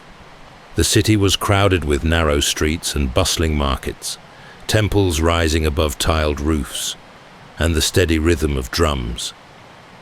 Into this world of lacquered gates and carefully ordered ritual came a figure so unusual that the city itself seemed to pause. At over 6 feet tall, Yasuke towered above the throngs. His dark complexion stood out in a society where almost every face was pale, his stature magnified by years of travel and hardship. The Jesuits who accompanied him moved through the streets with measured dignity, but their African companion drew all eyes. Crowds pressed forward to catch sight of him, murmurs turning to shouts, until the crush of bodies caused walls to collapse and roofs to cave beneath the weight of those desperate for a view. To the people of Kyoto, Yasuke was a marvel. Japan in the late 16th century was not an isolated land, yet most had never seen anyone from beyond Asia. Here, suddenly, was living proof of a wider world. As for the Jesuits, they could not have foreseen the stir his arrival would cause. Word spread quickly from Kyoto's crowded streets to the ears of men in power. In a land consumed by rivalry, nothing unusual escaped notice for long. Japan at this time was fractured, a patchwork of provinces locked in ceaseless struggle. Warlords rose and fell, each grasping for greater territory. Kyoto itself was no safe haven, for armies had marched upon it many times, and ambition never slept. In this setting of tension and possibility, Yasuke's presence became more than a curiosity. It became a matter of intrigue. What must Yasuke have thought as he walked those streets, the air filled with incense from shrines, the cries of merchants hawking wares, the rustle of silk robes as nobles passed by? He had already crossed continents, seen empires stretch across oceans, and endured hardship at sea. Yet here he was, an object of astonishment, a man who seemed to embody the vast unknown beyond Japan's shores. Some of those who glimpsed him likely felt fear, others wonder, still others envy at the attention he drew. For Yasuke himself, the experience may have been both alien and strangely familiar. Crowds had gathered before to marvel at him in India and other ports along the way. But in Kyoto, the attention was magnified, for this was a society acutely aware of appearance, difference, and ritual. In that moment, Yasuke became a living emblem of novelty and strength. He had arrived not as a conqueror, nor as a pilgrim, but as something entirely new in the eyes of those who beheld him. Kyoto buzzed with speculation. Who was this man? From what distant land had he come? And above all, what place could he possibly hold in a country so bound by hierarchy and custom? Before long, word of Yasuke's arrival reached the ear of Oda Nobunaga, the most formidable warlord of his age. Nobunaga was already a figure of legend. Born the son of a minor daimyo, he had risen through sheer will, cunning, and relentless force. By the late 1570s, he stood poised to unify Japan, a fractured land long torn by civil war. He was known as ruthless, but also curious, a man who admired imported weapons, encouraged foreign trade, and welcomed ideas that unsettled more traditional lords. It was perhaps inevitable that he would wish to see Yasuke for himself. The Jesuits arranged the meeting. Within the halls of Nobunaga's Kyoto residence, courtiers and retainers gathered as Yasuke was brought before their master. The air was heavy with incense. Lacquered screens painted with golden landscapes glimmered in the lamplight, and all eyes fixed upon the foreigner. He stood taller than any warrior present, his dark skin striking against the pale robes of the Jesuit priests. Accounts from the time suggest Nobunaga tested him in subtle ways. He ordered Yasuke to strip his upper body and be scrubbed, perhaps to determine whether his color was natural or painted. When the truth was revealed, Nobunaga is said to have laughed with delight. He admired not only Yasuke's complexion, but also his stature, his calm presence, and his apparent strength. To a leader who valued loyalty and ability above strict convention, such qualities held far more weight than ancestry. Nobunaga conversed with the Jesuits, learning of Yasuke's travels across seas and continents. Though language barriers must have stood between them, Nobunaga saw in Yasuke something more than novelty. Here was a man forged by adversity, disciplined by long service, and capable of loyalty to those he served. In a society where honor and martial skill defined worth, these were qualities any warlord could respect. For Yasuke, the meeting was pivotal. He had endured years of displacement and uncertainty, moving through cultures not his own. Now, in the presence of Japan's most powerful warlord, he was no longer only a guard in Jesuit company. He had become an individual worthy of direct attention, summoned into the gaze of a man whose ambitions stretched across the islands. In the days that followed, Nobunaga kept Yasuke close. Observers wrote of his fascination, noting how the warlord spoke freely with him, tested his strength, and even gave him gifts. Nobunaga was not a man to waste time on idle diversions. His interest was genuine. For Yasuke, the moment marked the first step toward acceptance in a world that, on the surface, seemed closed to foreigners. This meeting set in motion a transformation. Yasuke had arrived in Japan as a companion to missionaries, admired and gawked at by crowds. Now he stood in the inner circle of one who would shape the nation's destiny. Within the guarded halls of Kyoto, amid the banners and armor of Nobunaga's retainers, Yasuke's journey took a turn that would carry him far beyond anything his earlier life could have foretold. In the months that followed, Yasuke's presence at Nobunaga's side became more than spectacle. He attended councils of war, dined within the castle walls, and moved with a freedom few outsiders had ever known. Nobunaga's curiosity had shifted into recognition, and soon into something rarer still, formal acknowledgement. Granting samurai status to a foreigner was unprecedented. The warrior class was tightly woven into Japan's fabric, each bound by duty to a lord, lineage tracing back through generations. Yet Nobunaga had never been a respecter of old rules. He had opened his courts to Portuguese firearms, studied foreign maps, and surrounded himself with men chosen for ability rather than noble birth. Yasuke fit this pattern perfectly. His strength was obvious, his bearing disciplined, and his loyalty proven in years of service with the Jesuits.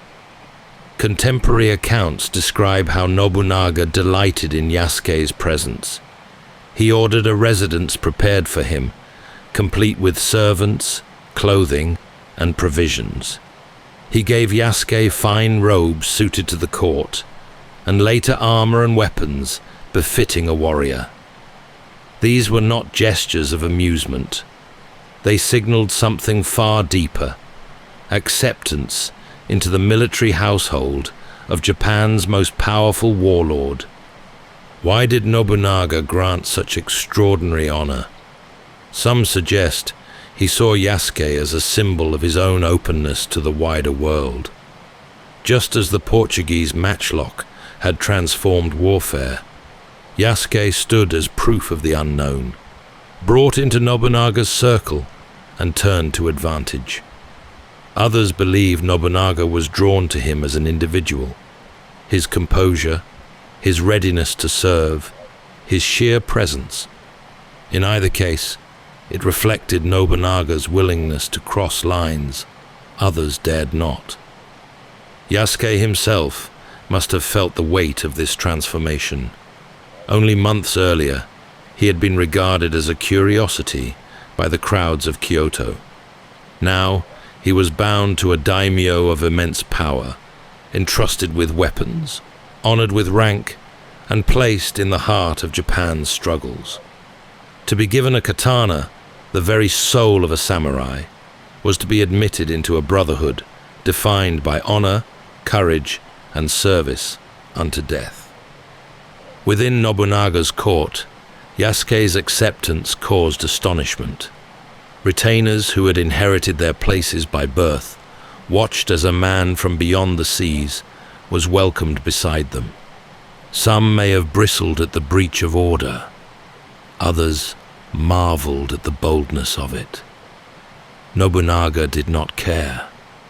His household reflected his own will, not the customs of old. The decision also carried a practical edge. Nobunaga was embroiled in campaigns across Japan, and strength was always welcome. Yasuke's size and skill made him formidable in the field, but his presence also carried symbolic weight. To have a foreign-born warrior at his side demonstrated Nobunaga's reach, his cosmopolitan authority, his defiance of tradition. It was as if he declared that no boundary of class, of race, of origin could limit his vision. From this moment forward, Yasuke ceased to be merely a servant or bodyguard. He became samurai. He walked among men of rank, ate at their side, and bore the armor that marked him as part of their order. In a land where birth was destiny, his rise was nothing short of extraordinary. Life within Nobunaga's castles was a study in contrast. Behind high stone walls and timber gates, order prevailed, even as the provinces beyond seethed with unrest.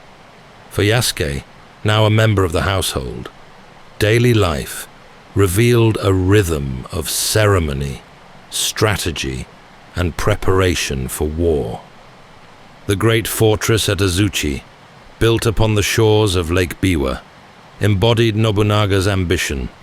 Rising tier upon tier, its walls painted in brilliant colors, it was both a military stronghold and a display of splendor. Courtiers moved through corridors of polished wood, monks debated matters of faith in lofty chambers, and soldiers drilled in the courtyards. Here Yasuke found himself immersed in the daily workings of one of the most powerful centers in Japan. His duties varied.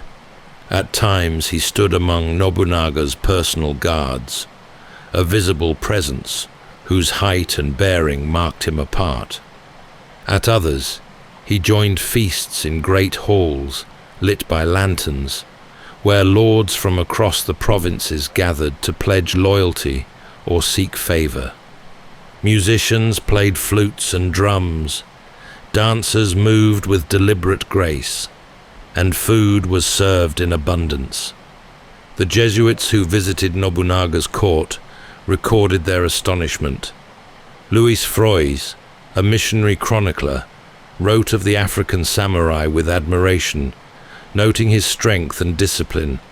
Foreign envoys, too, marveled at him, for his very presence reflected the scope of Nobunaga's rule. Within the warlord's circle, Yasuke became more than a warrior. He was a symbol of Nobunaga's openness to the wider world. Amid splendor, the reality of war was never far. Nobunaga held councils of strategy, maps spread before him, messengers bringing word of shifting alliances and rival armies. Yasuke would have seen the precision with which plans were laid, the stern discipline expected of every commander. He witnessed the energy of a man determined to break centuries of division and bring the nation under one hand. Castle life also exposed Yasuke to the codes of etiquette and ceremony that underpinned samurai society. Bowing at the correct angle, addressing lords with the proper words, observing rituals at shrines, each detail mattered. For a foreigner, mastering these customs was no small task, yet Yasuke adapted. His discipline, already proven through years of service, now served him in navigating the subtleties of a culture vastly different from his own. Nobunaga, though ruthless in battle, valued refinement. He collected art, hosted tea ceremonies, and engaged in discussions of poetry and philosophy. Yasuke, standing at the edge of such gatherings, absorbed a world in which elegance and violence coexisted. In the same halls where poems were recited, armor was polished for the next campaign. At Azuchi and other fortresses, Yasuke's presence was more than tolerated. It was celebrated. Nobunaga took pride in showing him to visiting dignitaries, not as an oddity, but as proof of his own authority and discernment. To have a foreign-born samurai by his side was to declare his power extended beyond the traditional order. For Yasuke, life in the castle must have carried both wonder and burden. He had traveled further than most men could imagine, and now he stood at the center of a court where splendor and strategy intertwined. The red glow of torches against painted walls, the sound of armor clattering in the courtyards, the faint scent of incense drifting through corridors. These became the texture of his days. Life at court was only one side of a samurai's duty. For Yasuke, the other side came with the clash of weapons, the smoke of burning villages, and the weight of armor carried into battle. Nobunaga was constantly on campaign, striking at rival warlords who contested his rise, and Yasuke marched with him into the fractured provinces of Japan. The armies of the 16th century were vast and disciplined. Long lines of Ashigaru foot soldiers carried spears, their armor simple but effective. Archers loosed arrows in volleys, while musketeers armed with Portuguese matchlocks unleashed thunder that echoed across the valleys. Among them rode samurai of higher rank, bearing polished armor and banners marked with the crests of their lords. Yasuke, dressed now in lacquered iron plates and carrying his own katana, became one among these warriors. Accounts do not detail every battle he fought, yet they speak of his presence in the field. To fight beside him would have been a reassurance, to face him a daunting prospect. On horseback or on foot, Yasuke's strength and discipline were said to shine in the chaos of combat. Campaigns carried the army through rugged landscapes.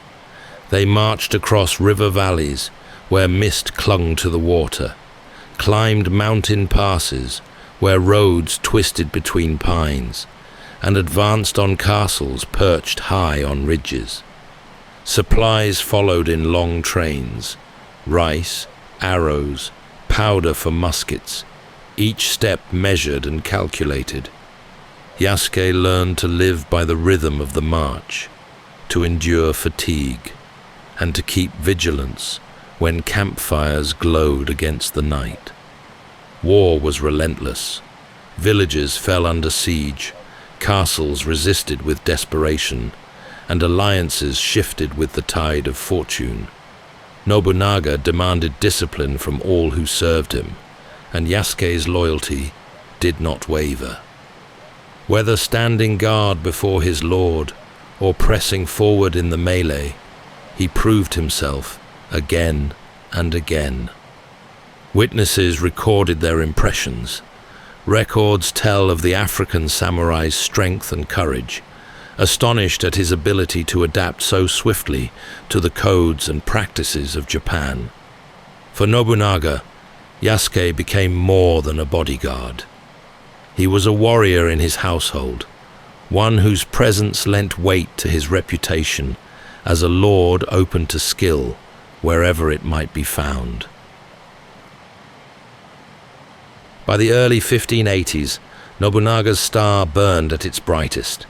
He had crushed rivals, expanded his dominion, and filled his castles with treasures that spoke of ambition beyond any daimyo before him. Yet power bred resentment. Beneath the order of his household, beneath the splendor of Azuchi and the triumphs of his campaigns, discontent stirred. Among Nobunaga's generals, one in particular nursed grievances. Akechi Mitsuhide had long served with loyalty, commanding armies and administering provinces. Yet Nobunaga's sharp tongue and harsh manner cut him deeply. Tales spread of insults delivered in public, humiliations inflicted even after victories. As the years passed, Mitsuhide felt his resentment grow as a quiet ember fanned into flame. Yasuke would have seen the tensions from within the household. He stood close as councils were held, as Nobunaga berated his commanders, as alliances were forged and broken. Perhaps he noticed the hardening of Mitsuhide's expression, the restrained silence that masked a deepening bitterness. The Jesuits, too, sensed unrest, though even they could not have foreseen what was to come. The summer of 1582 brought signs of change. Nobunaga prepared to march west against the powerful Mori clan. His armies stretched across the provinces. Mitsuhide was given command of forces to support the campaign. Outwardly, it was another demonstration of trust. Inwardly, it was the final spark for rebellion. The betrayal was swift. Instead of leading his troops to join the larger campaign, Mitsuhide turned them back toward Kyoto. His banners unfurled not in support of Nobunaga, but in defiance. "The enemy is at Honnoji," his soldiers cried, naming the temple where their lord rested. With that declaration, Japan's most feared warlord found himself suddenly encircled. Yasuke, stationed near his master, would have felt the shift like a blade drawn in the dark. The loyalty of years was about to be tested in a single night. Nobunaga, who had trusted his general, now faced betrayal from within his own household. The seeds of resentment had flowered into treachery, and the fate of an empire hung in the balance. On a humid June night in 1582, Nobunaga lodged at the temple of Honnoji in Kyoto. It was a rare moment of calm in his relentless campaigns, the warlord resting with only a small retinue. Yasuke was there, standing among the guards who kept watch over the wooden halls and lantern-lit courtyards. The city outside lay unaware that history was about to shift. At dawn, the first signs of danger appeared.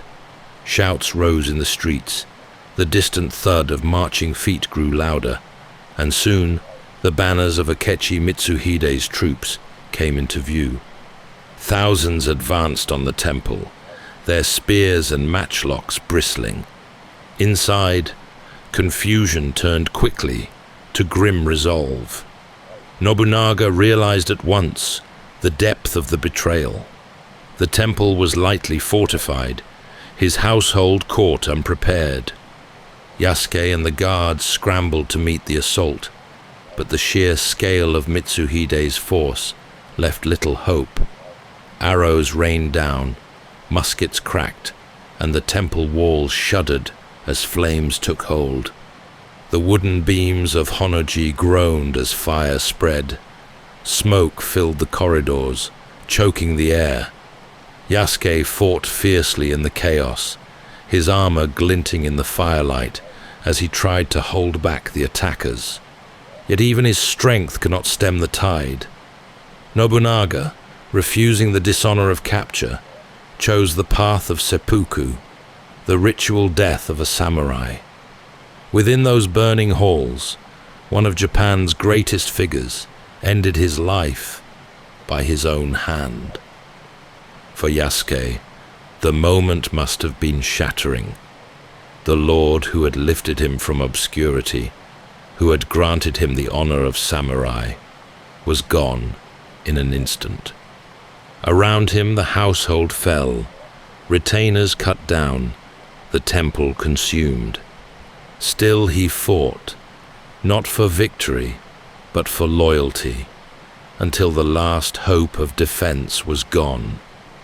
Mitsuhide's men pressed into the smoldering ruins, seizing those who survived. Yasuke was among them, captured but not killed. Perhaps they hesitated at his stature, or perhaps they saw little point in executing a foreigner. Unlike many of Nobunaga's household, he was spared, though stripped of his place and his arms. The fall of Honnoji marked the end of Nobunaga's meteoric rise and the beginning of chaos that would sweep Japan. For Yasuke, it was the breaking of the world he had known. The man who had trusted him, who had crossed the boundaries of tradition to welcome him as a samurai, lay dead amid the ashes. The household that had given him belonging was scattered. The temple smoldered long after dawn, blackened beams jutting against the sky, the air heavy with the smell of fire and death. Kyoto reeled from the shock. Nobunaga's enemies rejoiced, his allies scrambled, and the future of the nation shifted on its axis. Yasuke, the African warrior who had stood at the heart of it, now faced an uncertain fate. When the flames of Honnoji faded and Nobunaga lay dead, the victors turned their attention to those who had survived. Yasuke, battered and exhausted, was taken into custody by Mitsuhide's soldiers. For many of Nobunaga's retainers, capture meant death, executions carried out swiftly to erase loyalty to the fallen lord. Yet Yasuke's fate diverged from theirs. Some chronicles suggest that Mitsuhide dismissed him, remarking that the African warrior was a man of little consequence. Others claim he was delivered back into the hands of the Jesuits, his sword stripped away, but his life spared. Whatever the case, Yasuke did not meet the fate of so many others in Nobunaga's service. He disappeared from the battlefield of history almost as abruptly as he had entered it. What happened to him afterward is unknown. Some scholars believe he returned to the Jesuit mission, resuming the role of bodyguard and companion as he had before his rise to samurai. Perhaps he once again stood watch at the doors of churches, protecting the priests who debated faith in distant halls. Others wonder if he lingered in Kyoto, living quietly in obscurity, his brief blaze of renown fading into the background of a country in turmoil. There are even wilder suggestions that Yasuke traveled north, joining another lord in service, or that he attempted to return to the seas, seeking passage back through India and Africa. None of these stories are supported by firm evidence, but each reflects the allure of his mystery. A man who had stood at the right hand of Nobunaga could hardly vanish without leaving echoes. What is certain is that Mitsuhide's triumph was short-lived. Within weeks, he was defeated by Toyotomi Hideyoshi, another of Nobunaga's brilliant generals. The flames that consumed Honnoji ignited a struggle that would carry on until Japan was finally unified under Tokugawa Ieyasu. Yasuke, however, left no trace in this new order. His name is absent from records of the later campaigns, as though history closed its ledger upon him the moment Nobunaga fell. For listeners centuries later, this absence is part of his enduring fascination. A boy taken from Africa, carried across seas, elevated to the highest rank available to a foreigner in Japan, and then suddenly gone. Did he die in obscurity, remembered only by a handful of missionaries? Did he live long years unknown, perhaps still carrying the katana once entrusted to him, though never again wielded in battle? We cannot know. The threads of his life dissolve into speculation, leaving us only the fragments of Jesuit writings and Japanese chronicles. Yet sometimes the power of a story lies not in its certainty, but in its mystery. Yasuke's disappearance reminds us how easily a life can be lost to history, even those that once burned brightly in the courts of kings and warlords. From the ashes of Honnoji, Japan's destiny marched onward. For Yasuke, the path faded into silence. The African samurai, who had risen from bondage to stand beside one of history's most formidable warlords, left behind questions that still stir the imagination today. Beyond the written record, Yasuke endures as a symbol. For some, he represents the global exchanges of the 16th century, when oceans connected continents in ways both violent and transformative. For others, he is a figure of resilience, a man who endured loss and dislocation, yet carved a place for himself in one of the most closed and hierarchical societies in the world. His story whispers of possibility, that even in the harshest of circumstances, dignity and courage can find recognition. Legends have grown around him. In later centuries, plays and tales embroidered his life, casting him as a warrior of almost mythical power.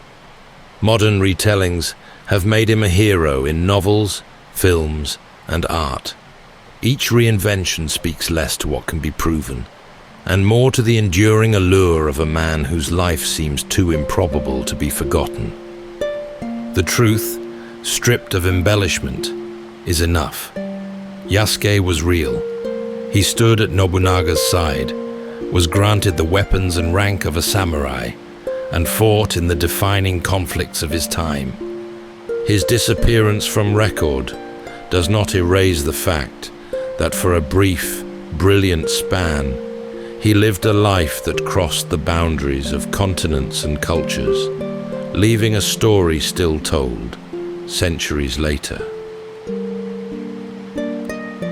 That's all for tonight's journey through history. Whether you're fast asleep or still drifting there, thank you for listening. And until next time, rest well.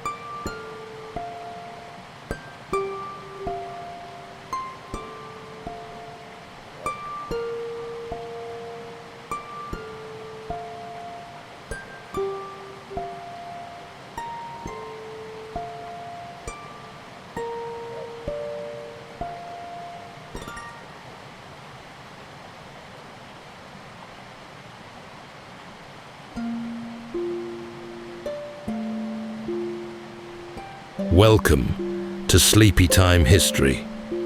True stories from the pages of history for a full night's rest.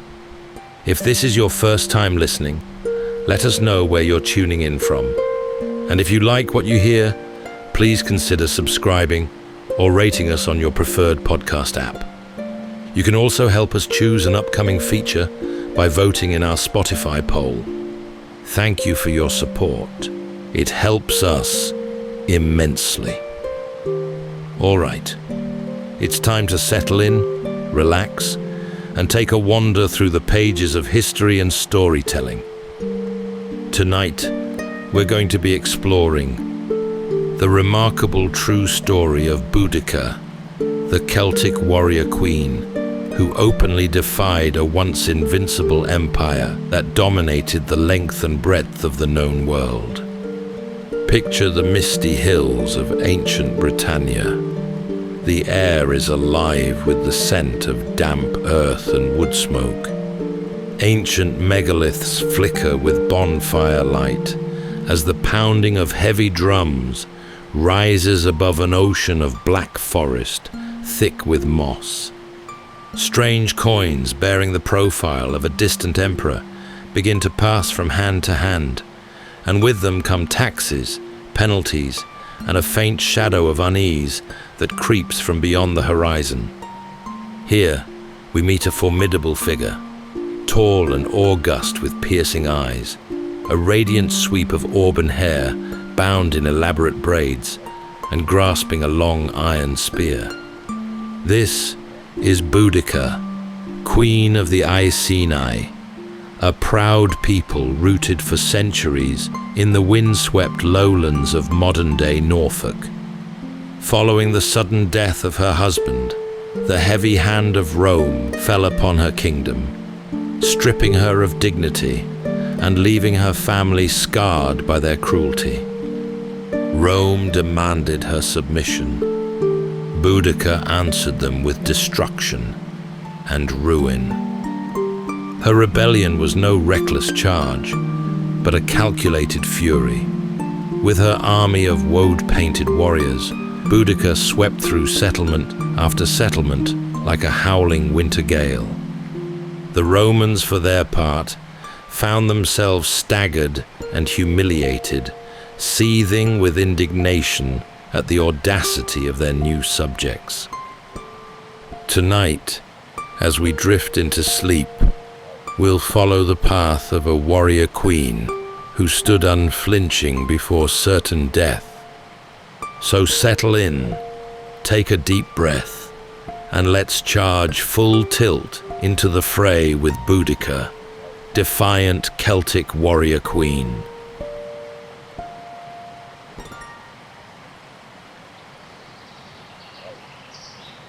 The Britain of the 1st century was a land of mist, marsh, and deep green forests, where rivers cut through the earth like silver ribbons, and the sky seemed always in motion. Among its tribes, life carried on in ways older than memory. Round houses of timber and thatch clustered on low hills, smoke rising from hearth fires, while herds grazed in meadows fenced with woven branches. These were people bound to the land.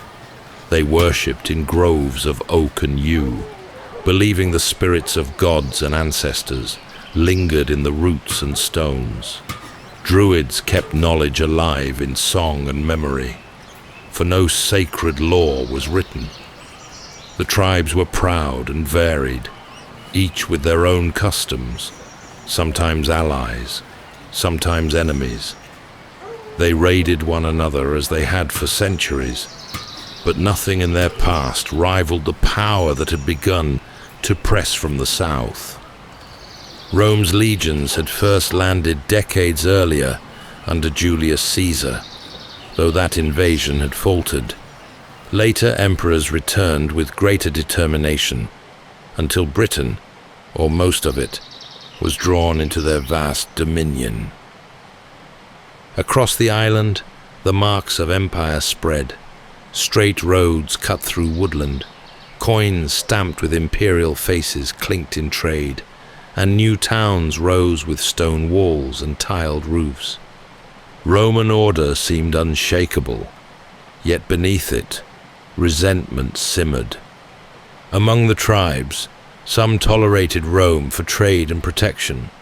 Others bristled at tribute, taxes, and the swagger of foreign officials. On the broad flatlands of what is now Norfolk, the Iceni stood on that fault line. Their chariots rattled over open fields, horses bright with bronze fittings, and warriors stepped out with skins stained with blue swirls of woad. It was into this world that a tall, striking woman came to prominence. She carried herself with dignity, her presence commanding, her gaze direct, and her bearing regal. She was queen beside her husband, Praesatagus, who ruled the Iceni through an arrangement with Rome. For a time, this arrangement seemed to work. Praesatagus retained his lands and was allowed to govern his people so long as he acknowledged Rome's supremacy and paid the expected tribute. The Iceni prospered in relative peace. Trade goods flowed from the continent in abundance. Yet even in those years, mistrust lingered. The tribes understood that Rome gave only with one hand while taking far more with the other. Life in these years was filled with both beauty and tension. Children chased each other through reed beds, while elders told stories around fires. Markets bustled with the sounds of barter, yet in the distance, marching feet on Roman roads echoed like a warning. Soldiers in segmented armor passed through, their eagle standards gleaming, their discipline unbending. They were a reminder that sovereignty was tolerated, not guaranteed. As the seasons turned, the people of Britain could not have known that their land would soon tremble. Their hills and fields, their rivers and towns, all would be swept into a storm, born not in Rome, but among themselves. At the heart of it would stand the woman whose defiance would make her name endure for nearly 2,000 years. In the flat, windswept lowlands of eastern Britain lay the lands of the Iceni. Their fields stretched wide beneath a restless sky. Their rivers wound slowly to the sea. It was here that a queen came to stand tall, both in stature and in spirit, alongside her husband the king. Together, they shaped the destiny of their tribe, in an age when foreign power pressed harder each year. Those who looked upon her spoke of her presence before her words. She was strikingly tall, her frame commanding, her auburn hair flowing down in heavy waves and bound in intricate plaits. She was not a figure hidden in the background, but one who walked at the front of processions, her spear a symbol of authority as much as of war.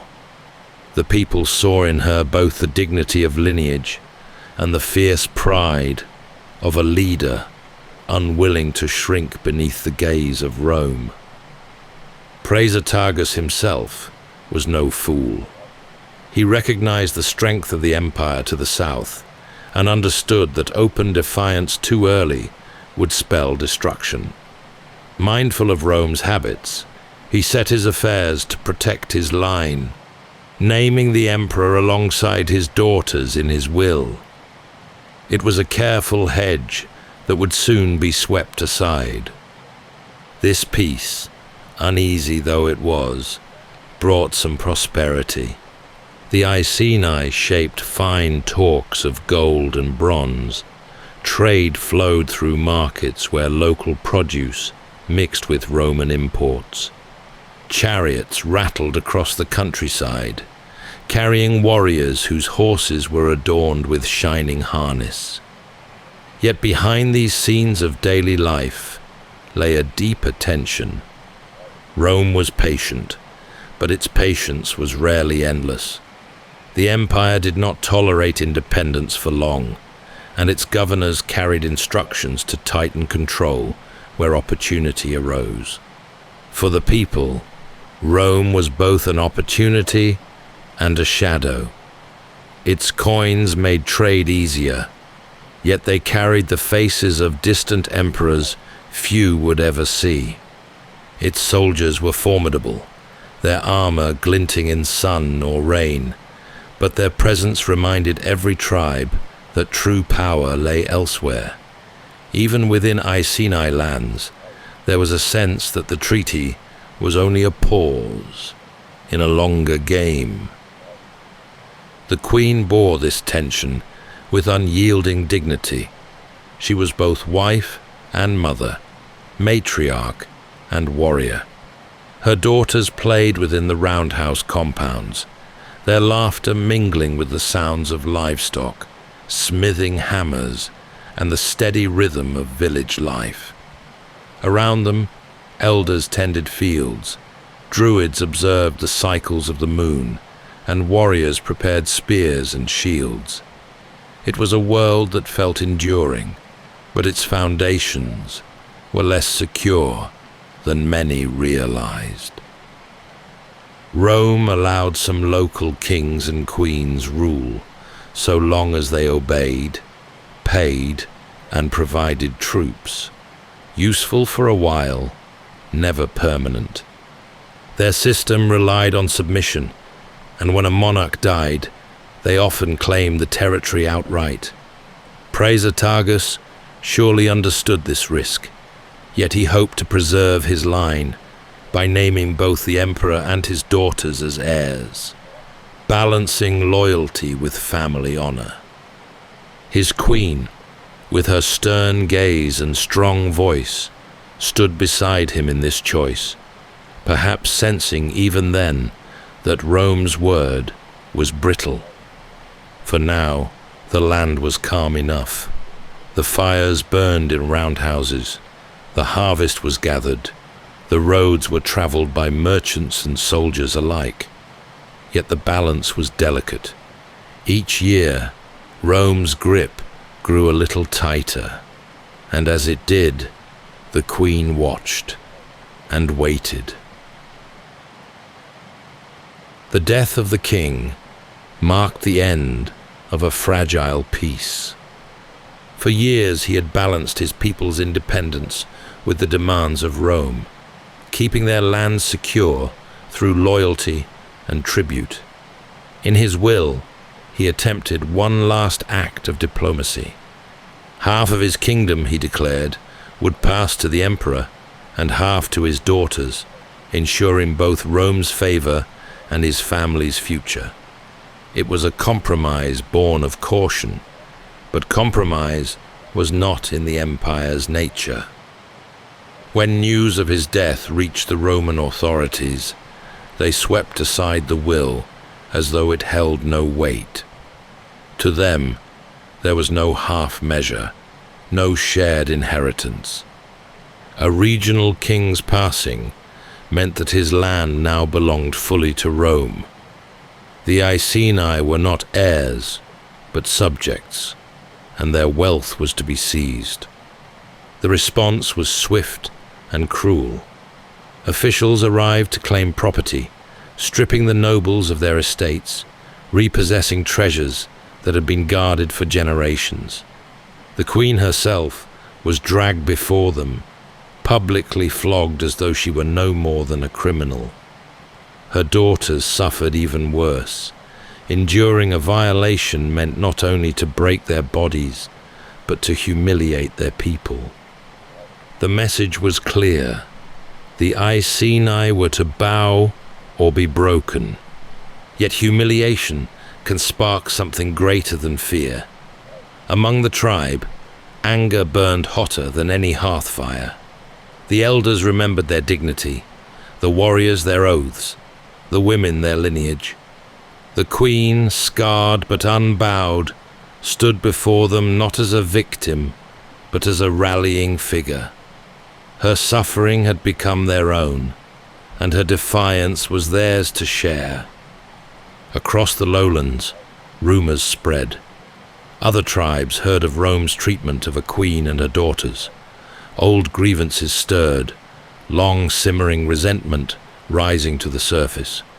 The Trinovantes, a neighbouring tribe in modern Essex, long weary of Roman settlers building temples to foreign gods on their land, listened closely. Farmers who had paid heavy taxes and warriors who had bent under the burden of tribute all began to wonder whether this was the moment to resist. The Iceni themselves prepared with grim determination. Spears were honed, shields repaired, horses trained for chariots.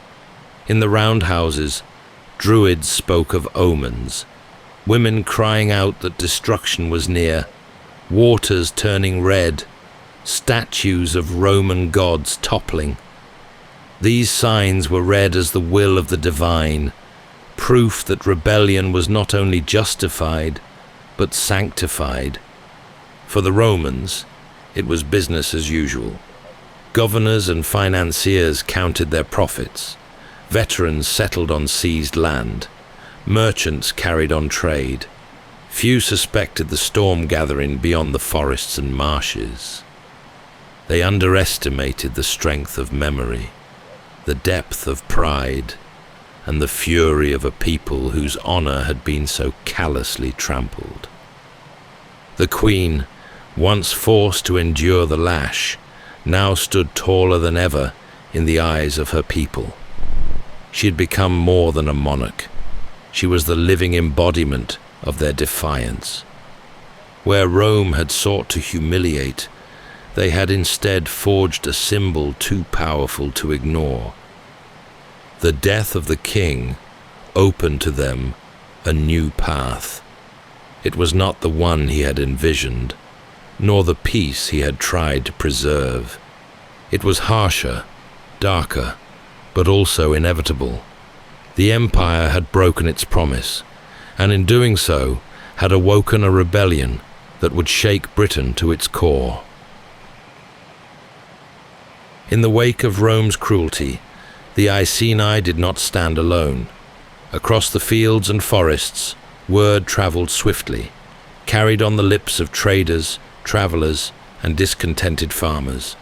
Stories of the queen's flogging and her daughter's humiliation struck chords of outrage in neighboring lands. The Trinovantes, already resentful of Roman settlers who had taken their fertile ground and raised a grand temple to the emperor at Camulodunum, were the first to respond. Their hatred had been simmering, and now it found its spark.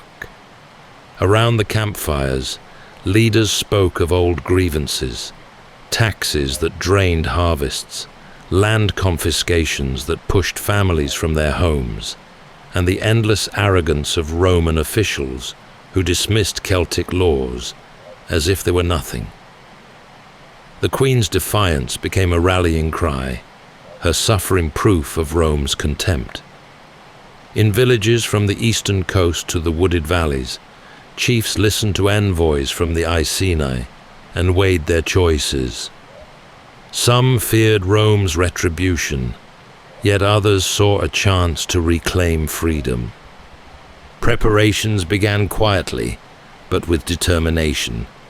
Chariots were pulled from storage, their wooden frames strengthened, their wheels bound with iron. Spears were sharpened, shields repaired with new hides. Warriors readied themselves for battle. Women, too, joined the gatherings, carrying food, tending fires, and singing chants that bound the assembly with a sense of purpose older than empire. At the center of it all stood the Queen.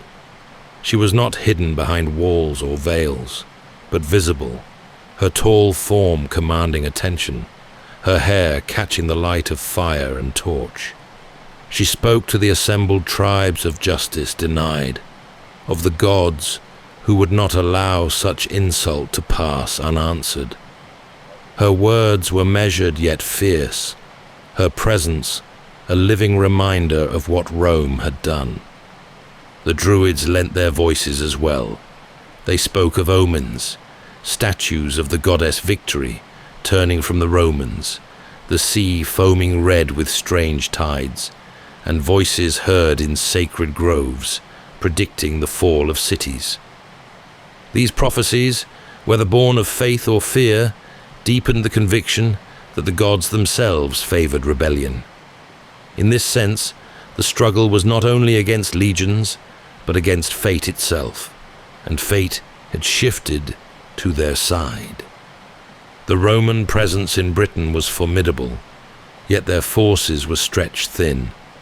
Many soldiers were away campaigning in Wales, where the governor, Suetonius Paulinus, was focused on crushing Druid strongholds on the island of Mona.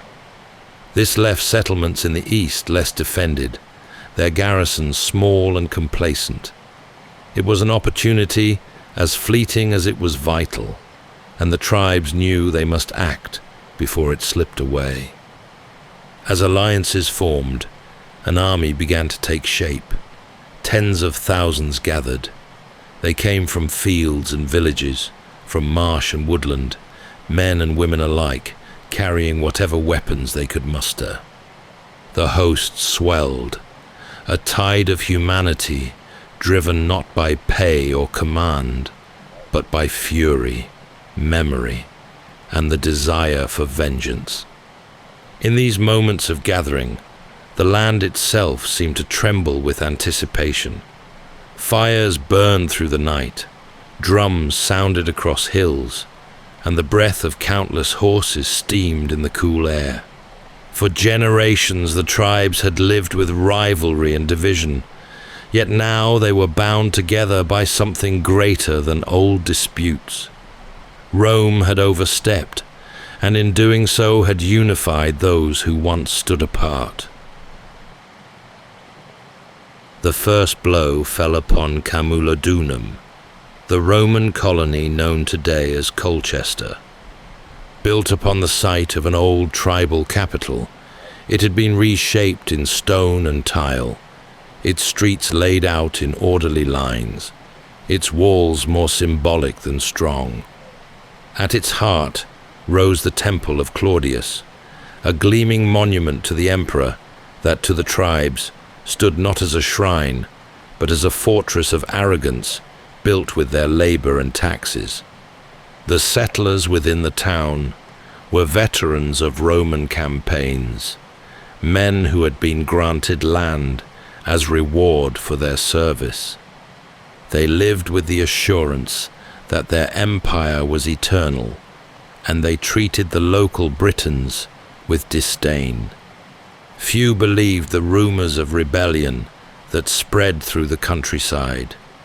Even as reports reached them of tribes gathering in vast numbers, the colonists imagined that the governor would soon return with legions to scatter the discontented. But when the host arrived, the iron-bound wheels rattled the field strips and hedge banks for miles. Iceni chariots rolled across the fields. Warriors daubed in blue swept through the outskirts, and the cries of the advancing horde rose above the smoke of burning farmsteads. The town, poorly defended, had no legion to protect it. Only a small garrison and the temple stood as resistance. The defenders fell back into the temple, barricading doors, rationing scant stores, and sending runners for help. The garrison had no engines and few missiles. For 2 days they held out, while flames consumed the streets outside, and the tribes dismantled what little fortification the colony had. On the 3rd day, the doors gave under fire-hardened rams. Ladders went up, the inner court was taken room by room, and the last defenders were cut down among toppled columns. The destruction of Camulodunum was complete. Houses and villas crumbled into ash, fields were stripped bare, and the colony that had been Rome's proud foothold in the east was swept from the map. Ancient accounts speak of the rage of the tribes, sparing little in their fury. For the Britons, this was justice, the punishment of oppressors who had mocked their ways, seized their land, and dishonored their queen. From the countryside, more tribes now joined the swelling rebellion. The victory at Camulodunum proved that Rome was not invincible, that the legions could be humbled, their towns burned. The news traveled fast, carried by survivors and witnesses, reaching London and beyond. Panic spread among settlers and officials, many of whom began to flee south in hopes of finding protection. For the Queen, this first triumph was both vengeance and beginning. She had shown her people that Rome could be defied, that humiliation could be answered with fire. Yet she knew too that Rome's response would come. Suetonius Paulinus still commanded legions in Britain, and when he returned from Wales, he would bring the discipline and cruelty for which Rome was feared. For now, though, the tide was with the tribes. Fires smouldered across Camulodunum's ruins, smoke drifting into the sky as a signal to all Britain. The temple was gone, the colony erased, and the uprising had taken its first city. As the warriors rested, sharpening their spears and tending to their wounded, their eyes turned southwards. There, along the Thames, lay Londinium, young, prosperous, and utterly unprepared. South along the Thames, lay Londinium, a settlement still young but thriving. Traders from across the empire filled its markets with goods from Gaul, Spain, and the Mediterranean. Its streets hummed with the movement of merchants, soldiers, and families who had come to build new lives under Roman protection. Unlike Camulodunum, it had no grand temple to an emperor, but it was the beating heart of commerce in Roman Britain. Its timber bridges spanned the river, and its warehouses overflowed with grain, hides, and imported luxuries. Yet behind this prosperity lay fragility. Londinium had no strong walls, no legion posted for its defense. When word arrived of the destruction at Colchester, fear spread quickly through its streets. Rumors of slaughter, temples torn down, and colonies erased unsettled even the most confident settlers. Some gathered possessions, preparing to flee. Others begged for protection from the governor. But Suetonius Paulinus was far to the west, marching his legions back from Wales. He paused briefly at Londinium, weighing the city's fate. The settlement was prosperous, but militarily worthless. He judged it indefensible with the forces at hand, and marched on, leaving its people to their fate. Into this vacuum swept the rebel host. From the north and east, warriors advanced in a surge of chariots, horses, and marching feet. Their numbers had grown with each victory, swelling into the tens of thousands. At their head rode the queen, her tall frame rising above the throng, auburn hair catching the sun, spear gleaming. To the tribes, Londinium was a symbol of Rome's wealth, and to see it fall would be to prove their uprising unstoppable. The attack came swiftly. Fires were set to the thatched roofs, flames leaping from one timber building to the next. Markets and storehouses collapsed in roaring heat, their contents lost to the blaze. Smoke poured into the sky, darkening the horizon, as the city's people tried in vain to flee. For many, escape was impossible. The bridges clogged with desperate crowds, boats overturned in the river, and the streets became choking channels of fire and panic. Ancient writers described the devastation with awe and horror. To them, Londinium's destruction was a catastrophe, a wound to the empire itself. Yet to the tribes, it was justice, swift and cleansing.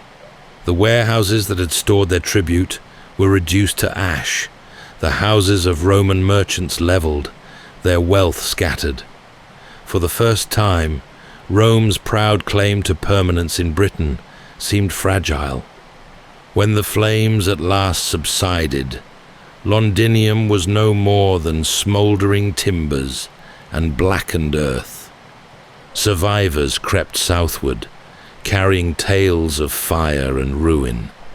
To the Britons who had taken part, it was a triumph, proof that the gods favored their cause. But in the back of every mind lay the question of how long such fortune could last. For now, however, the Queen's revolt seemed unstoppable. Colchester lay in ruins, London burned, and the road ahead was open. Another Roman settlement, Verulamium, lay just beyond, and the tribes moved towards it with the same fire in their hearts.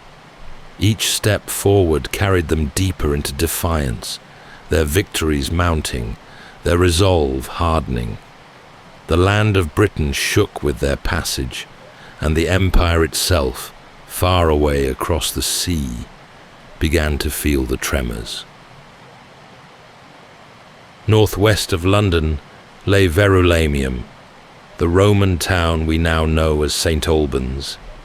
It was smaller than Londinium, but still prosperous, its streets lined with workshops, villas, and market stalls.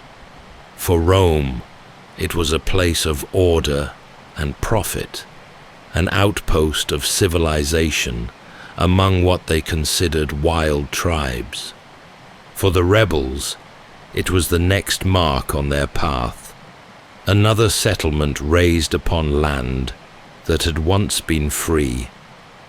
By the time the host approached, the smoke of London still lingered on the wind.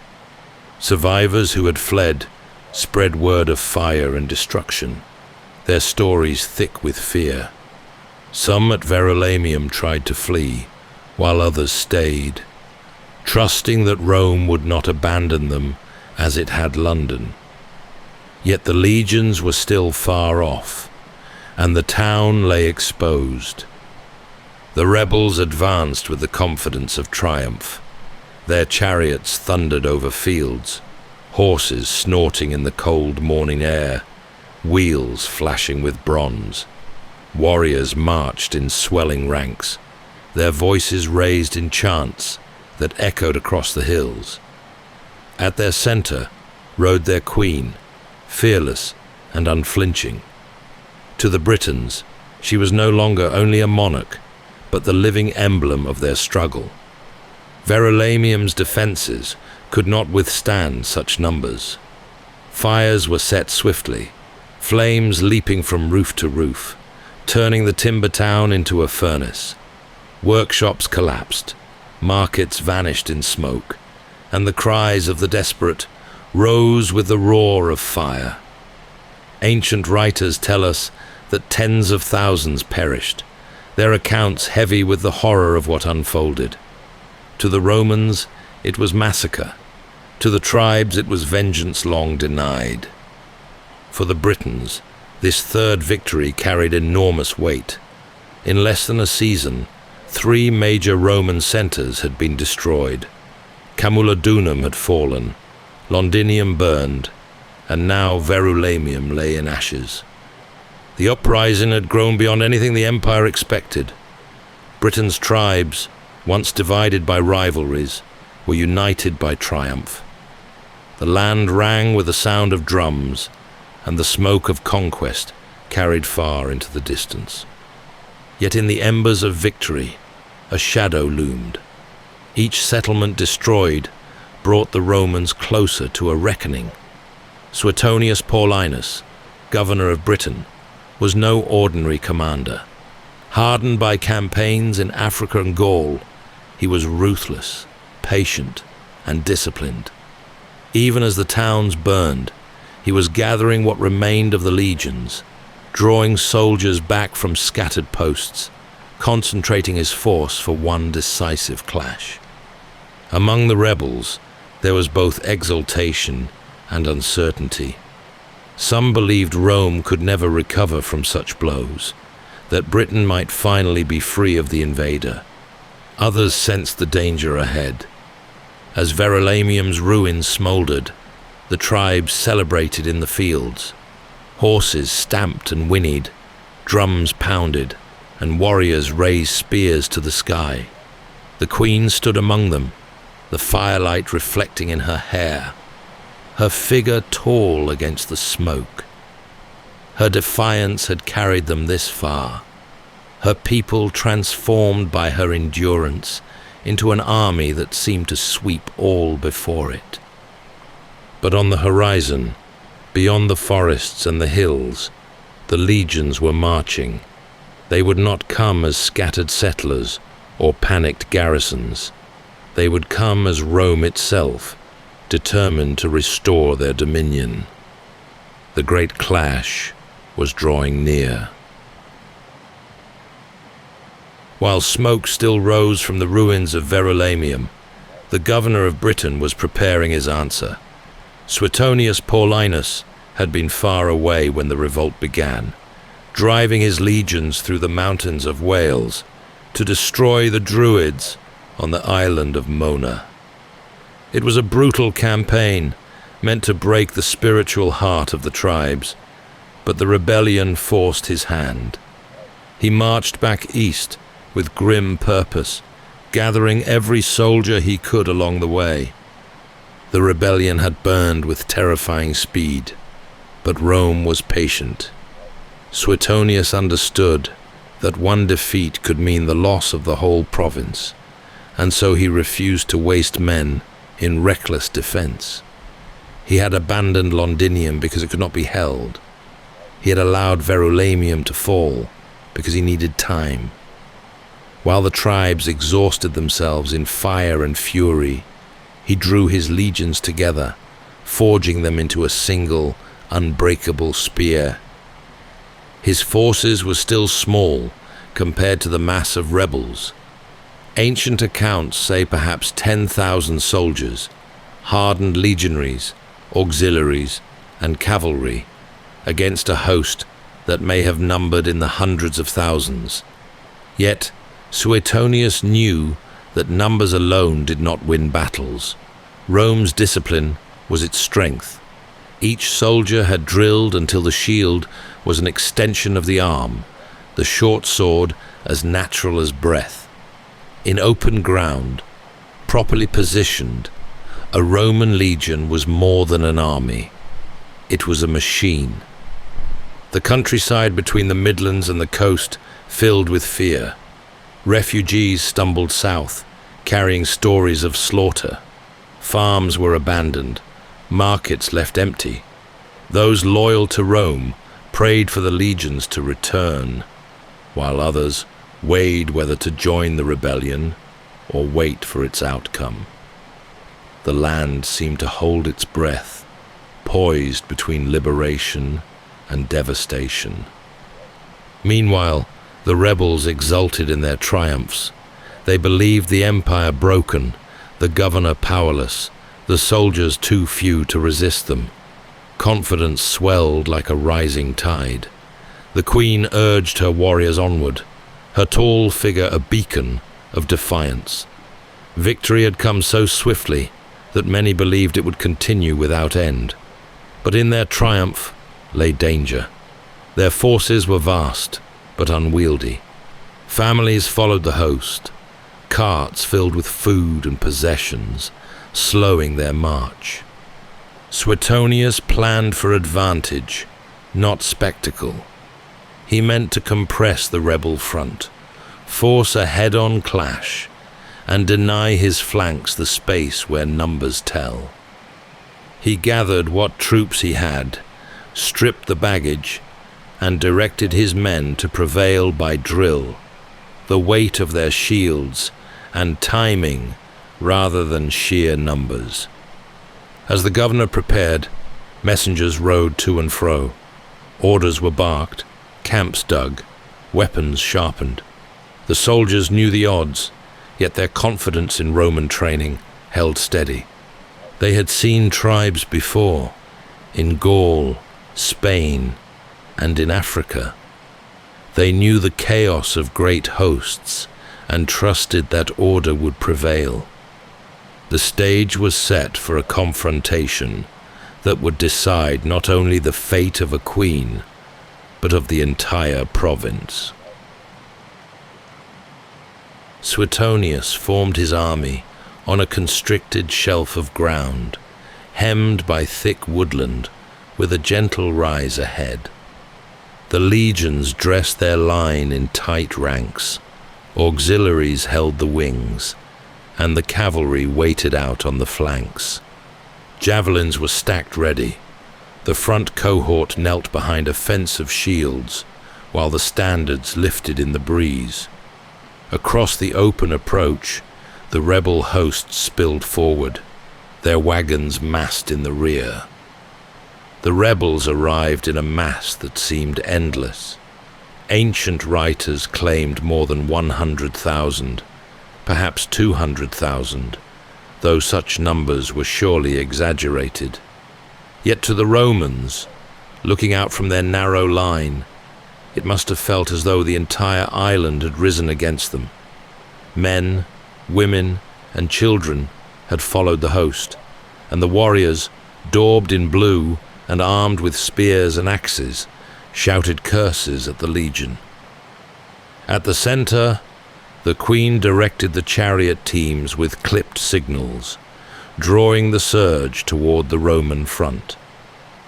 Before the clash, she addressed her people. Ancient sources tell of her fierce words, declaring that she fought not for wealth or power, but for justice, for freedom, for the honor of her family and all Britain. Her voice carried across the crowd, stirring their hearts with anger and resolve. The charge began as a roar. Chariots surged forward, horses pounding, wheels flashing in the sun. Warriors poured across the field, their cries rising like thunder. But as they neared, the Roman heavy javelins flew. Heavy javelins pierced shields and bodies, bringing down the first wave in a stumble of blood and dust. The legions advanced in step, shields locked, swords thrusting with measured force. The rebels pressed hard, but the narrow ground worked against them. Their vast numbers became a hindrance. Those at the rear could not reach the fight, while those at the front were crushed against Roman shields. The discipline of the legions did not falter. Each movement was drilled, each advance controlled.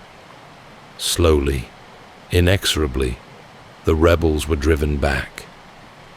Then the Roman cavalry swept out from the flanks, cutting into the mass of warriors. The carts and families in the rear became a deadly trap. Pressed from behind, the tribes had nowhere to retreat. Chaos turned to rout. The battlefield, a crush of bodies. The cries of the desperate swallowed by the sound of iron and hooves. By the day's end, the rebellion lay broken. Ancient sources speak of dreadful losses among the Britons.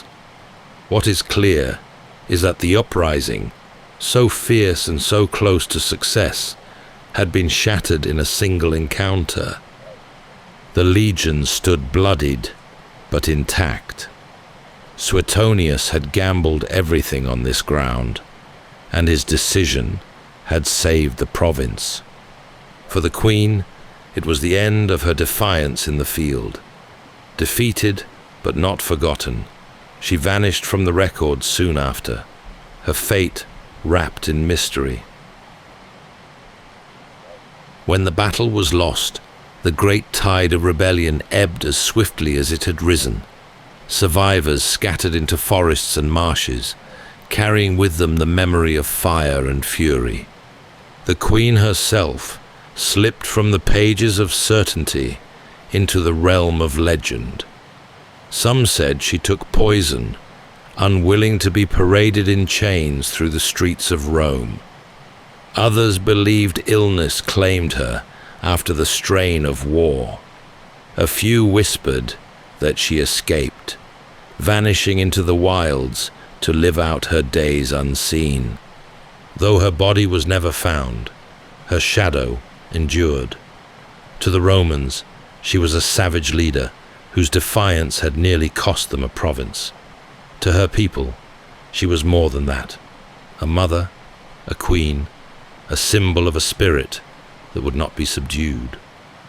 The lands of the Iceni bore the scars of Rome's vengeance, yet her story passed from voice to voice, remembered in fireside tales and in the uneasy respect of her enemies.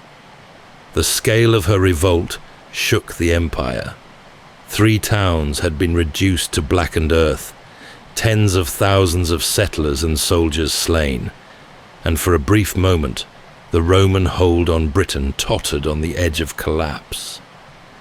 It was a reminder that even the mightiest empire could tremble when faced with the fury of those it thought broken. Centuries later, when Rome itself fell, her name still lingered. In time, she became a figure of national memory, her statue raised in London, her defiance retold in chronicles, poetry, and legend. She was remembered not only for what she destroyed, but for what she embodied: the refusal to bow, even when the odds were insurmountable. That's all for tonight's journey through history. Whether you're fast asleep or still drifting there, thank you for listening. And until next time, rest well.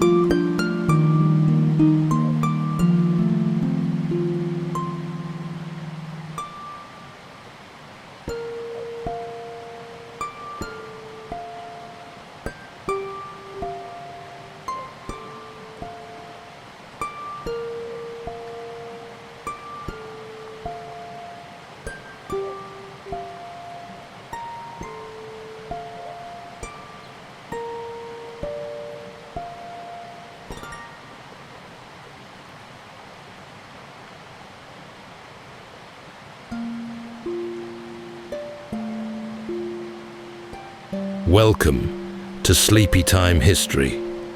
True stories from the pages of history for a full night's rest. If this is your first time listening, let us know where you're tuning in from. And if you like what you hear, please consider subscribing or rating us on your preferred podcast app. You can also help us choose an upcoming feature by voting in our Spotify poll. Thank you for your support. It helps us immensely. All right, it's time to settle in, relax, and take a wander through the pages of history and storytelling. Tonight, we're going to be exploring the remarkable true story of D.B. Cooper, the infamous and elusive skyjacker who vanished into the clouds from a jetliner over the Pacific Northwest with over $200,000 in cash. The story begins with a nondescript figure standing in a queue on the tarmac, waiting to board a flight to Seattle. His description is largely unremarkable. A man of average height, with a dark suit and carrying a briefcase, blending seamlessly with the other passengers. He ordered a drink and watched the rain slide across the window as the aircraft taxied toward takeoff. It had all the makings of an ordinary flight, or so it seemed, until Cooper calmly handed a note to a flight attendant detailing his demands. What soon followed was a carefully executed plan, unmatched in forethought or precision. Cooper demanded parachutes and a ransom. Upon landing, he released the passengers and instructed the pilots to take off again. The jet flew low and slow through choppy weather, with only radar and instruments to guide them. Before the night was over, D.B. Cooper would leap from the plane and be the first skyjacker in history to collect a ransom and remain at large. Who was this mysterious man? What became of him? And where did he gain the skills and experience needed to orchestrate such an operation? Tonight, as we drift into sleep, we'll examine what's known and many of the more intriguing theories that continue to spark debate. So settle in, take a deep breath, and let's leap into the unknown with D.B. Cooper as we explore one of the most enduring, unsolved mysteries in American history.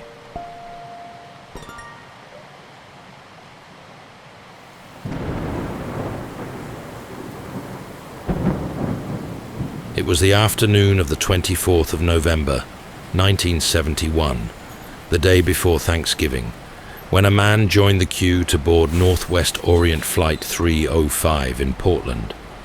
The weather was damp and unsettled, rain streaking across the tarmac and collecting in shallow pools beneath the wing of the aircraft. Travelers shuffled forward, coats buttoned, bags clutched. Among them was a figure in a dark business suit with a black tie and a long overcoat, carrying only a briefcase. He was in his mid-40s, of average height, with neatly combed hair. Nothing about him drew attention. He purchased his ticket with cash at the counter, just $20 for the short hop to Seattle. Once aboard, he moved down the narrow aisle and settled into seat 18C, near the rear of the aircraft. He placed the briefcase beside him and ordered a bourbon and soda. The flight was only 30 minutes long, yet he appeared unhurried and oddly comfortable in the close space of the cabin. Witnesses later remembered his dark sunglasses, which he wore even inside. To those nearby, he seemed like a businessman heading home for the holiday, passing unnoticed among the other travelers. The crew prepared for takeoff. The engines roared, and the plane began its roll down the wet runway. As the wheels lifted from the ground and Portland fell away beneath them, the man reclined slightly and sipped his drink. For the flight attendants, it was another routine leg, a short shuttle that carried commuters and holiday travelers alike. Nothing about this passenger hinted at what was to come. Florence Schaffner, one of the flight attendants, passed through the aisle as she had done countless times before. The man in 18C handed her a folded note. She tucked it unopened into her pocket, assuming it was a telephone number, as many flight attendants received from traveling men. But a moment later, he leaned towards her and said in a calm voice that she should read it. She unfolded the paper and read the following: "Miss, I have a bomb in my briefcase and want you to sit by me." When asked discreetly what he meant, he opened his briefcase just enough for her to glimpse a bundle of red cylinders connected by wires. He then gave instructions. She was to deliver his demands to the cockpit. He wanted $200,000 in $20 bills, 4 parachutes, and a fuel truck waiting in Seattle. He spoke without panic or aggression, more like a man negotiating terms than making threats. In the cockpit, the captain and his crew received the message with a mix of disbelief and urgency. Protocol was clear. They informed air traffic control, which in turn contacted the FBI. For the passengers seated toward the front, nothing seemed unusual. The flight continued smoothly through the gray skies of the Pacific Northwest. Drinks were served, magazines opened, briefcases set on knees. Only the crew knew that the course of events had shifted. Behind the calm exterior of the cabin, a hijacking was underway. The man remained composed, watching the attendants with a steady gaze. He adjusted his tie and waited as if he had all the time in the world. For those who observed him closely, it was this calmness that stood out most. He was not frantic, not boastful, and not cruel. He was methodical, prepared, and quietly assured of what would happen next. Florence steadied herself, then looked back to the man at the rear of the plane. He was almost businesslike, as if he had been preparing for this exchange for months. When she hesitated, he unlatched his briefcase. Inside was a neat bundle of red cylinders attached by wires to a central battery. It was shown only for a moment, but the sight was enough to confirm the threat. She closed the case and carried his instructions forward to the cockpit. The pilots received the note with controlled alarm. The captain, William Scott, had flown countless hours on this route, yet nothing in his training truly prepared him for this. He listened carefully as Schaffner repeated the hijacker's demands. The request was clear, specific, and surprisingly detailed. It was also practical. Unlike many hijackers of the era, he had not asked for millions or made wild political statements. He wanted money, a way out, and enough time to disappear. Through the radio, air traffic control relayed the demands to Seattle, and the FBI began to assemble the ransom. Banks were contacted, bills were gathered, serial numbers were recorded. Time was short, and yet the instructions were carried out efficiently. The aircraft continued north, as though nothing unusual had occurred, while a flurry of activity unfolded on the ground. Meanwhile, back in the cabin, the hijacker remained calm. He ordered another drink, smoked a Raleigh cigarette, and gave little away. The attendants described him as polite, even courteous, though firm in his instructions. He insisted that blinds be drawn on the windows to reduce visibility from outside. Passengers, seated forward and unaware of the drama, assumed only that weather or mechanical issues were slowing their journey. Florence Schaffner was soon replaced in her duties by Tina Mucklow, another flight attendant. She sat near the hijacker for most of the journey, relaying his instructions and answering his questions. The minutes stretched on as the aircraft drew closer to Seattle. Fuel burned steadily, gauges ticked forward, and dusk began to settle across the Pacific Northwest. Outside, the landscape darkened into a patchwork of rivers, forests, and small towns, their lights flickering against a lowering sky. In the cabin, however, time felt suspended. For the crew, the situation carried a strange duality. At the front of the plane, pilots held to their course, listening for updates from the ground, their minds focused on the next steps. At the rear, the hijacker sat with his briefcase at his side, his demeanor almost relaxed. Between them, the flight attendants moved carefully, serving drinks to unsuspecting passengers while keeping an eye on every small gesture from seat 18C. By the time Seattle came into view, both sides of this tense negotiation were already set in motion. The FBI had secured the ransom, the parachutes had been gathered, and the runway awaited with law enforcement standing by.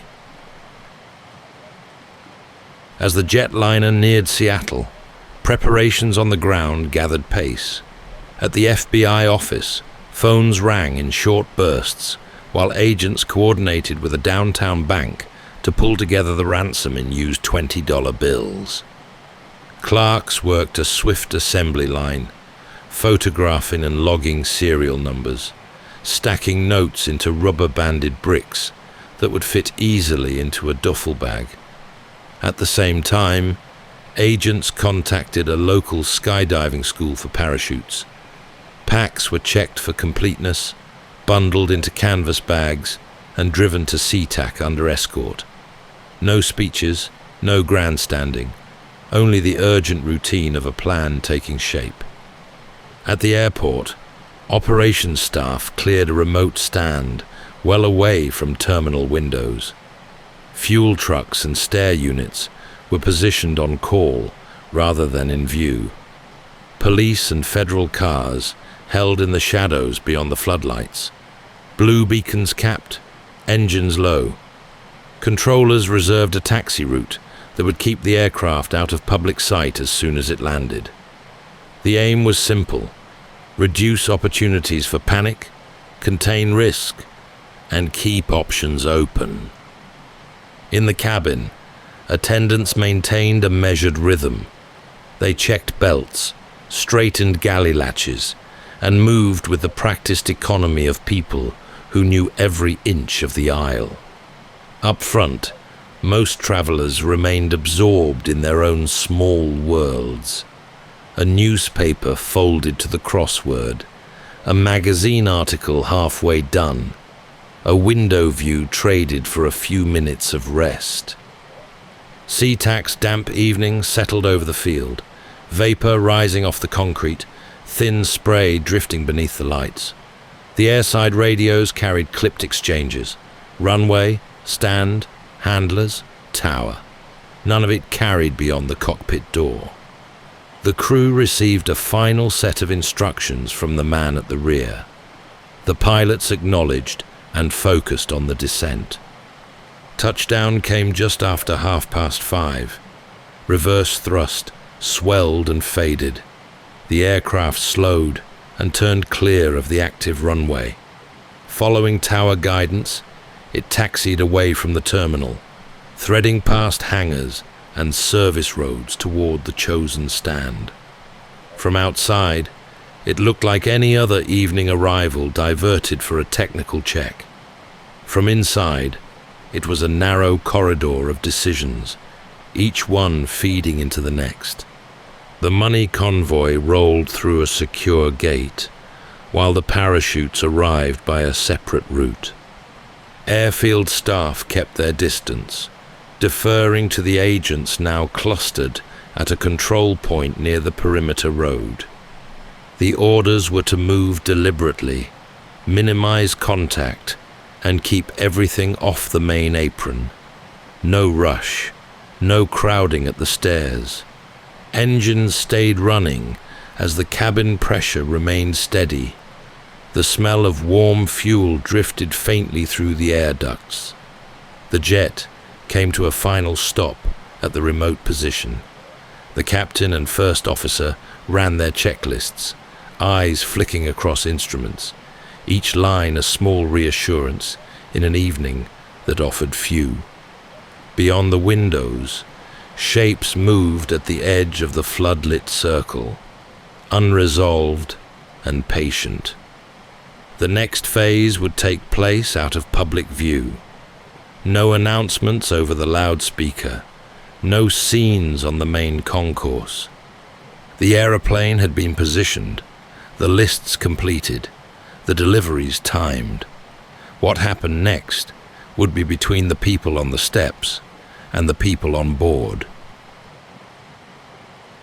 The steps rose to the forward door and held there, the handrails gleaming under the floodlights. A ground handler climbed just high enough to pass over the canvas sack, then retreated. Agents, keeping their distance, watched for a signal from the cabin. Inside, the atmosphere tightened, but held. The bag came aboard. The door closed again. Passengers began to disembark in small groups. Attendants guided them down the stairs with practiced care. A hand at the elbow here, a word of reassurance there, and handed them over to waiting staff, who shepherded them to a bus. 36 in all, moving steadily from warm cabin air to the damp evening, most convinced this was a delay best forgotten. Their part in the story ended at the bottom step. With the seats now empty, attention narrowed to essentials. The sack was opened on a rear galley counter, the bricks of cash checked for number and condition, then transferred into a duffel. The parachute packs were set out and inspected. Harnesses, risers, pins. He kept one reserve by his side and cut neat strips from another to lash the money more securely. When preparations were complete, he set out the plan for departure. The aircraft would head south, refueling in Reno before continuing toward Mexico City. The flight would depart under reduced altitude and speed, with the rear air stairs available for use after takeoff.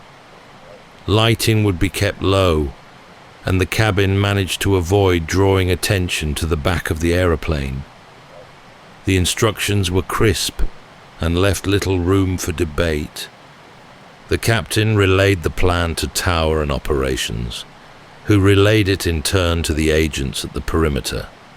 There were discussions nobody on board would hear, options weighed, contingencies drafted, but the choice was already made. With passengers off and tempers cool, a controlled departure was safer than a forced endgame on the stand. Fuel flowed, figures were signed off, a last check of doors and latches. The staircase was withdrawn and the forward door secured. The crew took their places. The cabin, now pared down to essentials, felt strangely spacious, as though the aeroplane had shed its daytime role and become something leaner, more purposeful. From the rear, he gave a small nod that meant only proceed. The engines wound to a steady hum. The aircraft eased off the blocks and began its slow turn back toward the taxiway. Through the flight deck windows, the runway lights drew a white path across the darkness.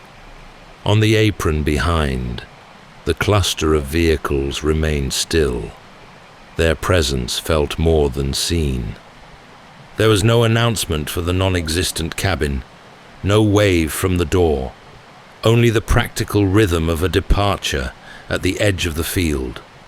The plane paused at the hold, received its clearance, and rolled forward, gathering speed. Within moments, it lifted back into the Pacific Northwest night, leaving behind a stand washed in yellow light and a handful of people who had just watched the most unusual exchange of their careers. What happened next would be decided above the clouds, beyond the reach of floodlights and fences, where instruments and intention would carry the story on. From the cockpit, Captain William Scott could feel the unusual drag of the aircraft as it flew under the strict conditions Cooper had imposed.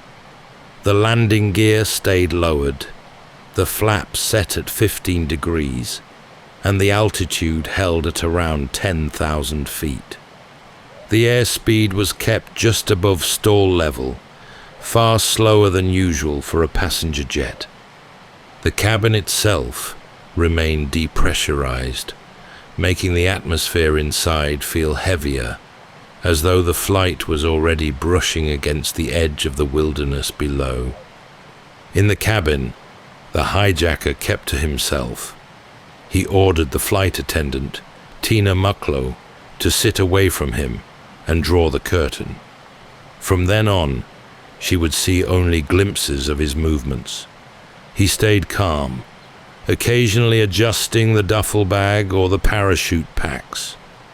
The flight pushed southward into worsening weather. Winds buffeted the aircraft, rain hammered against the metal skin, and turbulence caused the wings to shudder. To the pilots, conditions were challenging, but manageable.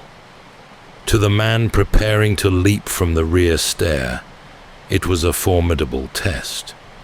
The temperature outside hovered just above freezing, with heavy cloud, no moonlight, and a rough patchwork of forest and river beneath. The ground was invisible. At 8:05 p.m., the cockpit intercom buzzed. Cooper had an instruction: lower the rear air stair. The pilots explained that doing so in flight would be dangerous, but he insisted. They complied as far as possible. Warning lights in the cockpit showed the stair had been unlocked, though the rushing air made it nearly impossible to extend fully while airborne. Cooper appeared unfazed. He gathered the bag of money, secured it with strips cut from one of the parachute cords, and fixed a parachute to his back. For a while, the crew heard nothing. Then, at 8:13 p.m., a sudden shift jolted the plane. The nose pitched upward sharply, forcing the pilots to correct. In the logbook, it was noted as a sudden change in the plane's balance. To those on board, it felt like weight and balance had changed abruptly. Someone had jumped from the back of the aircraft. The cockpit crew held their course, unsure whether he had jumped or remained crouched in the stairwell. They dared not leave their posts to check. The cabin behind them was dark, the roar of wind rushing through the open stair, making it impossible to hear anything clearly. For the next hour, they continued toward Reno, eyes on the instruments, minds replaying the strange sensation they had felt. When at last they landed just after 10 p.m., law enforcement surrounded the plane. Armed agents approached cautiously, searching the cabin with weapons raised. But there was no one at the rear. The stair hung heavy in the night air, buffeted by wind. The man who had boarded in Portland that afternoon had vanished. Somewhere in the vast, rain-soaked expanse below, between rivers, forests, and mountains, he had stepped into darkness. Whether he survived or not remained unknown. The plane soon touched down in Reno. What followed was one of the most extensive searches in the history of American law enforcement. The authorities began combing the wilderness of southwest Washington, focusing on a stretch of rugged terrain between aerial and woodland. It was an unforgiving landscape of thick pine forest, winding rivers, and steep ridges, all made treacherous by November rain and winter chill. Helicopters swept low over the trees, while ground teams pushed through brush and mud with dogs at their side. Paratroopers from nearby bases joined the effort, retracing the likely flight path and calculating descent zones.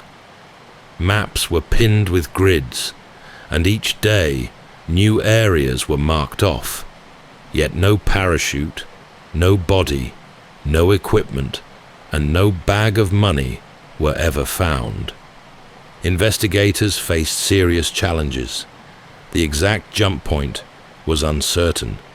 Turbulence, wind drift, and the limitations of radar made it nearly impossible to know precisely where Cooper had made his escape. The search zone covered miles of dense, inaccessible ground. Streams ran fast and high with rain, easily carrying away evidence. The possibility remained that he had landed far outside the area altogether. Attention then turned to what he had left behind on the aircraft. On seat 18C lay a black clip-on tie, its cheap fabric pinched with use. In later years, scientists analyzing it under powerful microscopes found traces of rare metals, titanium, stainless steel, and aluminium, particles associated with advanced manufacturing industries. This raised the possibility that Cooper had worked in or around aerospace facilities, giving him both the knowledge and confidence to attempt such a jump. The crew also recalled that he had smoked several Raleigh cigarettes during the flight. 8 butts were collected from the armrest ashtray, bagged as evidence, but in time they were misplaced, a costly loss.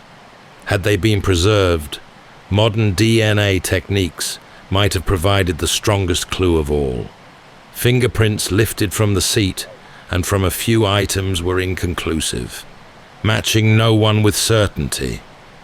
The money itself became another thread in the story. Banks across the country were alerted to check incoming notes for the serial numbers documented by the FBI, but none of the bills appeared in normal commerce. It was as though the cash had vanished with the man. Then, in 1980, nearly a decade after the hijacking, a boy digging a fire pit along the Columbia River uncovered 3 bundles of bills buried in the sand.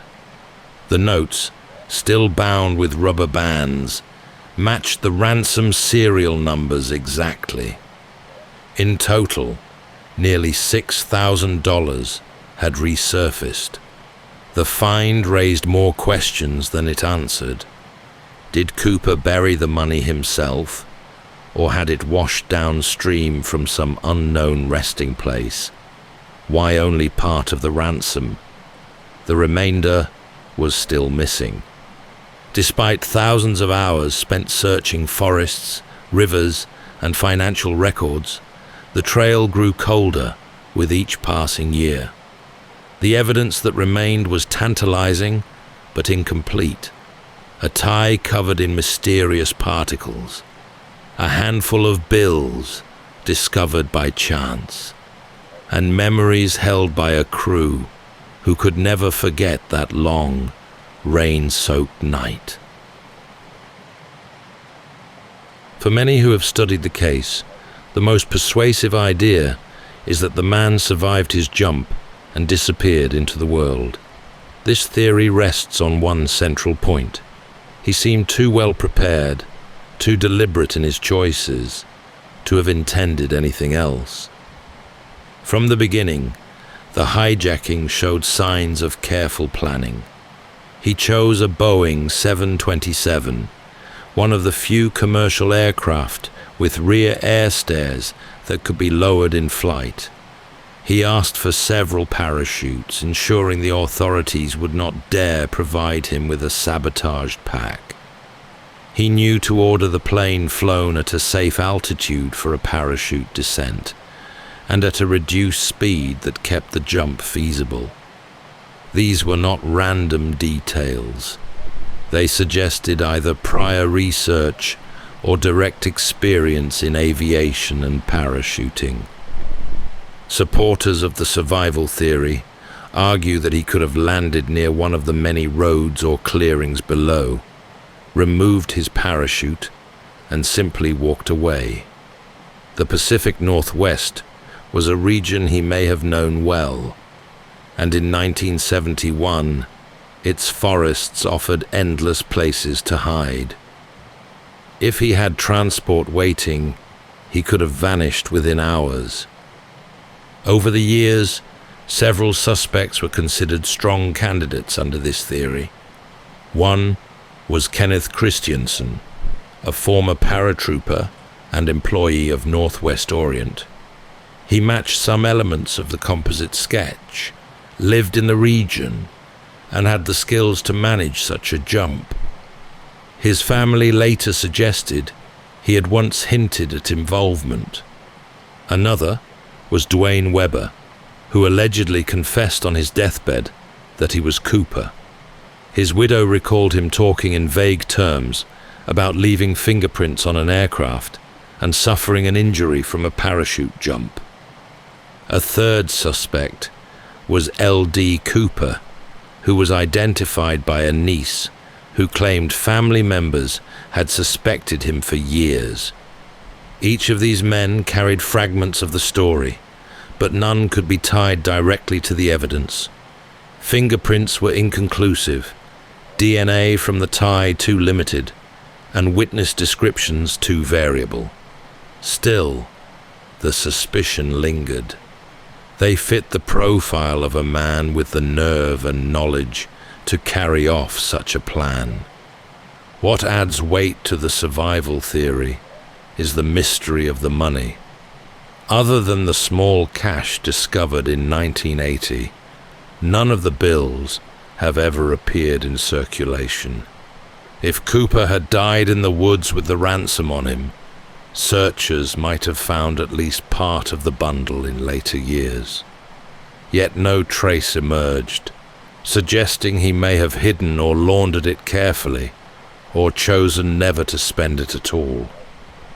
There is also his behavior during the hijacking. Witnesses described him as calm, polite, and in control. He was not reckless or impulsive. He smoked, drank, and even offered to request meals for the crew. This demeanor implied someone confident in his plan. He did not act like a man preparing to die in a desperate gamble, but like one executing an escape. If he survived, then the greatest question remains: what became of him? Some imagine he slipped into a new life under a different name, the money stashed or spent carefully in small amounts. Others suggest he may have lived modestly, content with having pulled off such a feat. For those who believe this theory, the enduring appeal lies in its possibility. Somewhere in America, a man may have lived out his days with a secret no one could ever prove, having vanished from the rear stair of a jetliner into legend. The second major theory holds that Cooper never lived to tell his tale. According to this view, the night sky over Washington claimed him within minutes of leaving the aircraft. Investigators who favor this explanation point to the many hazards stacked against him: weather, clothing, equipment, and terrain. The jump was made in November, with a storm sweeping across the Pacific Northwest. Winds gusted at more than 30 knots, and rain fell steadily. Visibility was poor, and the ground below was a patchwork of rivers, steep hillsides, and dense pine forest. For an experienced parachutist with proper gear, it would have been a formidable test. For a man in a suit, loafers, and a trench coat, it bordered on suicidal. The parachutes he was given were not ideal. Among them was a reserve pack, intended only for training, sewn shut and not functional for actual use. Whether through ignorance or misjudgment, Cooper took it with him, strapping it on along with the main chute. He also chose to carry the heavy sack of money, bound with cut parachute cords. The additional weight made the jump more dangerous, the landing more uncertain. FBI agents argued that the odds were firmly against survival. The aircraft was flying through darkness at roughly 200 knots. He had no visible night vision equipment, no altimeter, and no clear landing zone. Without light or landmarks, he would have had little control over where he came down. If he landed in a river, the weight of the cash and the cold water could have ended him quickly. If he struck forest or rock at an awkward angle, the parachute might not have saved him. The lack of evidence in this view supports the theory of death. No bills appeared in circulation, no body was ever recovered, and no parachute was found intact. The discovery of $5,800 in decaying bills along the Columbia River in 1980 could fit the idea that the ransom was scattered during a fall, or perhaps it was washed downstream after a fatal landing. That the rest of the money vanished entirely only deepens the mystery, but to many investigators, it suggested that Cooper never lived to spend it. Over the years, this became the official leaning for investigators. They argued that while his plan showed some forethought, he lacked the equipment and conditions needed to succeed. He may have known how to exit a plane, but he had not chosen the night well. The case agent, Ralph Himmelsbach, often remarked that Cooper's survival was highly unlikely, calling the jump foolhardy at best. Yet the problem remains. If he died, why was nothing found? The search zones were combed repeatedly, but no trace of human remains, parachute fabric, or the bulk of the cash ever surfaced. For some, this undercuts the theory entirely. For others, the wilderness is simply too vast and too capable of swallowing evidence without trace. The appeal of this explanation is its simplicity. It requires no elaborate escape plan, no hidden life lived in secrecy. It presents the hijacking as a desperate gamble that ended in failure. The man's body claimed by rivers, mountains, or forest floor. Not long after the hijacking of Flight 305, another case emerged that seemed almost too similar to ignore. In April 1972, just 5 months after the man vanished from the skies over Washington, a Vietnam veteran named Richard Floyd McCoy Jr. commandeered a jetliner on its way to Los Angeles. His method mirrored Cooper's in striking detail. He demanded money, ordered parachutes, and escaped through the aircraft's rear stairway. For many observers, the resemblance raised an immediate question. Had Cooper struck again? McCoy was 30 years old, a decorated helicopter pilot with the Utah National Guard. He had combat experience, knew how to parachute, and was comfortable with aircraft. His crime followed a similar pattern. He secured a ransom of $500,000 in cash, forced the crew to fly at low altitude and speed, and leapt from the plane into the night. But unlike Cooper, McCoy did not vanish. Within 2 days, he was identified and arrested after leaving behind clear evidence, including fingerprints and handwriting that matched a note passed to the crew. Those who believe Cooper and McCoy were the same person point to the uncanny parallels. Both selected the Boeing 727 for its rear stair feature. Both requested parachutes and ransom money in smaller bills. Both instructed pilots to maintain a low, slow flight profile suitable for jumping. To some, McCoy seemed to be refining the method Cooper had pioneered. Even his physical appearance bore similarities to sketches drawn from eyewitnesses in 1971. Yet the FBI ultimately dismissed the idea. The differences between the two men were significant. Cooper was described as being in his mid-40s, calm, polite, and reserved. McCoy was much younger, outspoken, and impulsive. He was also a devout Mormon who neither smoked nor drank, in contrast to Cooper's steady consumption of bourbon and cigarettes. The composure shown on Flight 305 did not align with McCoy's behavior. There were technical distinctions as well. McCoy used a handgun during his hijacking, while Cooper relied on the threat of explosives. McCoy's escape was clumsier, his identity exposed quickly, and his arrest swift. In contrast, Cooper left behind only mysteries and no definitive trace. To FBI investigators, the contrast in style was too great to reconcile. Still, some remain convinced that McCoy could have been the original hijacker.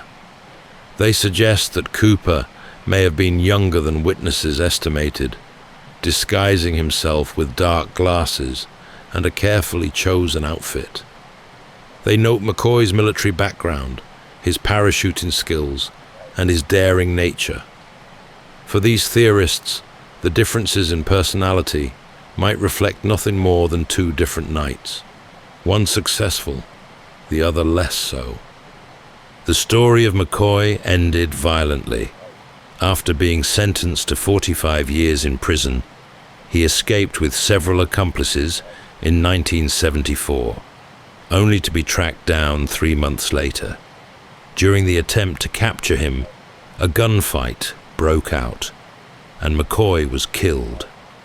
His death ensured that he could never face questions directly about the Cooper case.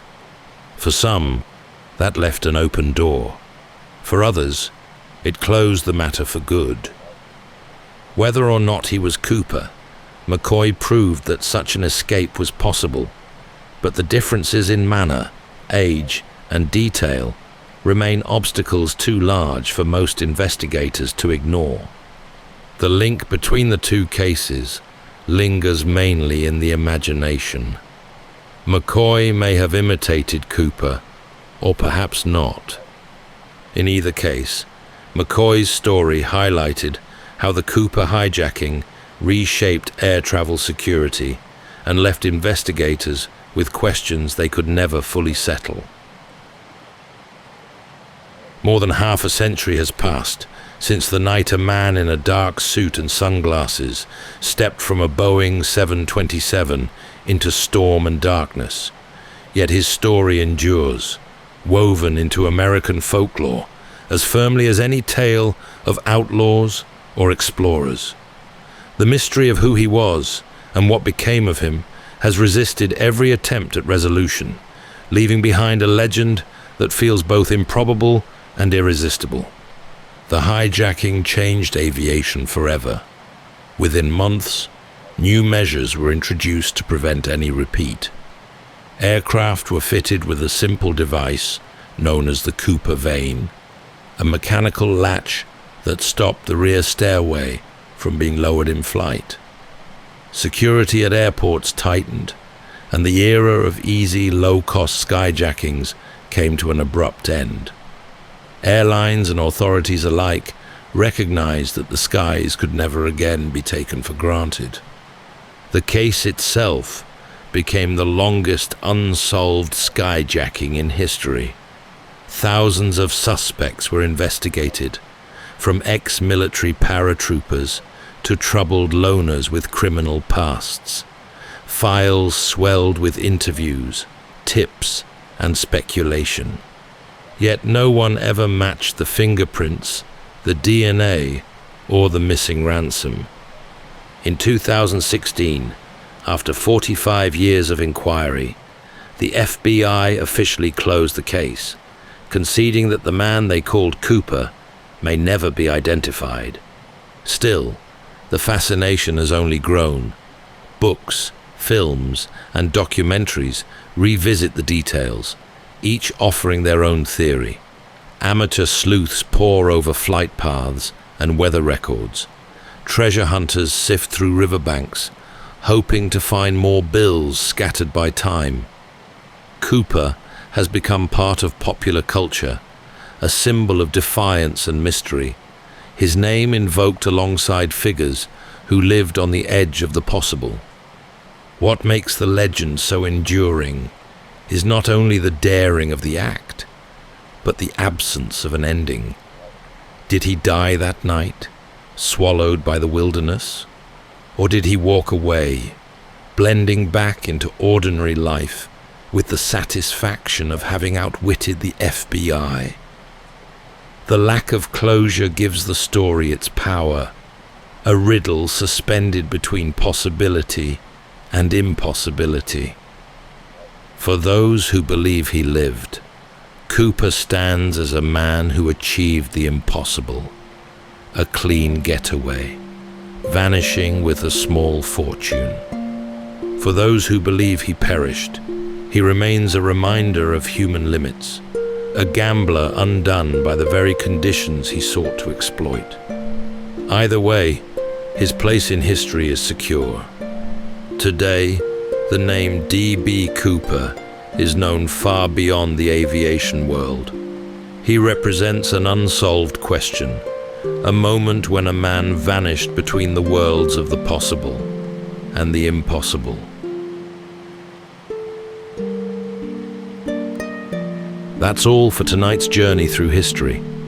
Whether you're fast asleep or still drifting there, thank you for listening. And until next time, rest well.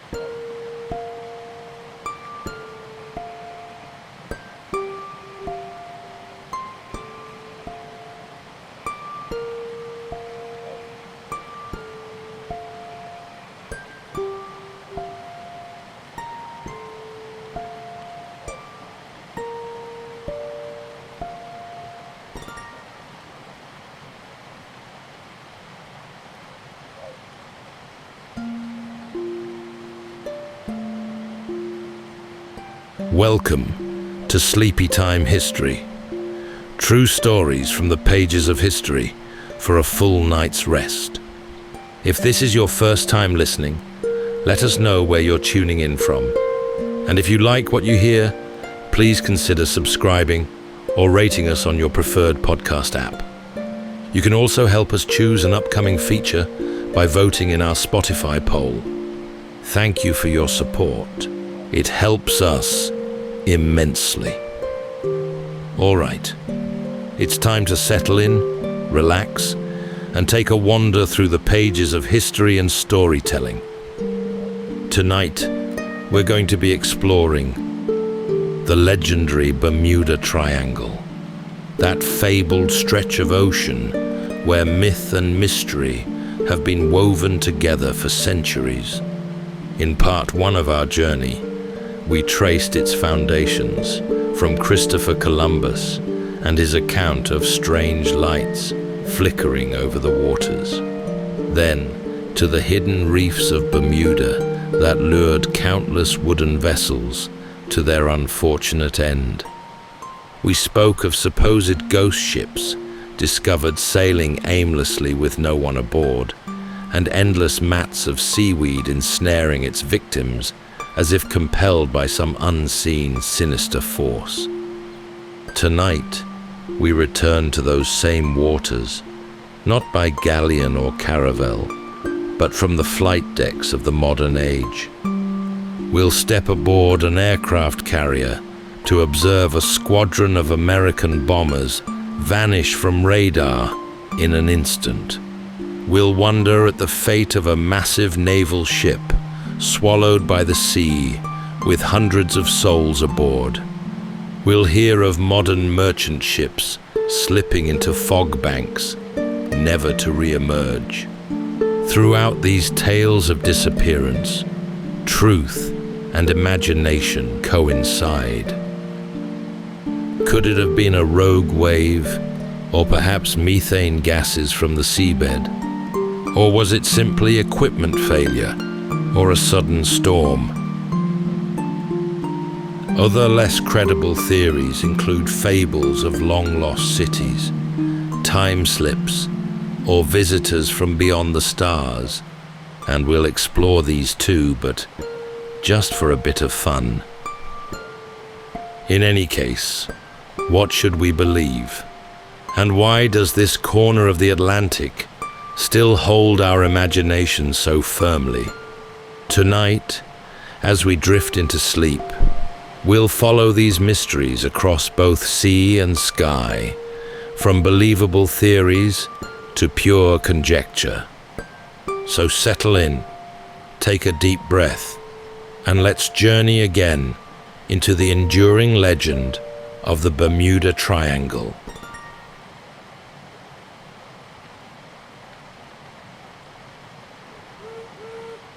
The USS Cyclops was a giant of her age. At more than 500 feet long and 65 feet across the beam, she loomed over smaller vessels wherever she sailed.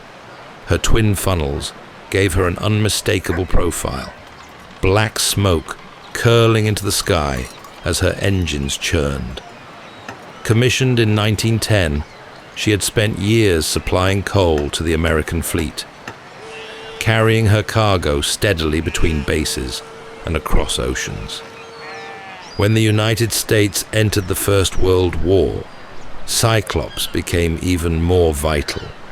Her holds filled with fuel for warships and with ores needed for armaments. By early 1918, the war in Europe raged on, though far from American shores. Cyclops had been serving in the South Atlantic, bringing manganese ore from Brazil to the United States, a key ingredient for hardening steel. Her decks were busy with sailors in navy blues, engines echoing deep in her hull, the rhythm of machinery pulsing day and night. She was not built for glamour or speed, but for strength. She was the Navy's dependable workhorse. When she docked in Rio de Janeiro that February, she was already heavy with manganese. From there, she began her homeward journey, stopping first at Barbados to take on coal and provisions. For a brief moment, the ship and her crew were anchored in sunlight, a welcome pause before the long passage north. Locals in Bridgetown saw her lying in the harbor, vast against the shore, her crew mingling on deck or stepping briefly onto land. She took in hundreds of tons of coal, stocked her galleys, and prepared for the next stage of her voyage. On the morning of the 4th of March, she set out once more, her prow turning northward. The sea lane between Barbados and Baltimore was well traveled. Other ships made the same journey every week, their routes recorded in logs and shipping news. Cyclops should have been no different. She was a collier under naval command, her course steady, her pace unremarkable. Yet after leaving port, no one saw her again. Days passed. Families in Maryland prepared for reunions, watching the calendar as the expected date of arrival drew near. At first, there was little concern. Ships could be delayed by weather or mechanical trouble. But as days turned into a week, with no telegrams, no sightings, unease began to spread. Soon it became clear that something had gone wrong. The Navy waited for a distress call that never came. Other ships scanned the horizon for smoke or drifting wreckage, but found nothing. The absence was total. Not a single splinter of wood, no lifeboat, no life jacket ever surfaced. Newspapers reported the loss with growing alarm. 309 people had been aboard, sailors, officers, and a scattering of civilians. And every one of them had disappeared along with the ship. In Baltimore, telegrams arrived at family homes, each message short and devastating. Cyclops missing, presumed lost. The Navy opened an inquiry, gathering statements from officers who had seen her last in Barbados, studying her cargo lists and charts. No conclusion could be drawn. The Atlantic had simply taken her, leaving no explanation. For the families, there was no closure, only the ache of absence. For the Navy, the loss stood as the greatest non-combat disaster in its history, a ship and crew swallowed without a trace. Over the years, the Cyclops became a name spoken with a shiver, her fate a story retold over and again as a steel giant that had simply slipped beneath the horizon, never to be seen again. The airfield at Fort Lauderdale buzzed with routine on December 5th, 1945. The war had ended just months before, and the United States Navy was shifting into peacetime training. Rows of Grumman Avenger bombers sat on the tarmac, their broad wings folded up like great seabirds. Painted in dark blue, each machine was powerful and dependable, designed for long-range patrols and torpedo runs. They had proven themselves in combat across the Pacific. Now, on this calm winter day, they were lined up for practice runs over the Atlantic. 5 of these aircraft would form the training mission known as Flight 19. At their head was Lieutenant Charles Taylor, a veteran pilot who had seen years of service in the war. Behind him were younger men, many fresh from training schools, eager but still learning. 14 crewmen prepared to board. They checked their gear, strapped on their life vests, and climbed into the cramped interiors of their planes. Ground crews moved between them, securing panels, fueling tanks, and making last adjustments to engines that roared to life one after another. The plan was straightforward. Flight 19 would take off, fly east over the ocean for a set distance, then turn north, and finally return westward to base. It was a standard triangular course, one designed to sharpen navigation and coordination. For those on the ground, the mission was unremarkable. Just another group of trainees practicing over the open sea. The Avengers lifted into the sky shortly after 2 in the afternoon, their engines thrumming over the coast before fading into the distance. At first, all seemed well. Radio messages came back confirming their course. The weather was mild, with scattered clouds and moderate seas below. Nothing suggested what was to come. Hours later, however, the first signs of trouble reached the base. Radio operators heard Lieutenant Taylor's voice reporting compass difficulties. Bearings did not make sense, positions seemed uncertain, and the formation had begun to drift off its planned route. Other messages followed, filled with confusion. Some suggested they were over the Florida Keys.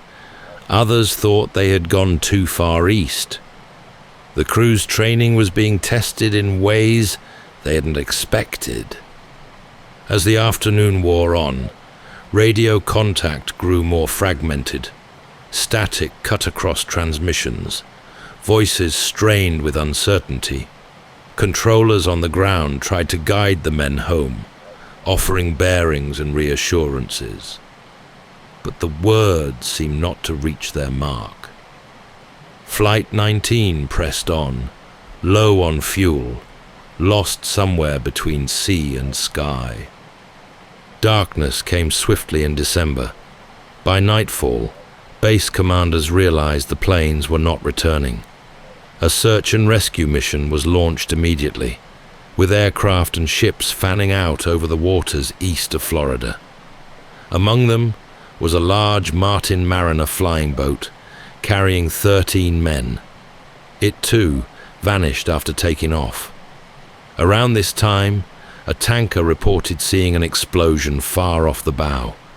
For days, hundreds of vessels and aircraft combed the waters. The search was among the largest ever mounted in peacetime, yet no wreckage of the Avengers was found. The search returned empty-handed. Only the waves rolled on, indifferent to the loss. 14 men from Flight 19 and 13 more from the rescue plane were gone. The official report described the incident as cause unknown. Families of the crew were left with telegrams of sympathy and the enduring ache of uncertainty. What began as a simple training flight had ended as one of the most baffling disappearances in naval aviation. In the years following the war, the skies over the Atlantic grew busier than ever. Civilian airliners, sleek and promising, carried passengers between Britain, Bermuda, and the Americas. These were the early days of long-haul commercial flying, when routes still felt adventurous and the ocean stretched beneath like an endless, restless plain. Crews were trained, engines inspected, and each flight carried with it the optimism of a new era. Yet the ocean, vast and inscrutable, was not always forgiving.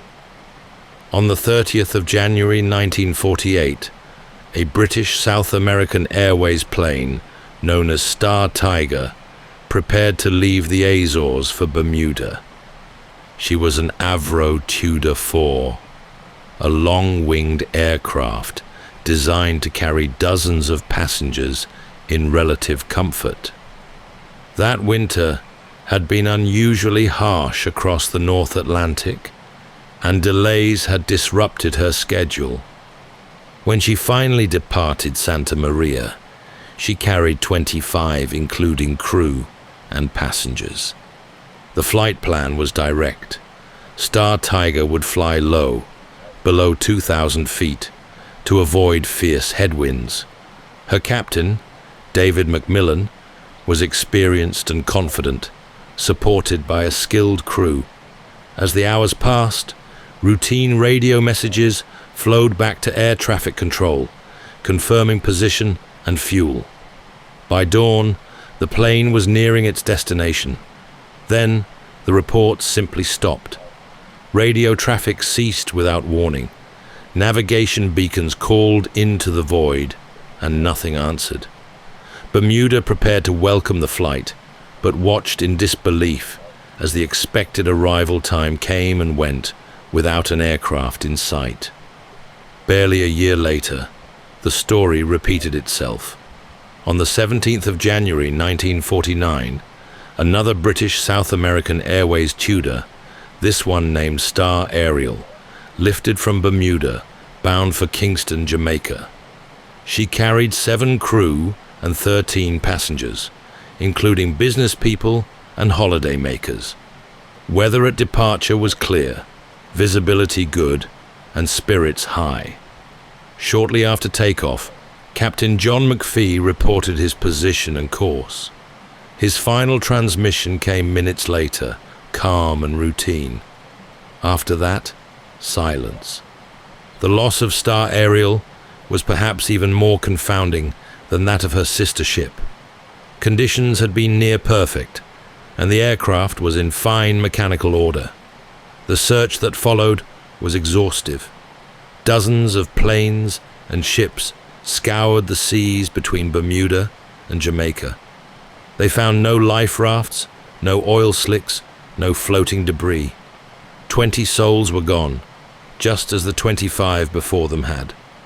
In London, the disappearances drew grim attention. British South American Airways had now lost 2 of its aircraft in similar circumstances, en routes through the same region of ocean.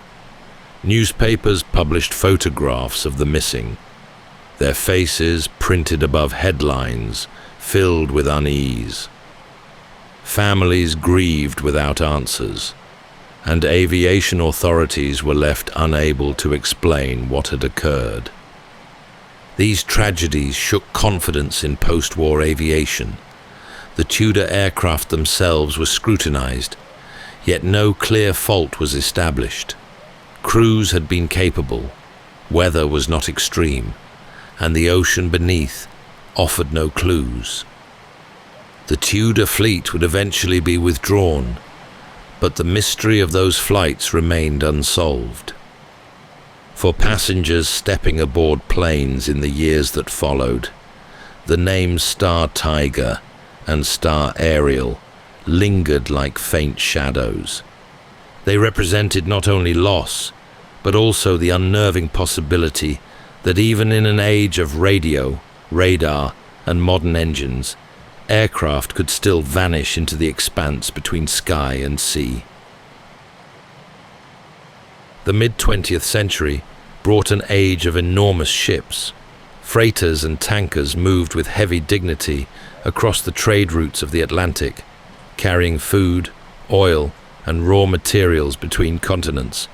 They were the arteries of global commerce, built strong to withstand weather and long months at sea. Their decks stretched for hundreds of feet. Their cargo holds vast caverns of steel.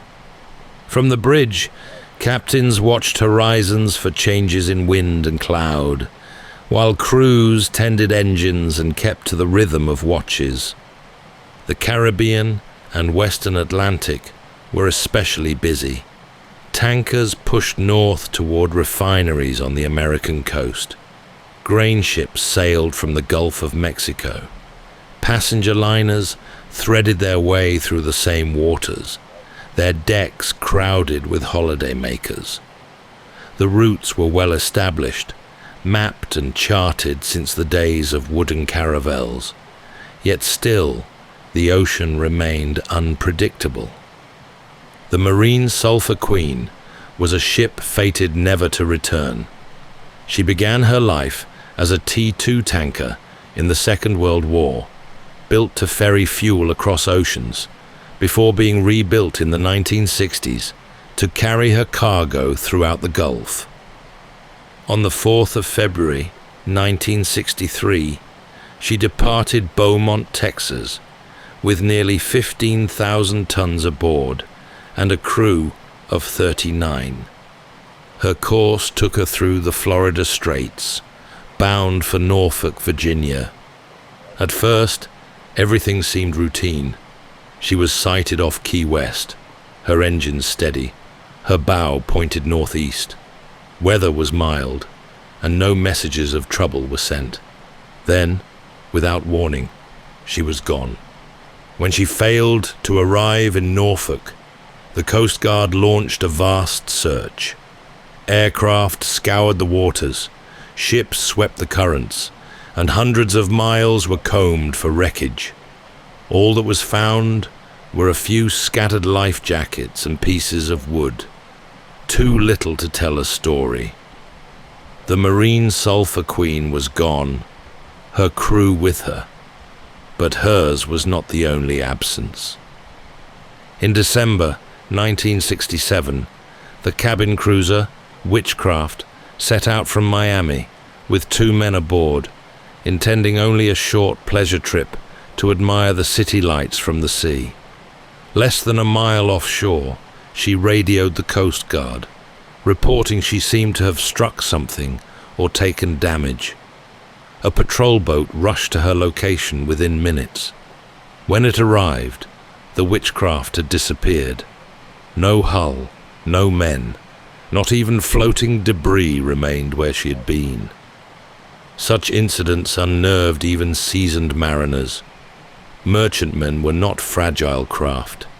They were built of steel, powered by strong engines, their crews trained in drills and safety routines. For them to vanish so suddenly, leaving behind no evidence, was a blow to confidence in the very systems of modern seafaring. Families waited for word that never came, ports prepared for arrivals that never appeared. The merchant marine kept sailing, of course. Trade did not stop, but among captains and crews, tales circulated of tankers and freighters that had slipped away into absence. By the 1950s, writers and journalists began to gather scattered tales of loss and present them as part of a single mystery. What had once been scattered incidents became linked in the public imagination, stories drawn together and woven into an ominous pattern. An article in the Miami Herald first suggested a connection. It was a short piece, more observation than theory, yet it struck a chord. The writer noted that ships and planes had vanished in the waters of the Triangle. Readers who knew the region began to recall their own stories of mishap or near disaster, and the idea of a zone of danger began to take form. The notion was fueled further in 1952, when a feature in Fate magazine laid out a series of disappearances with dramatic flair. The writer, George Sand, framed the events as part of a mystery not yet explained. His words reached an audience hungry for both post-war adventure and unexplained phenomena. By the time his article had circulated, the seeds of the Bermuda Triangle legend had been planted. Through the 1960s and 70s, books carried the idea far beyond Florida. Authors like Vincent Gaddis and Charles Berlitz published bestsellers filled with accounts of ships and planes lost without explanation. Maps with neat triangular borders appeared on dust jackets and in magazines, inviting readers to imagine a cursed zone of sea. Berlitz's book, The Bermuda Triangle, released in 1974, sold millions of copies worldwide.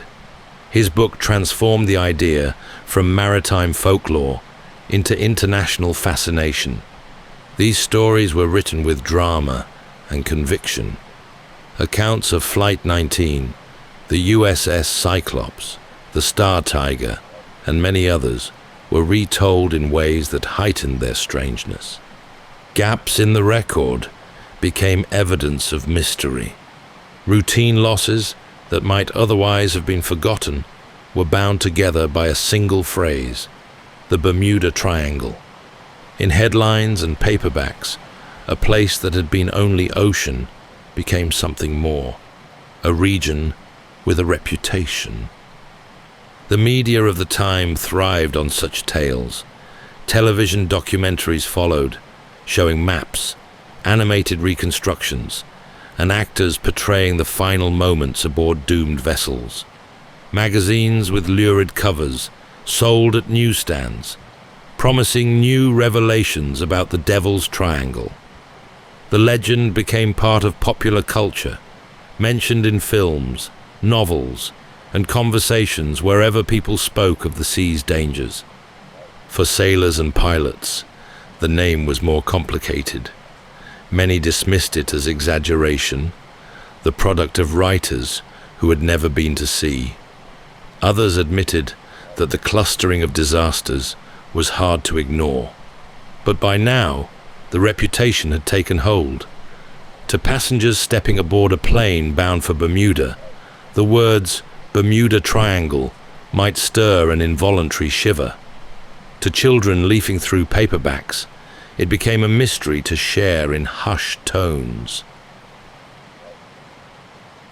For centuries, the ocean has held power to astonish, but those who lived by it knew that danger often came from natural forces rather than the supernatural. When the Bermuda Triangle became a household phrase, scientists and mariners looked first to the sea itself for explanations.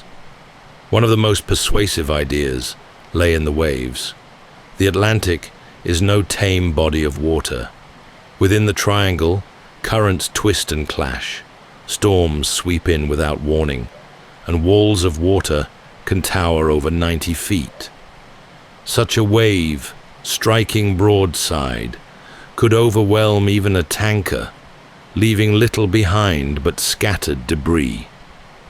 For sailors, the sea has never needed mystery to be deadly. The seabed beneath these waters adds another layer of risk. Along the continental shelf, the floor drops sharply into trenches thousands of feet deep. Wreckage that sinks here may never be found, swallowed in mud and pressure. Some scientists have even suggested that frozen methane hydrates within the seabed might suddenly release, sending up vast bubbles of gas that could reduce the buoyancy of water. A ship caught above might lose stability and founder before its crew could respond. While unproven, the idea reminds us that the seabed itself is restless, shifting, and unstable. Weather is another constant companion in these latitudes. The triangle sits where warm air from the tropics collides with cooler systems drifting down from the north. Thunderstorms can appear in minutes, lashing rain across decks and blinding pilots in cloud. Hurricanes, born in the equatorial Atlantic, often carve their first path through these very waters, tearing apart ships with winds and waves of colossal force. Even without a named storm, sudden squalls could catch a vessel off guard. The sea is treacherous, but the sky above it carries its own hazards. Pilots flying over the triangle knew that compasses could be unreliable here. The region is one of the few places on Earth where true north and magnetic north roughly align, a quirk that can confuse instruments and in earlier decades lead navigators off course. Clouds build quickly, masking the horizon. At night, without clear stars to guide by, disorientation comes easily. During the mid-20th century, when radio systems were less reliable and radar was still developing, such challenges could prove fatal. A pilot distracted by a flickering compass or struggling against unexpected headwinds might drift far from his intended path. Low fuel, poor visibility, and mechanical strain could combine until there was no chance of recovery. For aviators and seafarers, these were not abstract possibilities, but everyday realities. A mariner might recall a sudden squall that nearly capsized his vessel, or a pilot could describe turbulence so fierce it sent engines into strain. The fact that most survived did not erase the truth. The same conditions that merely tested one crew could overwhelm another. Seen this way, the triangle's reputation could be explained not by hidden forces, but by a concentration of natural perils. Strong currents, shifting weather, treacherous skies, each could tip a routine voyage into disaster. To those who sought reason, the wonder wasn't that ships and planes were lost here, but that so many passed through safely. Even as scientists pointed to storms, waves, and human error, the public imagination reached for explanations far more extraordinary. The Bermuda Triangle had, by the 1960s and 70s, become more than a place on a map. It was a stage on which some of the most extravagant ideas of the age were played out. One strand of speculation traced its roots back to Plato. In his dialogues, he described Atlantis, a civilization said to have perished beneath the waves in a single day and night of misfortune. Writers seized on the thought that the triangle might conceal its ruins. Perhaps, they suggested, some remnant of that lost city still pulsed with hidden energy, interfering with compasses and radios, pulling down ships and planes. Illustrations showed gleaming temples lying in the depths, beams of force rising from crystal towers. Readers were left to wonder if an ancient civilization had left behind technology beyond modern understanding. Others looked upward rather than downward. The age of space travel and science fiction was in full swing, and with it came the notion of visitors from beyond Earth. To those who embraced this vision, the missing ships and planes were not accidents at all, but abductions. Some imagined that crews had been taken aboard alien craft, their vessels dragged into the sky as specimens for study. Paperbacks depicted glowing discs hovering above aircraft, rays of light pulling them into darkness. A still more unusual suggestion was that the region contained rifts in time itself. Writers spoke of planes and ships slipping through invisible doors, never to return. Stories circulated of crews emerging in other eras, bewildered by surroundings centuries removed from their own. Though such tales belonged more to the realm of fantasy than evidence, they were repeated often enough to lodge in memory. These ideas gained traction, not only because they were dramatic, but because they matched the spirit of the era. The decades after the war were alive with curiosity about the unknown. Space exploration, the Cold War, and the rise of popular science fiction made audiences receptive to speculation that stretched far beyond the ordinary. The Bermuda Triangle provided the perfect canvas, vast, mysterious, and already associated with loss. Magazines sold quickly, with covers promising revelations about alien bases or ancient power sources. Television documentaries lingered on stories of time warps, dramatizing them with shadowy reconstructions. Even serious libraries found their shelves filled with colorful volumes describing the triangle as a gateway to other worlds. For those who preferred wonder to reason, the theories were irresistible. Yet even as they stretched credibility, these stories added to the triangle's endurance in popular culture. Children grew up reading them, travelers whispered them on long flights, and sailors joked about them while scanning the horizon. Atlantis, aliens, and time warps might not have persuaded scientists, but they gave the legend of the Bermuda Triangle its most extravagant and enduring color. As the reputation of the Bermuda Triangle spread through paperbacks and television specials, researchers began to take a closer look at the facts behind the stories. They did not set out to dazzle or frighten, but to sift records, examine logs, and ask a simple question: was this region truly more dangerous than any other part of the sea?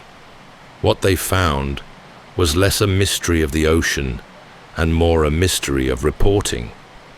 Many of the so-called vanishings had been exaggerated. Some vessels reported as lost later turned up damaged but afloat, or were discovered to have gone down in storms well documented at the time. Flights said to have disappeared in perfect weather were found on closer inspection to have departed in poor conditions. Insurance companies, whose livelihood depended on assessing risk, quietly published statistics. Their records showed that the number of losses in the Triangle was no higher than in any other heavily trafficked region. Ships and planes had always been vulnerable to storms, equipment failure, and human error. To the actuaries, the sea between Florida, Bermuda, and Puerto Rico was busy, but not cursed. The U.S. Coast Guard echoed the same conclusion. In official statements, it described the waters as no more treacherous than others of similar size. Files were kept on incidents, but there was no evidence of forces beyond the natural. When sailors asked, officials spoke plainly. The ocean is wide, the weather fierce, and navigational mistakes are costly. That is all. Investigators also found that popular writers had sometimes distorted timelines to create patterns. Incidents separated by decades were grouped together to suggest clusters. In some cases, ships that had been declared lost had in fact sent distress calls, giving clear indications of storms or mechanical breakdowns. But these details rarely made it into the most dramatic accounts. Simplicity served the story better than accuracy. Scientists studying navigation pointed out that compasses in the region behaved normally except for one unusual feature. The area lies near a point where true north and magnetic north roughly coincide. While this could confuse inexperienced navigators in earlier decades, it was no supernatural anomaly, simply a quirk of geography.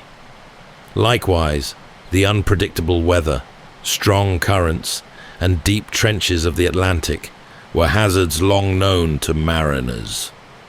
For skeptics, the Bermuda Triangle was a lesson in how stories grow. A handful of disappearances, tragic but explainable, had been retold in ways that magnified their mystery. Each retelling left out the mundane, emphasized the strange, and built a sense of pattern where none truly existed. The triangle was less a danger of the ocean than a creation of the human imagination, fed by repetition and embellishment. And yet, skeptics found that reason alone rarely swept away belief. The allure of the unknown proved stronger than charts or statistics. Even as reports explained storms, squalls, and human error, readers continued to buy books that spoke of aliens and lost cities. The triangle remained a place where the rational and the wondrous collided. In the end, researchers concluded that the Bermuda Triangle was not exceptional in its hazards. What made it exceptional was the story told about it, a tale repeated so often that it came to feel inevitable, as though the ocean itself had chosen to keep its secrets. Legends don't persist because they are proven. Rather, it's because they speak to something deep within us. The Bermuda Triangle has held the imagination for more than half a century, long after researchers declared its mysteries overstated. Its endurance lies not in statistics or charts, but in the way the human mind responds to the vastness of the unknown. For sailors, the name still carries a certain weight. A mariner setting course through the Straits of Florida may smile at the thought of the triangle, but the story lingers all the same. Pilots, too, glance at their instruments a little more carefully when flying above the region. The legend has become part of the landscape, an invisible feature as real in thought as any reef or current. In popular culture, the triangle lives on with remarkable persistence. Films, novels, and television programs continue to use it as a setting where the ordinary dissolves into the extraordinary. Children read of planes that vanished into cloud, or ships that sailed never to return, and the sense of awe is renewed for another generation. The legend survives because it offers both fear and wonder, a reminder that despite all we have mapped and measured, the sea retains a mystery of its own. For families who lost loved ones, of course, the triangle is not a story, but a grief.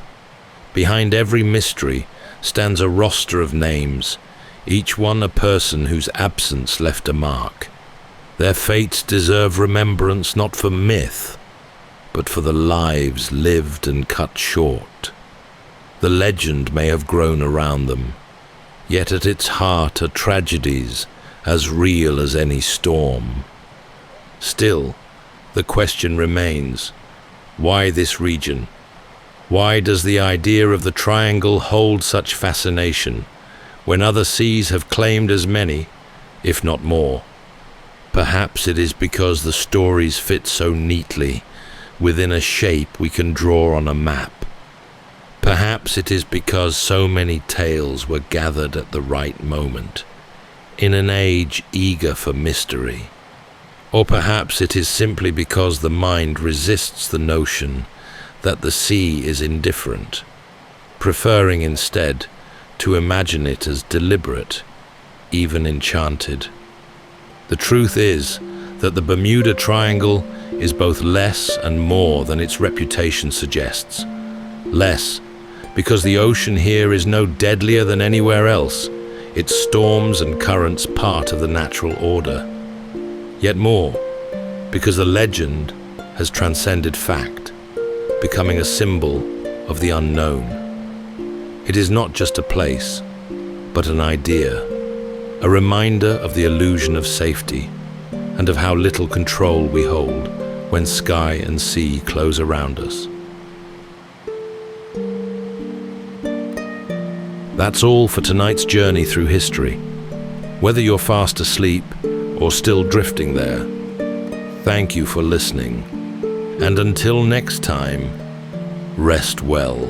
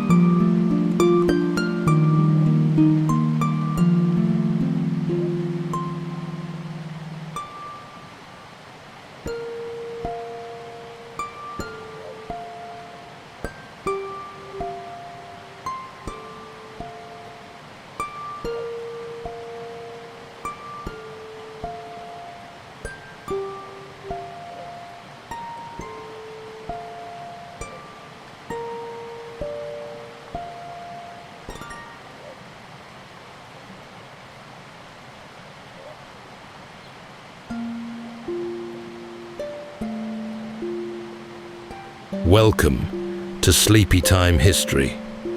True stories from the pages of history for a full night's rest. If this is your first time listening, let us know where you're tuning in from. And if you like what you hear, please consider subscribing or rating us on your preferred podcast app. You can also help us choose an upcoming feature by voting in our Spotify poll. Thank you for your support. It helps us immensely. All right, it's time to settle in, relax, and take a wander through the pages of history and storytelling. Tonight, we're going to be exploring the legendary Bermuda Triangle, an enigmatic expanse of ocean where objective fact and maritime law are inextricably woven together like the very currents threading the Atlantic. Stretching roughly between Miami, Puerto Rico, and Bermuda, this ocean corridor has lured both sailors and storytellers into its inescapable grasp. Early European mariners feared the reefs around Bermuda, calling it the Isle of Devils, as storms and shipwrecks struck with unnerving regularity. Even Christopher Columbus wrote of unexplained phenomena and navigational instruments behaving in peculiar ways. During this era of exploration, the Bermuda Triangle was a navigational gauntlet. Crews would awaken trapped in tangled rafts of seaweed that stretched beyond the horizon. Others found themselves stranded for weeks in stretches of dead calm, where sails hung motionless in a sea of glass. By the 18th century, rumors spread of drifting ships with no crew aboard, prepared meals laid on tables, and logbooks that ended mid-sentence. Centuries later, squadrons of aircraft and mighty American naval vessels would vanish from radar screens. Was it bad luck, hidden shoals, human error, or was it something else entirely? Theories abound, but whatever the truth, the Bermuda Triangle continues to hold sway in our collective imagination. Tonight, as we drift into sleep, we'll explore the vast expanse of these storied waters, recalling the experiences of those left bewildered and the final voyages of so many who never returned at all. So settle in, take a deep breath, and let's venture into part 1 of this 2-part series on the Bermuda Triangle.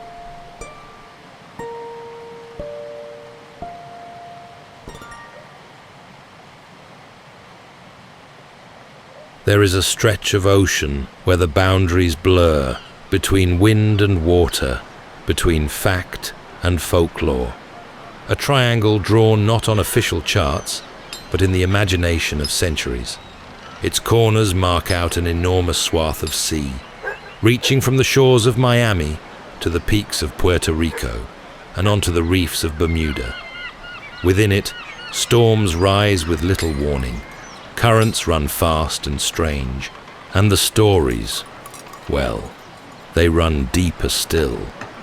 This part of the Atlantic lies at a crossroads of nature. To the west, the warm waters of the Gulf Stream surge northward like a great hidden river. It moves faster than most expect, sweeping vessels off course and tugging at anything adrift. Beneath the surface lie submerged banks and shoals, some mapped, many not, their sharp ridges waiting just below the waves. The sea here is not empty. It is layered, restless, and endlessly shifting. Weather moves quickly across these latitudes. Trade winds from the east meet tropical warmth rising off the sea, and when they clash, tempests are born. A sky that begins the day clear can end it dark with cloud, lightning flashing in sudden bursts. The hurricanes that form to the south often pass through this corridor, their paths sweeping across the triangle in long, deadly arcs. To those who made their living from the sea, this place soon became known for moods that changed faster than a sail could be hauled in. From the earliest days of exploration, ships passed through these waters by the hundreds. Some returned with spices, lumber, and stories of far-off lands. Others were never seen again. Their names lived on only in ledgers marked "Lost at Sea," or in family memories stretched thin over time. No wreckage, no survivors, just a departure, and then nothing. Over the centuries, mariners began to speak in hushed tones of this corner of the ocean. Tales passed from deck to dock and back again. Some of these stories were likely exaggerations. Others were misreadings of the weather, of the sea's many tricks. But not all could be explained away. The name Bermuda Triangle would not come until much later, but the sense of the place, its strangeness, its reputation, was already taking shape. There is something in the pattern of disappearances that unsettled even the most seasoned sailors. They had all seen storms, all faced hard seas. But here, something felt different. It wasn't just the danger.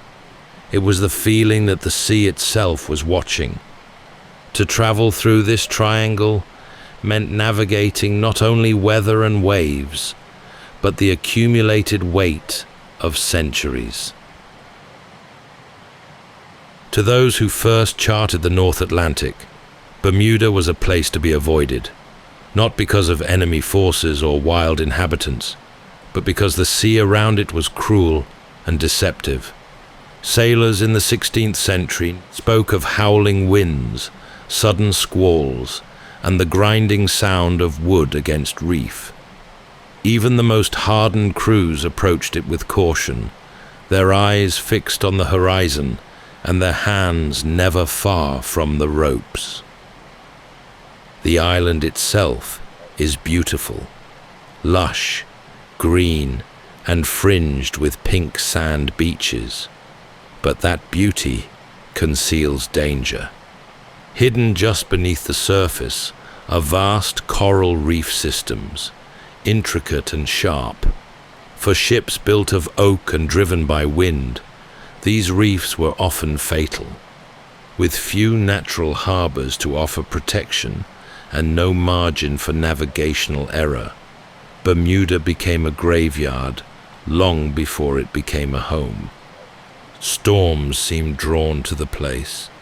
Sailors reported that clouds gathered quickly above the island, even on days when the surrounding sea remained calm. Lightning flashed across the sky with little warning, and thunder rolled across the waves like a drumbeat of the deep. Vessels found themselves battered against rock before they even saw land. Some never saw it at all. In 1505, the Spanish navigator Juan de Bermudez passed by the island, lending it his name, but he made no attempt to land. Portuguese and Spanish sailors alike avoided it.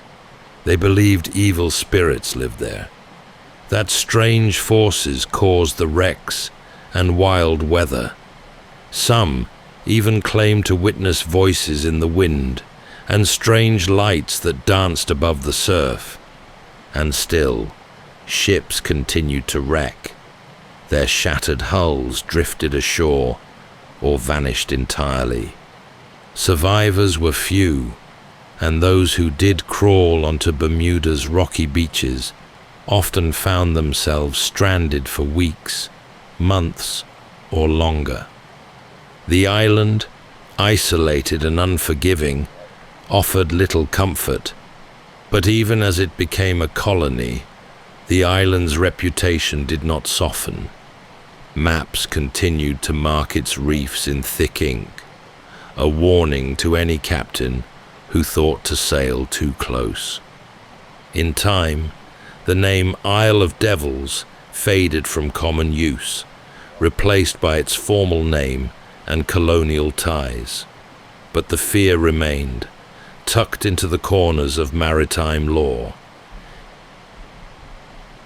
In the final months of 1492, 3 ships edged westward into waters that no European vessel had dared to cross. The Nina, the Pinta, and the Santa Maria pushed deeper into the Atlantic, bound by hope and ambition, and led by a navigator with an unshakable belief in a western passage to Asia. They sailed into the unknown, and eventually into the mouth of the Bermuda Triangle. At the helm of the flagship, Columbus kept detailed notes. His journal, copied and translated many times over the centuries, records the everyday grind of sea life, changes in wind, sightings of birds, and the shifting patterns of ocean currents. But between the practical entries lie observations that have puzzled historians and fed storytellers for generations. Somewhere near the edge of the Sargasso Sea, the admiral began to notice strange behavior from his navigational instruments. The magnetic compass, the most trusted tool aboard, no longer pointed due north. At first, it was subtle, a few degrees adrift. Then, more pronounced. He did not share this with the crew. Tensions were already running high, and superstition thrived at sea.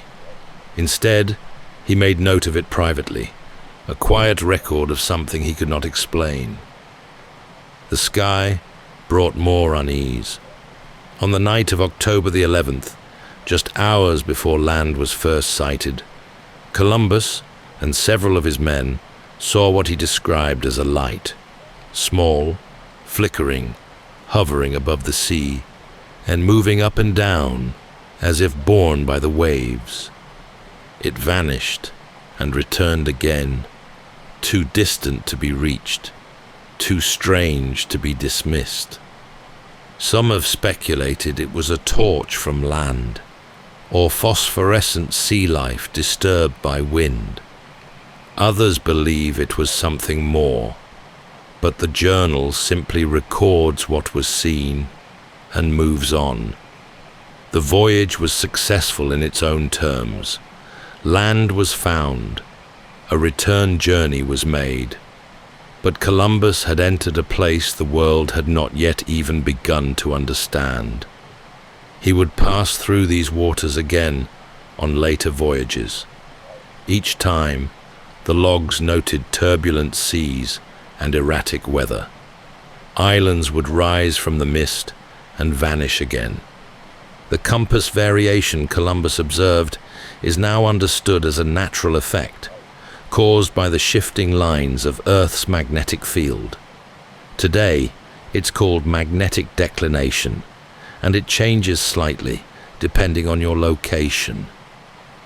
But to a man with a wooden ship, a creaking mast, and a mutinous crew, it must have felt like the very laws of nature were fraying. What Columbus recorded was not a myth, it was a moment, and like so many moments in this region, it defied easy explanation. There is a place in the Atlantic where the sea gathers itself into stillness. No river feeds it, no shoreline contains it, and yet it exists, broad, unmoving, and curiously empty. The Sargasso Sea, named for the mats of golden-brown seaweed that drift across its surface. It sits at the heart of the Bermuda Triangle, like a pool untouched by time. Unlike other seas, the Sargasso is defined not by land, but by currents.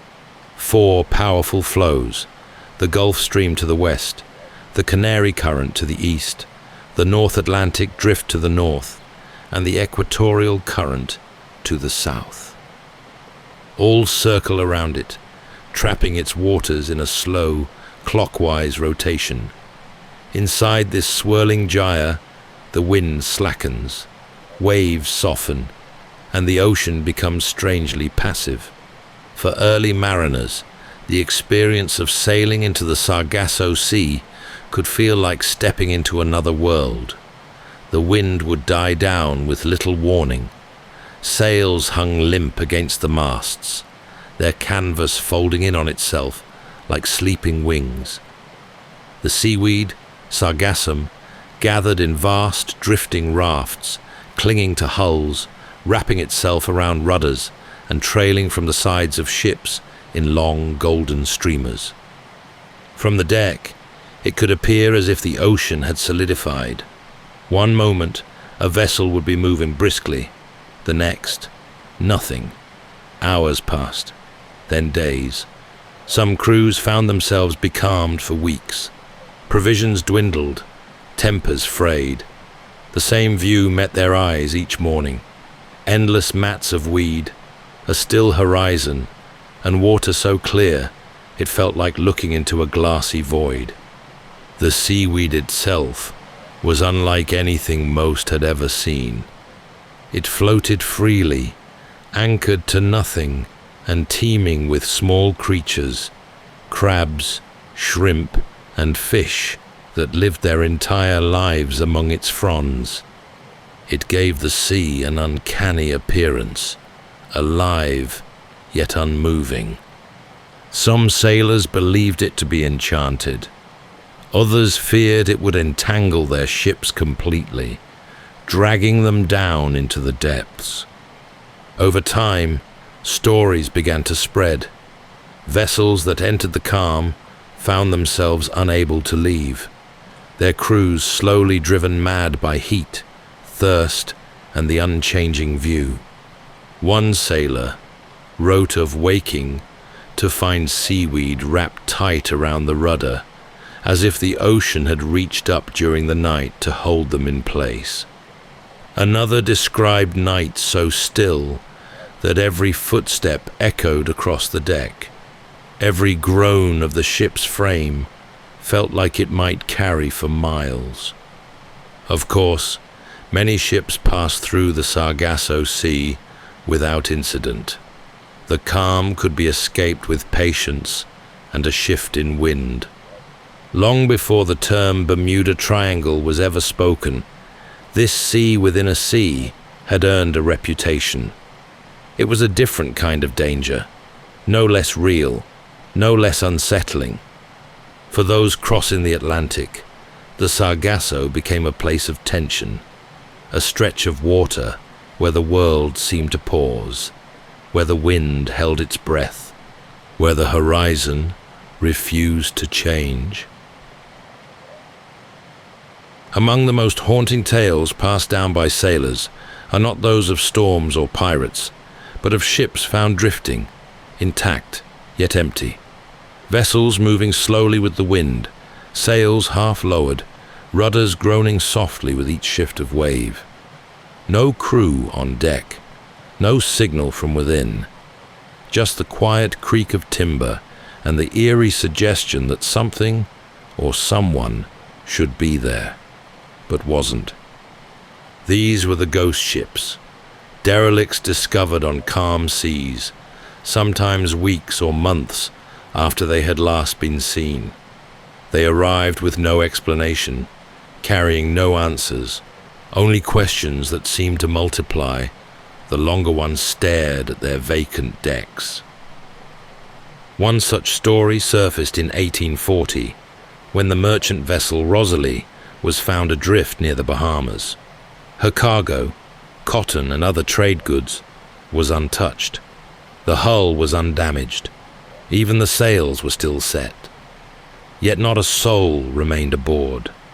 No signs of struggle, no clues in the logbook. The ship was in perfect order, as if her crew had simply walked away mid-journey. Another vessel, the Carroll A. Deering, ran aground on Diamond Shoals in 1921, her sails still up and the galley freshly prepared for a meal. Her lifeboats were missing, but everything else remained. Charts still lay on the navigation table. Coffee sat cooling on the stove. Yet no trace of the crew was ever found. Their disappearance remains unexplained. Stories like these were passed quickly from port to port, often changing slightly with each telling. A ship becomes older, stranger. The details blur, but the core remains the same. A vessel left to drift, abandoned without reason. For those at sea, it was the most unnerving possibility of all. A storm could be fought. A fire might be extinguished. But this was vanishing. And still, the sightings came, Sailors told of approaching ships under full sail, only to find them unmanned. No response to hails, no movement on deck. Sometimes the name had been scraped from the hull, or the flag hung in tatters.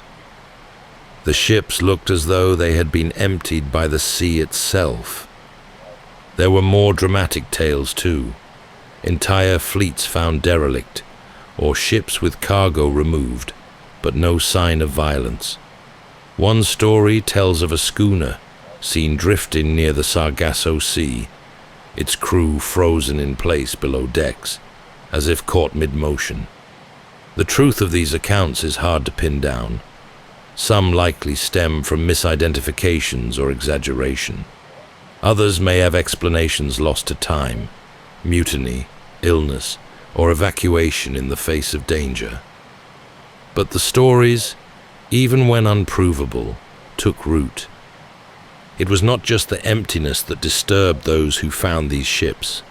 It was the orderliness, the rope neatly coiled, the sails properly tied, meals half-eaten, belongings still in place.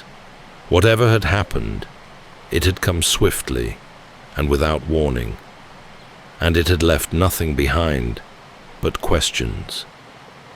These derelict ships deepened the lore of the Bermuda Triangle. While not all were found within its bounds, many were discovered in its outer edges, in waters where strange weather, shifting currents, and unpredictable winds made navigation difficult and rescue unlikely. Over time, the term ghost ship became less about the supernatural and more about the unexplained, a category for things that slipped out of reach, evidence of a moment where the chain of events snapped, leaving only an echo drifting on the tide. For those who sailed through the Triangle, these stories became part of the journey. A warning passed down in murmurs and glances. A ship could be lost in a storm, but worse, perhaps, was a ship found again, with no one left aboard to tell the tale. The sea has always made room for superstition. When the sky darkens without warning, or the wind shifts for no reason, a sailor looks first to the clouds, and then to the things beyond understanding. For centuries, fears around the Bermuda Triangle passed from one watch to the next, woven into routines and whispered across decks beneath unfamiliar stars. Among the earliest of these was the belief that the sea itself could think, that it had moods, tempers, and intentions.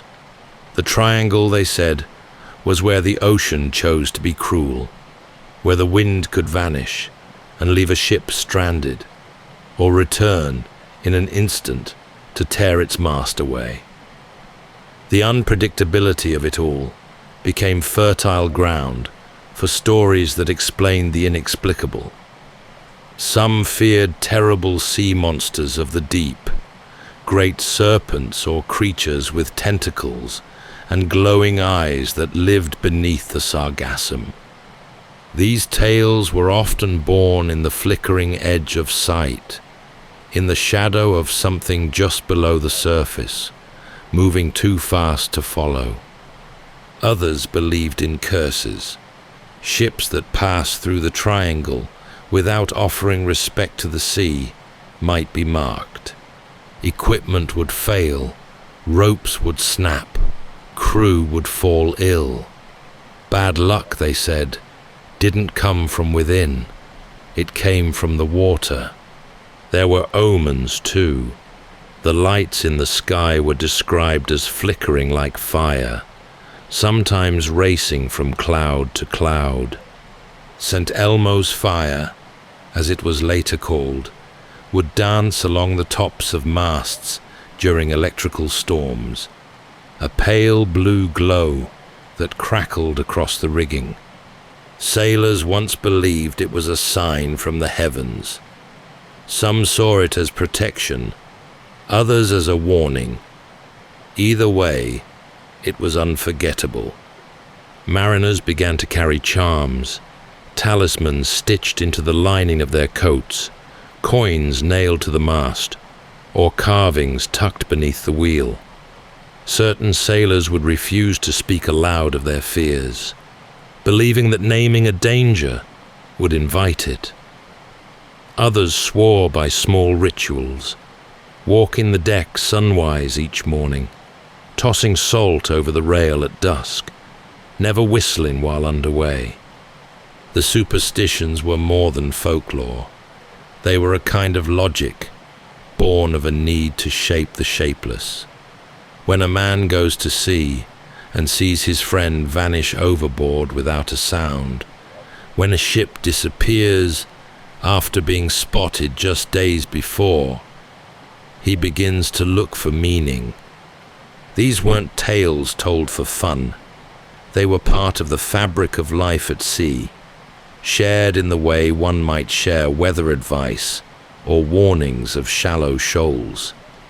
The belief that something larger and stranger governed these waters helped some sailors stay sane. It gave them a shape to the fear, a reason why. In the summer of 1609, a fleet of English ships set sail for the struggling new colony of Jamestown in Virginia. They carried settlers, supplies, and the heavy weight of hope.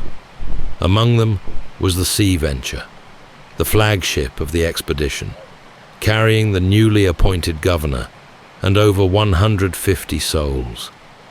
The voyage was meant to secure the survival of the American colony, but the ocean had other plans. As the fleet crossed into the Atlantic, it was caught in a hurricane. One by one, the vessels scattered, each struggling to survive.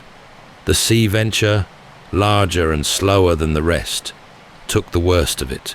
Waves crashed over her deck. The hull began to leak. For 4 days, the crew bailed water, the timbers groaning with each roll. When it became clear the ship would not last, the captain steered her toward the strange island that had just appeared through the rain. He ran the vessel directly onto the reef, close enough that survivors could reach land. Remarkably, all of them did. Wet, battered, and uncertain of where they had arrived, the castaways stumbled ashore onto Bermuda, a place feared for decades by sailors and still uninhabited by any permanent settlement. For months, they lived on the island. They built shelter from the wreck, hunted wild pigs, and gathered food from the dense interior. Fresh water was abundant. Timber, too. They discovered that Bermuda, though feared as the Isle of Devils by earlier sailors, was not cursed. It was survivable, even generous if treated with care. The survivors of the Sea Venture would eventually build 2 new ships from local wood and parts of the wreck. 10 months after their unplanned arrival, they continued on to Jamestown, where their tale of endurance astonished those who heard it. It was one of the first documented cases of colonization born from shipwreck. After that, the English claimed Bermuda. A permanent settlement was established, and the island became both a naval asset and a stopover for trade. But its image never fully softened. The danger that had brought the Sea Venture to its shores remained present. And not all who were drawn there came by accident. Salvagers, adventurers, and opportunists followed the tales of wrecks. There was value in the bones of ships, copper nails, iron fittings, barrels, and cargo. These early wrecks became part of the island's economy, just as the winds and waves had become part of its identity. Even as Bermuda grew, it remained on the edge of things. Its position, far from other major ports, meant that much of what happened at sea nearby was never witnessed, only inferred. A ship would sail from the West Indies and fail to arrive in Europe. Somewhere, perhaps, it had passed Bermuda. Perhaps not. No one could say for sure. This vagueness, this unknowability, settled over the region like a mist. The island stood in the middle of it, no longer the Isle of Devils, but never entirely rid of that shadow. Sailors still spoke of the reefs in the same breath as they spoke of storms and disappearances. And while the survivors of the sea venture had found refuge, many others would not. Bermuda, now home to thousands, had once been feared as a place of wreckage and ruin, and even as its beaches filled with houses and harbors, the ocean around it remained as unpredictable as ever. The same reef still waited beneath the waves. The same currents swirled unseen. It was no longer just an island. It was part of the legend. By the dawn of the 18th century, the Atlantic had become a web of trade routes, stitched together by sails and ambition. Ships moved in steady patterns between the continents, carrying sugar, cotton, rum, and lumber. The sea was no longer unknown. It had been mapped, charted, and named. And yet, even with all this knowledge, it remained deeply unforgiving. For every ship that arrived safely in London or Lisbon, another would vanish between ports. The crossing from the Caribbean to Europe was especially perilous. Captains knew the risk, but goods had to move, so they sailed. Some losses could be explained. An eyewitness account, wreckage washed ashore, a survivor brought in by another ship, but many were simply gone. Nothing arrived, no sign of the vessel, no floating debris, just silence, followed eventually by the cold declaration, presumed lost at sea. A ship like the Glorioso, which in 1747 fought off multiple British attacks before vanishing near the Azores, or the HMS Atalanta, which disappeared in the late 1800s with nearly 300 men on board. Such cases were not isolated. They were part of a long, steady pattern. Navigation had improved, but not enough. Compasses still behaved unpredictably in some places. Currents dragged ships hundreds of miles off course. Without modern communication, there was no way to know where a ship had strayed until it failed to arrive. A vessel could be blown hundreds of miles by a storm and never recover its bearings. This was the age of sail, when a voyage could last months and return nothing but rumor. In the harbors of Charleston, Havana, or Bridgetown, sailors exchanged news of ships long overdue. Some believed they had run aground on uncharted shoals. Others suspected pirates. But always, there was a sense that certain waters had swallowed more than their share. Losses were noted in shipping ledgers, sometimes marked with a simple cross. Families waited for letters that never came. Owners waited for cargo that never landed. These were not tales spun for idle chatter in dim-lit taverns.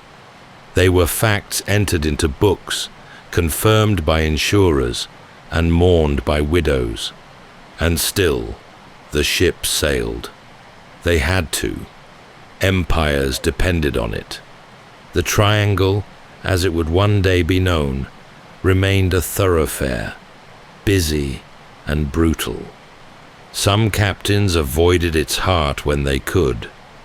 Others steered directly through it, confident in their seamanship.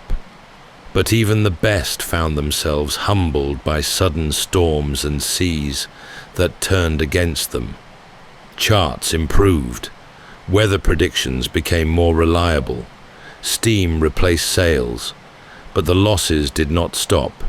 The ships were newer, the materials stronger, but the disappearances, though fewer, continued.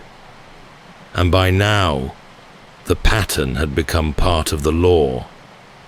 The age of exploration had brought wealth, knowledge, and empire, but it had also brought mystery, of vessels that vanished between one coast and another, of wrecks that left no survivors, of journeys that never reached their destination. The Bermuda region, with its shifting winds and hidden dangers, had claimed many of them.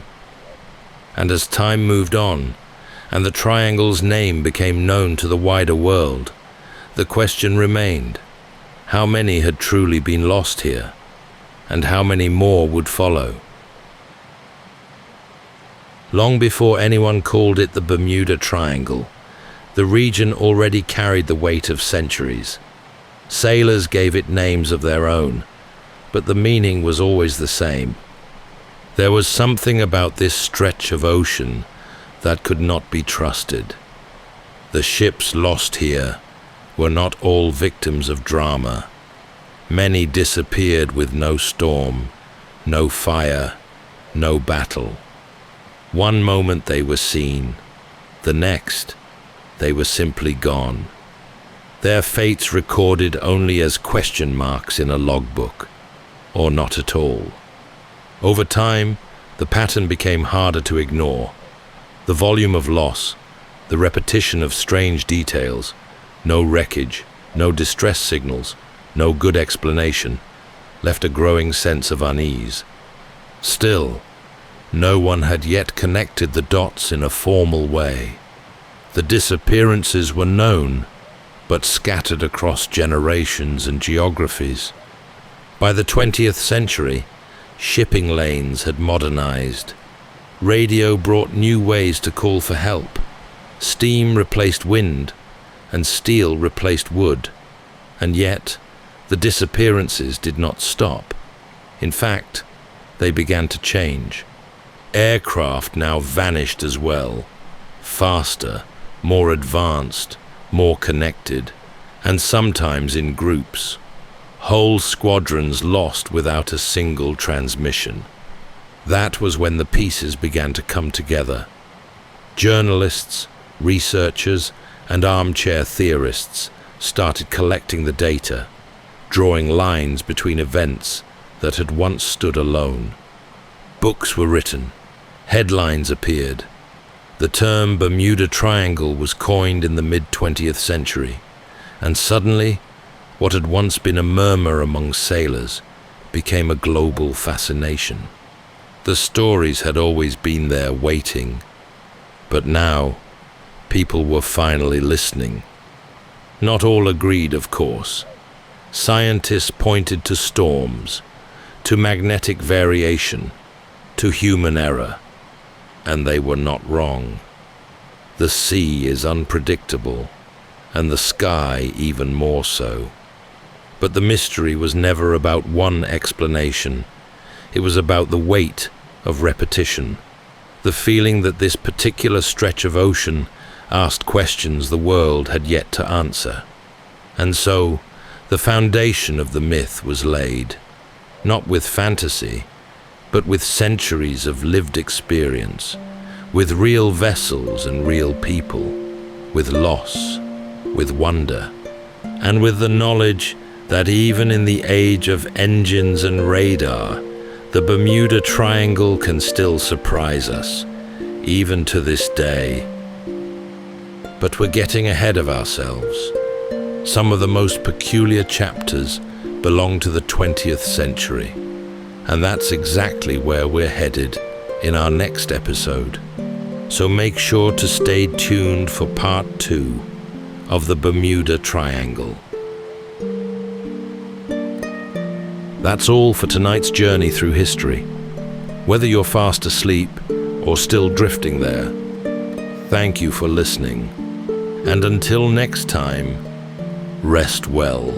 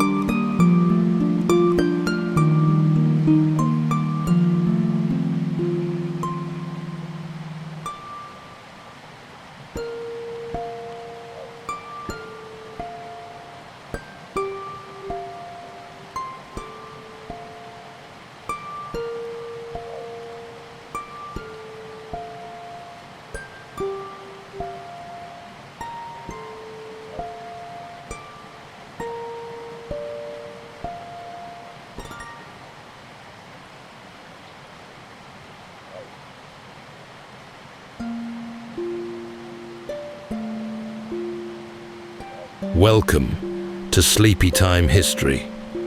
True stories from the pages of history for a full night's rest. If this is your first time listening, let us know where you're tuning in from. And if you like what you hear, please consider subscribing or rating us on your preferred podcast app. You can also help us choose an upcoming feature by voting in our Spotify poll. Thank you for your support. It helps us immensely. All right, it's time to settle in, relax, and take a wander through the pages of history and storytelling. Tonight, we're going to be exploring the remarkable true story of Billy the Kid, a notorious young gunslinger whose short run of jailbreaks, standoffs, and shootouts made him one of the most enduring legends of the Wild West. The year was 1877, and the New Mexico Territory was a land of vast skies and endless horizons. The scent of sagebrush hung thick in the air, and the dust kicked up by cattle drives mingled with the melancholy peal of mission bells. Into this world stepped Henry McCarty, better known as Billy the Kid.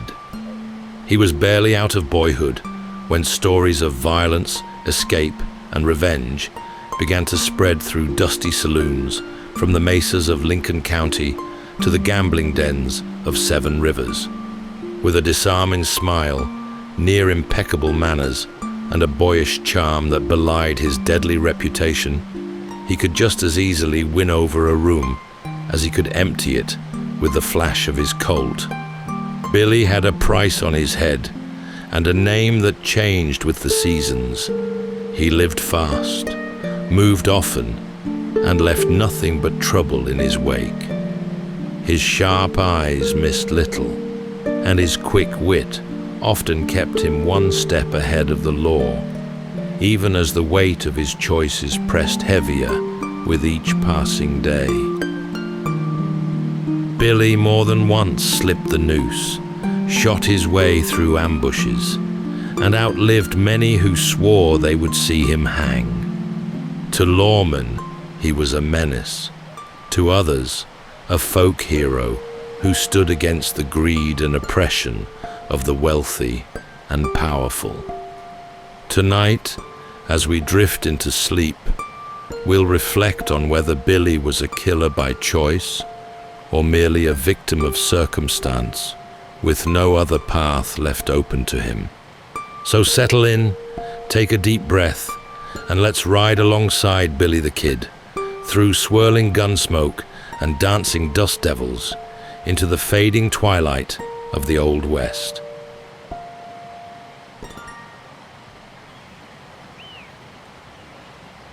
The boy who would become a legend was born in obscurity and remained hard to pin down ever after. He entered the world as Henry McCarty, though some records suggest his name was William. By the time his name made headlines, it had shifted again to William H. Bonney, then finally to the moniker that would echo through the plains, Billy the Kid. He came of age in the tenements and alleys of New York before his mother packed them westward, chasing a better life on the edge of the American frontier. They passed through Kansas and Colorado before settling in the New Mexico territory, a dry, restless land where fortunes could change with the wind. His mother, Catherine, died of tuberculosis not long after they arrived. Still a teenager, he was left to drift in a place where boys grew up fast, or not at all. The towns he passed through offered little in the way of structure, just dusty streets, cramped boarding houses, and the clang of spurs in the dirt. He worked odd jobs and ran errands for saloon keepers, swept floors, and scrubbed pots. He read dime novels when he could find them, and watched the older men gamble, drink, and settle their differences at gunpoint. At 15, he was arrested for stealing laundry. The sheriff locked him in a cramped jailhouse, but he escaped through the chimney before the court could sentence him. It wasn't the crime that marked him. Plenty of boys stole, but the escape. That quick-footed defiance set him apart, and the local law took notice. He didn't just run, he vanished. From there, his trail went ragged. He headed south to Arizona, where the borders blurred and laws were more like suggestions. There, he took up with a horse thief and gambler, a man named Sombrero Jack. When one of their schemes went wrong, Henry pulled a pistol, maybe for the first time, and killed a blacksmith during a dispute. Some said it was self-defense. Others didn't care. He fled again, back to New Mexico, now with blood on his hands. By the time he returned, he'd begun calling himself William H. Bonney. It was easier to hide behind a new name, and besides, the old one didn't seem to fit anymore. He was slimmer, sharper, with a quick smile and a fast draw. People remembered him mostly for how fast he moved and how lightly he spoke. There was a kind of charm in him, even then, that made him hard to dislike and harder still to distrust. That would become a pattern. In those drifting years, he found friends among outcasts and ranch hands, gamblers and drifters. He played cards and learned to shoot. He listened to the rhythms of the saloon and the mood of the town, and wherever he went, trouble seemed to follow. It's hard to say whether he was looking for belonging or simply trying to stay one step ahead of the law. Maybe both, maybe neither. What's certain is that by the time he was 17, he had already killed, escaped, and reappeared with a new identity. He had stepped off the path most boys walked and begun carving his own, one that would lead him straight into a war and into the pages of history. The New Mexico Territory in the 1870s was a brittle place. The land itself was hard and sunburnt, all open range and wind-scraped rock, but it was the people who made it truly dangerous. Ranchers, rustlers, hired guns, and merchants, all vying for power in a region where law often arrived too late, if it came at all. By the time he was 17, the young man now calling himself Bonnie had grown into a young man with a pistol and a reputation. He was nimble, soft-spoken, often polite, even to those who hunted him. But beneath the grin and charm was a sharp edge. He drifted into Lincoln County, not yet infamous, just a ranch hand. He found work with an English rancher named John Tunstall, a young and ambitious outsider who had set up shop in enemy territory. Tunstall wasn't just running cattle, he was challenging the local monopoly run by Lawrence Murphy and James Dolan, two powerful businessmen with ties to the sheriff's office, the courts, and a network of hired guns. They didn't take kindly to competition. Tensions simmered for months. Cattle were rustled, wagons robbed, and threats passed around like whiskey glasses. When Tunstall was ambushed and shot dead by a posse aligned with Murphy's faction, everything changed. To Billy and others on Tunstall's payroll, it wasn't just a murder, it was a declaration of war. In response, they formed a group called the Regulators, a loose band of cowboys, gunmen, and ranch hands sworn to avenge their employer and expose the corruption choking Lincoln County. It wasn't an official badge that gave them authority, but a shared belief that someone had to act.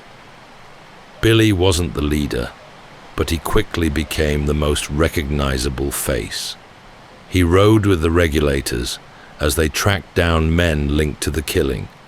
In one shootout, they captured a deputy sheriff and, according to many accounts, executed him on the spot.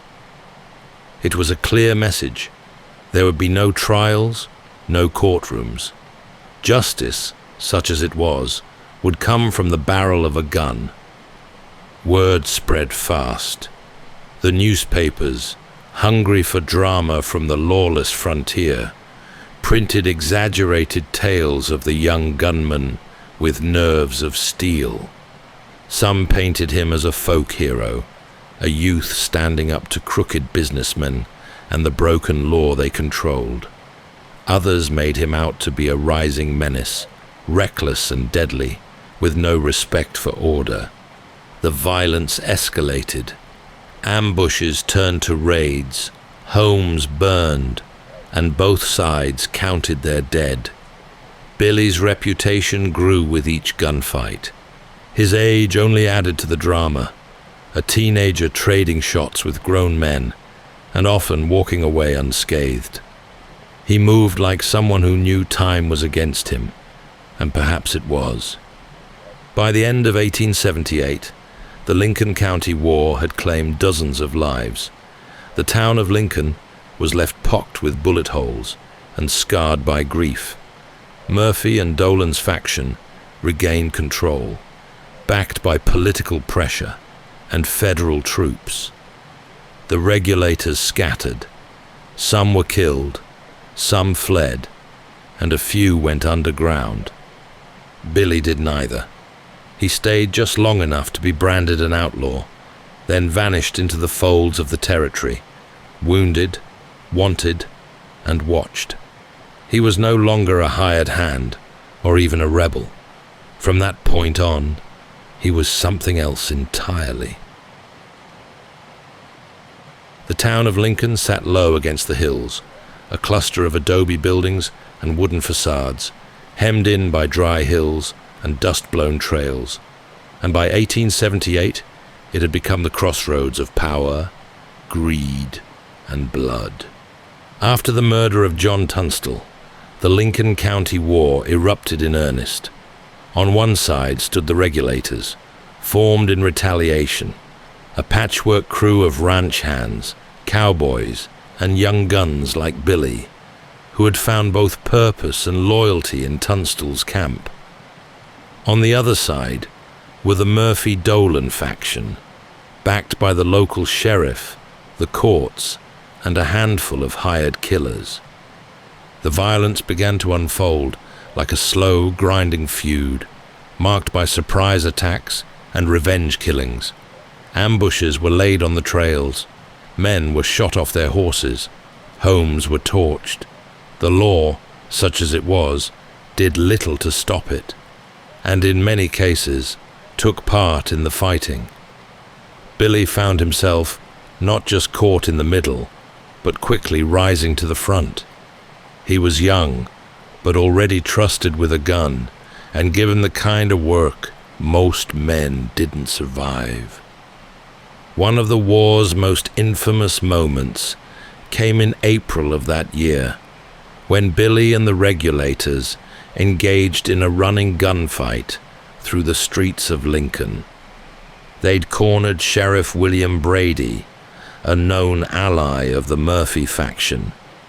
Billy stepped out from cover and opened fire, killing Brady and another deputy in broad daylight. He was said to have returned after the shooting to retrieve a warrant, a personal one, issued for his arrest, from Brady's coat pocket. That act alone marked him forever. No longer could he be seen as just a hired hand caught up in the chaos. He was now a central figure in the violence, a man who had killed a sheriff in the open, in a place where everyone could see. From that moment on, his name was spoken with both fear and fascination. As the war dragged into summer, the battles grew larger and bloodier. The final clash came in July, when Billy and a group of regulators holed up in the McSween house, allies of Tunstall and one of the last strongholds against the Murphy faction. What followed was a 5-day standoff in the heart of Lincoln, with gunmen trading fire from rooftops and alleyways. Federal troops eventually arrived, but they didn't come to save McSween. They stood aside as the house was set ablaze and the defenders forced to flee under gunfire. McSween was shot and killed in the confusion. Billy managed to escape. The war was over, but the scars were fresh, and they ran deep. The Murphy-Dolan faction returned to power, bruised but intact. Most of the regulators were either dead or in hiding, and Billy, still not yet 20, found himself blamed for more than a handful of deaths and marked as a fugitive. He had stepped into the war with a sense of loyalty and vengeance. He emerged from it with a bounty on his head, stories in every newspaper, and a reputation that was growing faster than he could run. In the eyes of many, he was no longer just an outlaw. He was the last ember of a cause that had been stamped out by power and politics. And while others tried to forget the war, Billy carried it with him. After the smoke cleared in Lincoln, most men laid down their arms and tried to forget. But not Billy. With the war lost and his allies scattered, he became the most recognizable face of a failed rebellion, and the easiest one to chase. He drifted through the New Mexico territory like a shadow, showing up in one town just as his name reached the next. There were always rumors that he was headed south, that he'd crossed into Mexico, that he'd turned up in a poker game in White Oaks, or danced with a rancher's daughter near Las Vegas, New Mexico. Wherever he went, someone had a story, and with each telling, the story grew. The newspapers had begun to print his name regularly, some using Bonnie, others the name that would stick, Billy the Kid.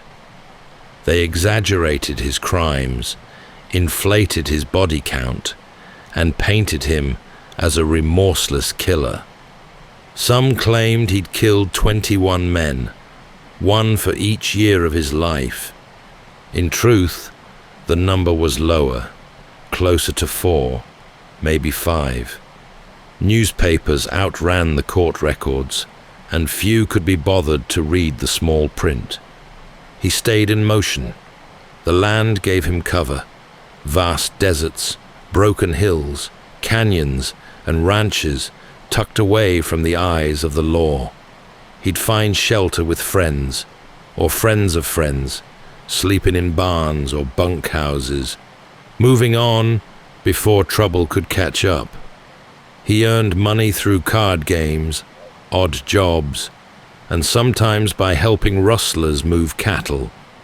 Nothing steady, nothing safe. Law enforcement in New Mexico was under pressure to bring him in. The newly appointed territorial governor, Lew Wallace, wanted order restored and reputations mended.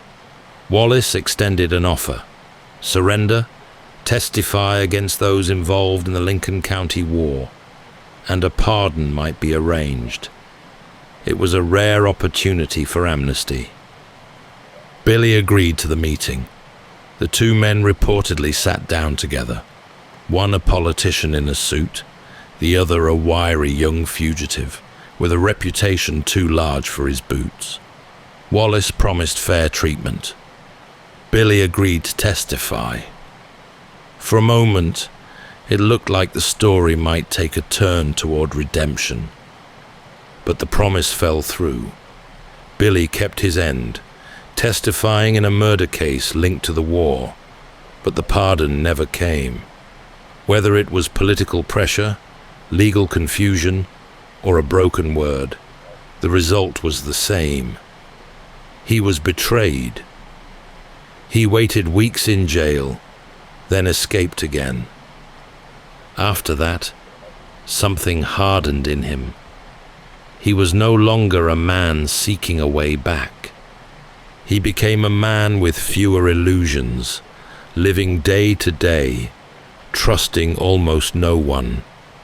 The kid that people spoke of now was no longer the same. He was a figure of myth and defiance, living by instinct and hunted by the law. He never asked to be famous, but by the early 1880s, Billy had become a name known across the country. What began as a local feud in a dusty stretch of New Mexico had grown into a national fascination.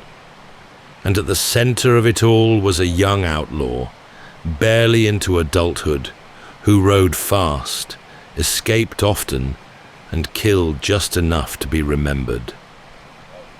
In these retellings, Billy was rarely alone.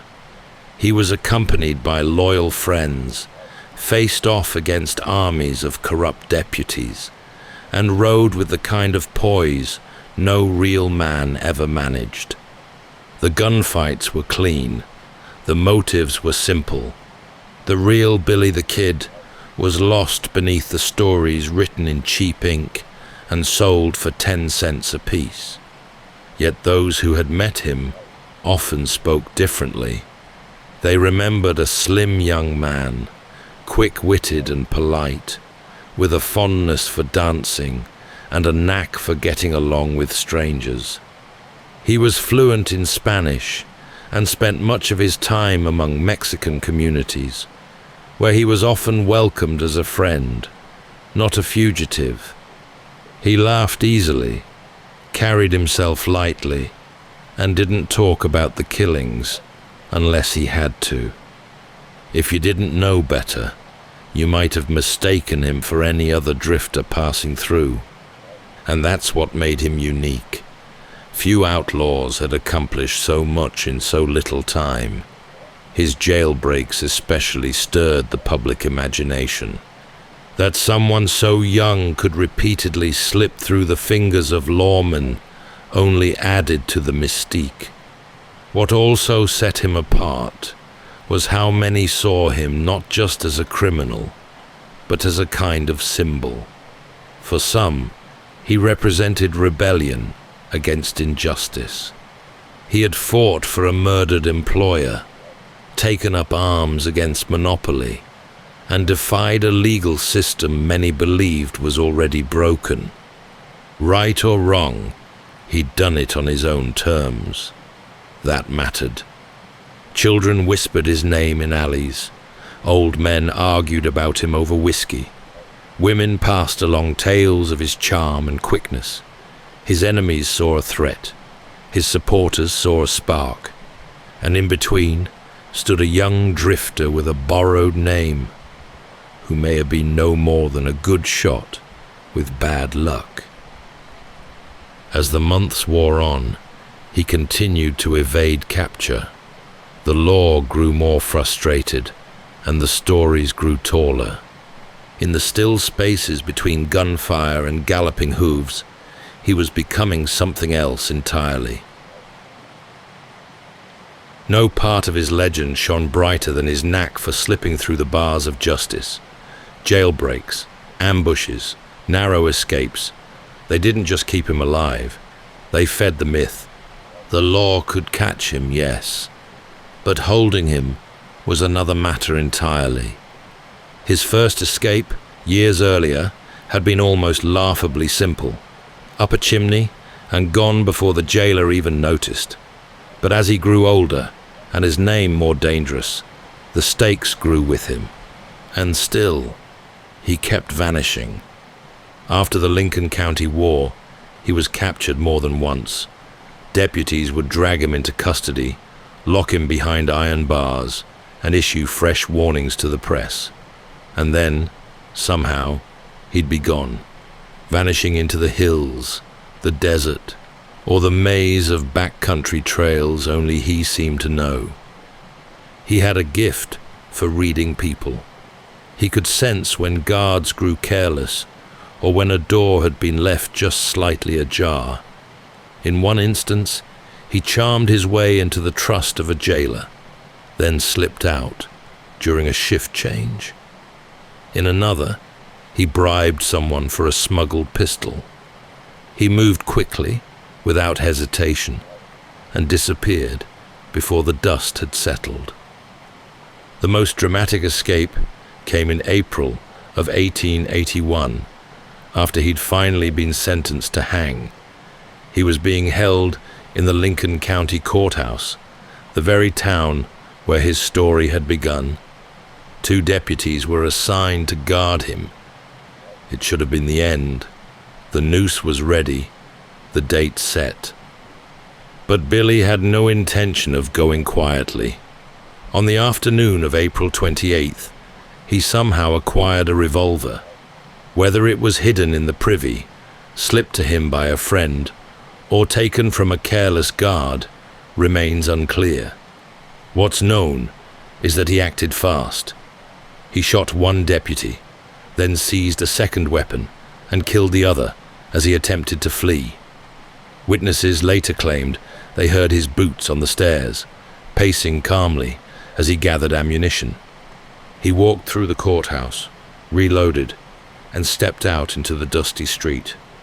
According to some, he paused to speak with a passerby, even smiled, then mounted a borrowed horse and rode out of town, slowly, deliberately, as if daring anyone to stop him. The news raced ahead of him.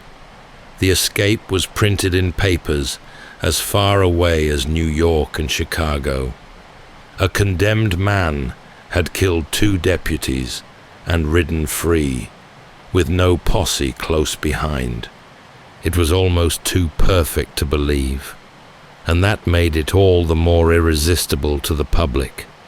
For his enemies, it was a humiliation. For his supporters, a triumph. And for Billy himself, it was likely just another decision made in the thin space between life and death. He was barely into his 20s, and yet he'd slipped the gallows, broken from the courthouse, and lived to see his name become legend. But even legends run out of road.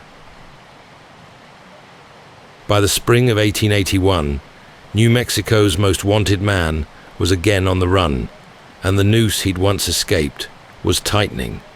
The jailbreak from Lincoln had pushed things too far. The territory's patience was gone. The law had lost face, and the governor had lost credibility. Someone needed to stop him. That task fell to Sheriff Pat Garrett.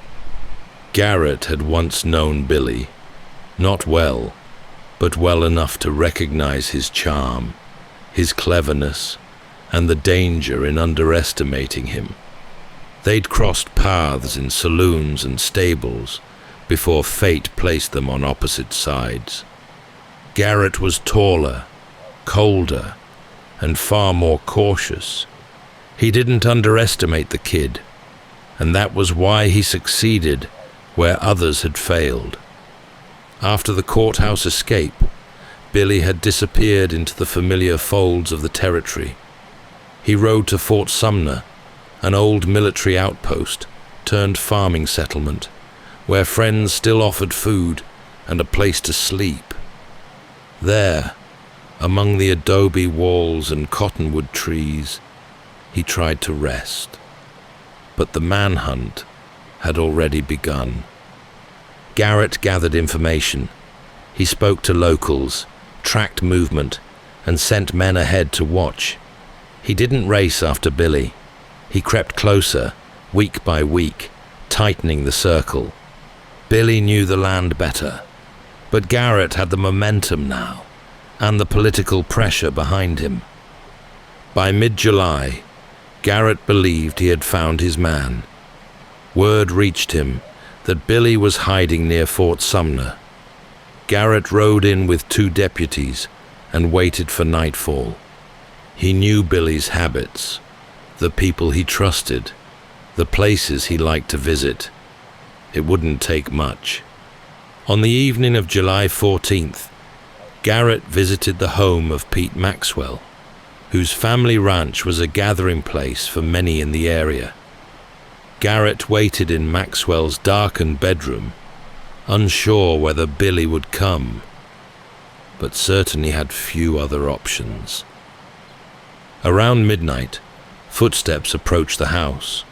A voice called out softly in Spanish, asking who was there. In the darkness, Garrett recognized it. Before Billy could step fully into the room, the sheriff fired. The bullet struck him just above the heart. He fell to the floor and died within moments. He was 21. As was often the case with him, news traveled fast. Some believed the account exactly as Garrett told it. Others insisted it had been a trap, or even an assassination. Still others claimed it hadn't been Billy at all, that he'd escaped once again, and the body buried in Fort Sumner wasn't his. Whatever the truth, Garrett became both praised and despised for the killing. He later wrote a book about it, defending his actions and framing Billy the Kid as both dangerous and doomed. The public, however, wasn't finished with him. Almost immediately, stories began to twist. Some said Billy had drawn first. Others claimed he was unarmed. Still more insisted he'd been betrayed by someone close, or that he'd walked into the dark because he believed it was safe. And so, the young outlaw who had ridden through war, evaded jails, and danced through headlines, met his end, not in a final shootout. Suddenly, in a dark room with no warning and no second chance. It was not the ending his story deserved, but it was the one that stuck. Before that final bullet found him in the dark, there had been weeks, maybe months, when Billy knew the circle was closing. He'd seen it before, after every escape. The freedom was always real, but it was never permanent. After his jailbreak from Lincoln, the territory changed. Towns that once looked the other way now kept their distance. Deputies rode out faster. The press, which had once marveled at his daring, now called for justice. Governor Lew Wallace's reputation had taken a beating after the failed pardon, and public pressure demanded results. A bounty hung heavy on his head. Still, he didn't vanish completely. He returned to Fort Sumner, a place that had always welcomed him. Friends were there, old regulators, ranchers, Mexican families who had taken him in. They fed him, sheltered him, and in some cases, warned him when danger approached. He trusted them more than most, and it may have been that trust that cost him. Pat Garrett, the sheriff now leading the hunt, understood his quarry better than most. He didn't rely on speed. He waited. He spoke to the same families, walked the same dirt trails, and watched the patterns of Billy's life. The kid was elusive, but he wasn't invisible. Garrett believed he would return to familiar ground, and he was right. There were near misses. One report placed Billy at a dance, laughing and twirling partners, while a deputy waited outside, unsure if it was really him. Another claimed he'd stopped in a town to buy coffee, nodding politely at the sheriff's wife before slipping out the back. These were not the moves of a reckless killer, but of someone still trying to live, if only just. But the net kept tightening. Garrett posted men at river crossings and trading posts. He followed hoofprints through canyon trails and questioned strangers who came into town too suddenly. And all the while, Billy remained just out of reach, like a story half remembered, always on the verge of vanishing. Some believe Billy knew how it would end. He began moving with more caution, but not with fear, more like someone who had accepted the road ahead and was simply trying to ride it a little longer. He stayed up late with friends, played cards, rode into town only at night. He carried a pistol, but rarely reached for it, as if, perhaps, he was tired of running. When Garrett rode to Fort Sumner that last time, he did it without fanfare. No posse, no gunfire, just patience, and a gentle knock at the door of Pete Maxwell's house. The manhunt, in the end, wasn't a chase. It was a wait. Garrett didn't catch Billy in a canyon or a thicket, and he didn't face him across a street in some final showdown. He waited in the dark, in a room thick with heat and breath, and listened for footsteps. The moment came, and then it was over. The grave at Fort Sumner is plain, a slab of stone behind iron bars, etched with 3 names: Billy the Kid, Tom O'Folliard, and Charlie Boda, friends who died before and beside him. Visitors still come, walking the same parched ground he once crossed, staring down at the marker like it might answer some unspoken question. But there are no answers left there, just wind, dust, and the weight of a story that never settled. Newspapers were the first to pick up the story. In the East, readers imagined a lawless desert full of painted cowboys and boys, quick with pistols. Dime novelists went to work soon after, chiseling away at the truth and shaping Billy into something larger, simpler. A young gunfighter who smiled in the face of danger and outran every lawman on the frontier. They gave him a body count, a code, and a kind of tragic poetry he never asked for. Hollywood followed decades later. Actors took up his name.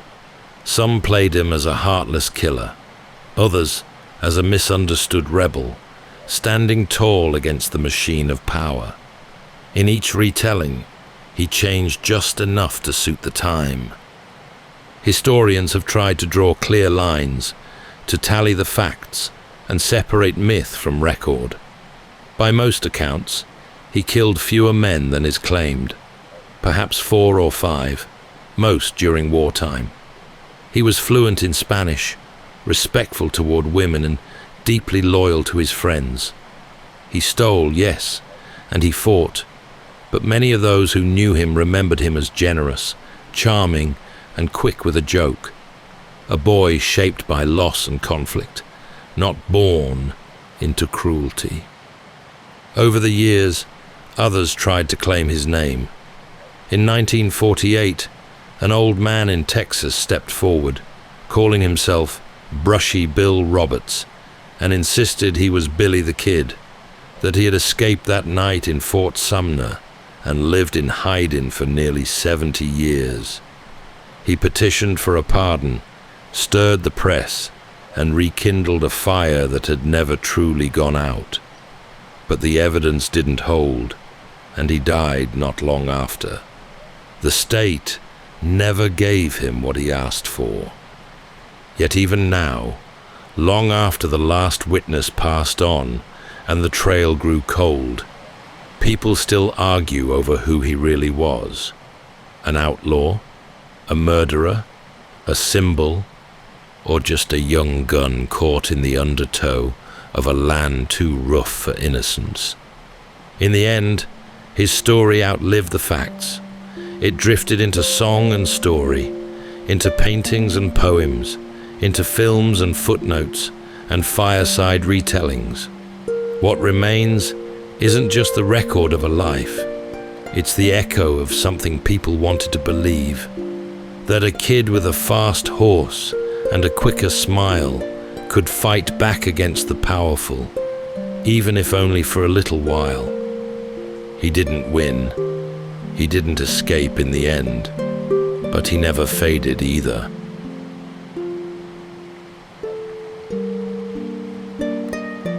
That's all for tonight's journey through history. Whether you're fast asleep or still drifting there, thank you for listening. And until next time, rest well.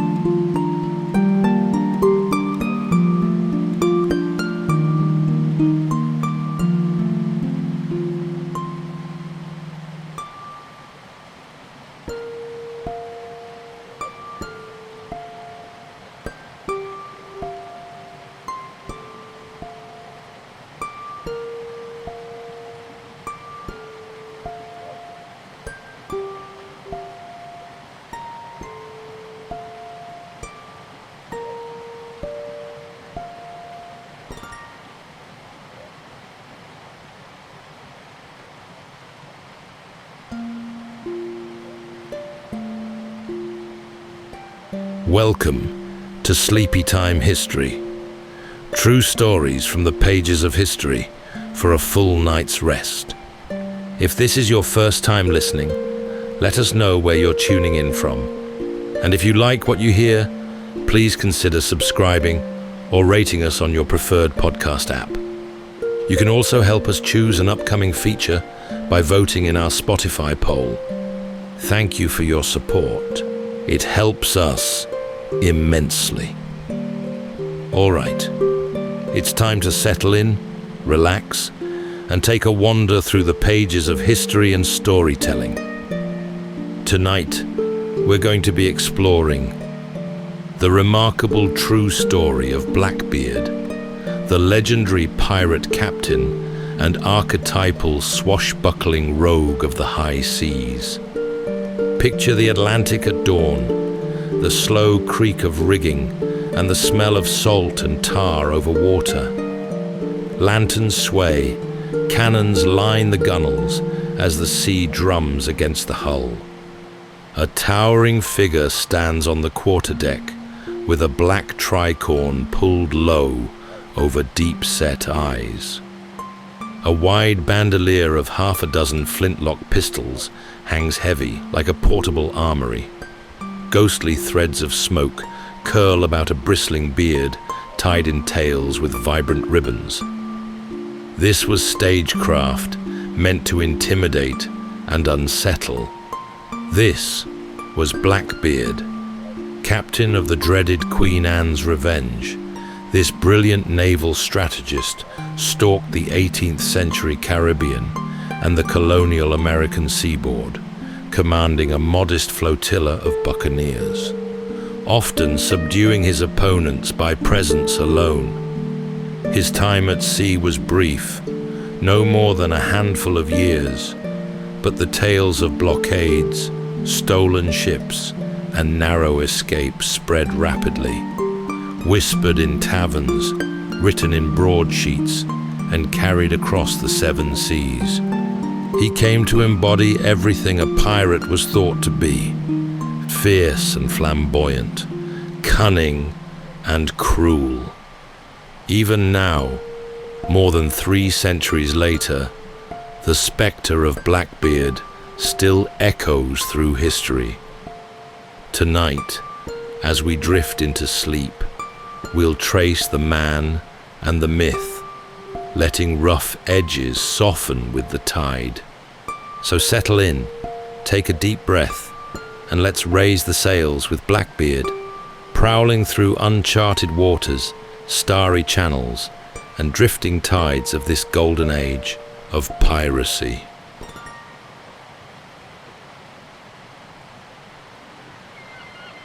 Almost nothing is certain about the early years of the man the world would remember as Blackbeard. Even his real name comes down to us, blurred in ink, often written as Edward Teach, sometimes Thatch, sometimes altered again by scribes who copied from one another. He was most likely born around the last decades of the 17th century in Bristol, a port city bustling with ships and sailors. That is all the record gives us. From there, rumor and imagination fill the gaps. To picture him as a boy, one must look to the streets of Bristol itself. Tall masts lining the harbour, sailors returning from the West Indies with stories of sugar and storms, the boom of cannon practice carried on the wind. Bristol was a city of merchants and mariners, where fortunes were made and lost on the tide. It was also deeply enmeshed in the transatlantic slave trade. Ships left its docks carrying manufactured goods to Africa, returning with enslaved people, forced into lives of bondage in the Americas. Edward grew up in a world where the sea meant opportunity, but also exploitation. Historians cannot say what he thought of it, only that he would later make his life among the same waters. The first true glimpses of him come during Queen Anne's War, fought between England and France from 1701 to 1714. At the time, men could serve as privateers, legally sanctioned raiders given papers by the crown to seize enemy vessels. Edward almost certainly took this path, though his name does not appear in every surviving list. The war offered young sailors both employment and adventure. A privateer ship was crowded, dangerous, and unpredictable, yet it gave its crew a share of whatever prizes they captured.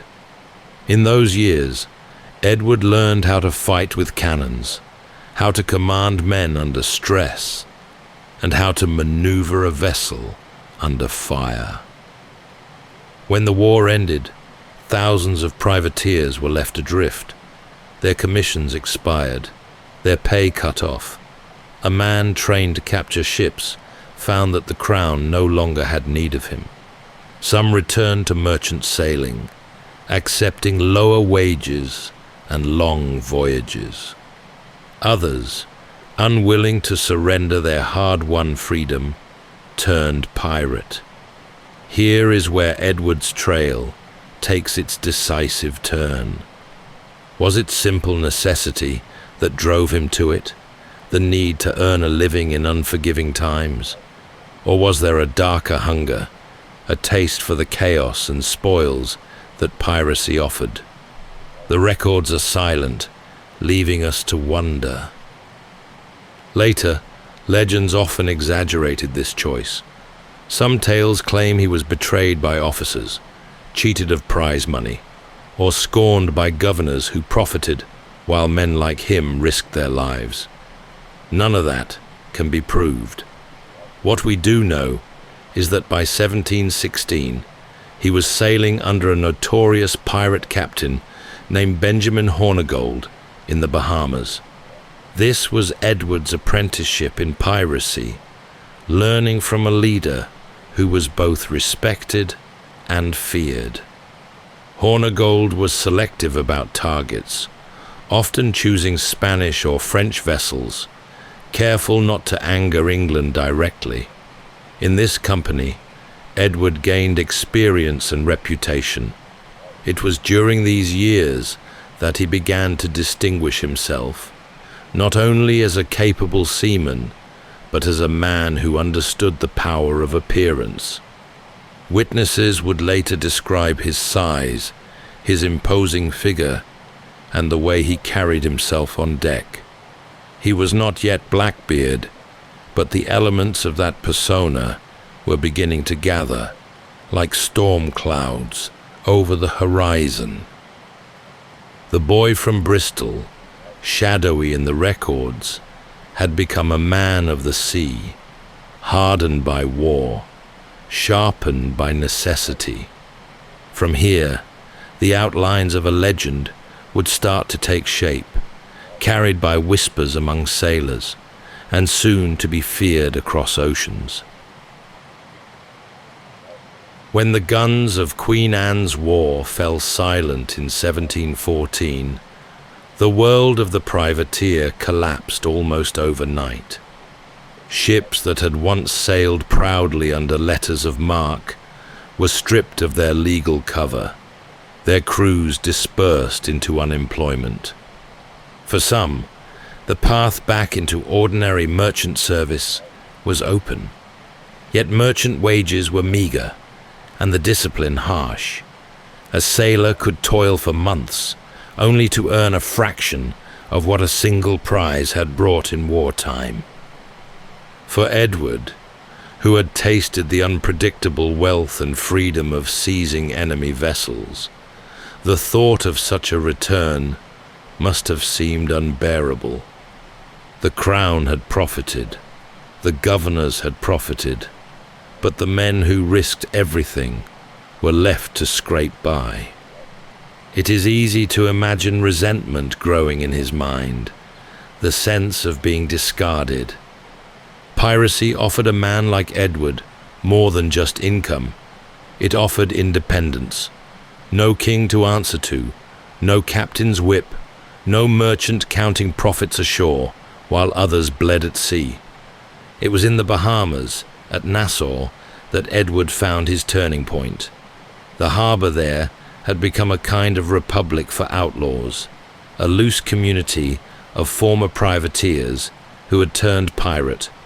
They called it the Privateers' Republic, a rough gathering place of ships and men bound by little more than opportunity and necessity. Here, Edward joined forces with Benjamin Hornigold, a seasoned captain who struck targets with a mix of daring and restraint.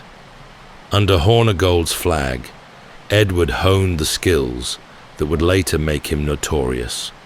Boarding actions, command of men, the careful balance of threat and negotiation. He learned not just how to seize prizes, but how to keep order among restless crews, men drawn from every corner of the Atlantic world. Pirate life was brutal, but it also carried its own form of democracy. Captains could be deposed, loot was divided by custom, and each man had a vote. For sailors long abused by merchant masters, this was freedom. It was also during these years that Edward began to experiment with the theatre of fear. Witnesses later recalled that he grew his beard long and thick, tying it with small colored ribbons that swung as he moved.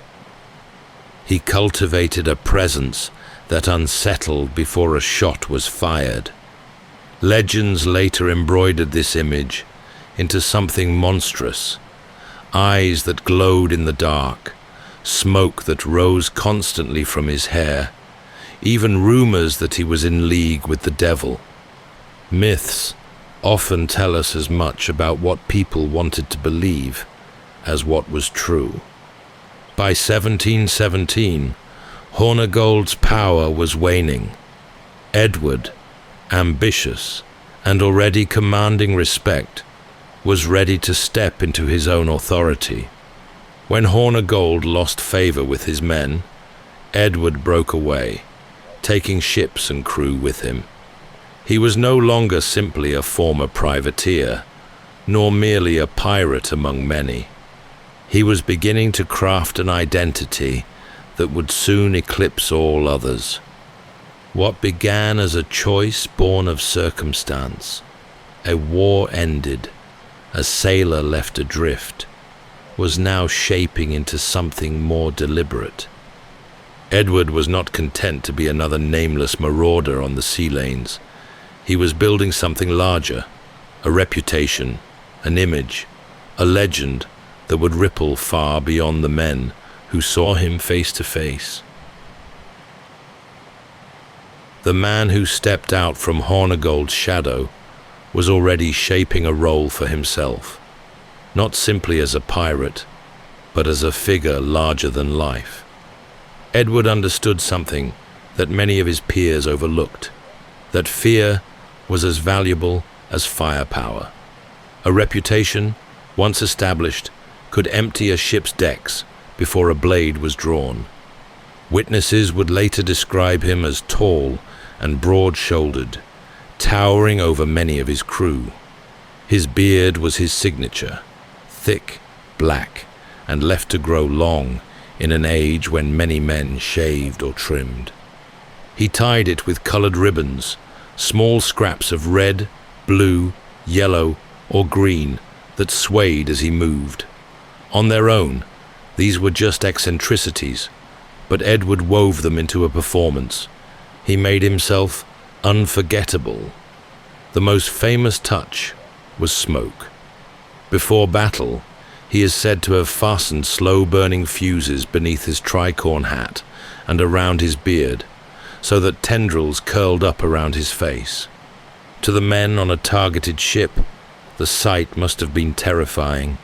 A giant wreathed in haze, eyes glinting through the sparks. Some said he looked like a demon risen from the sea. Whether he did this often or rarely, it worked. Many surrendered at the mere sight of him.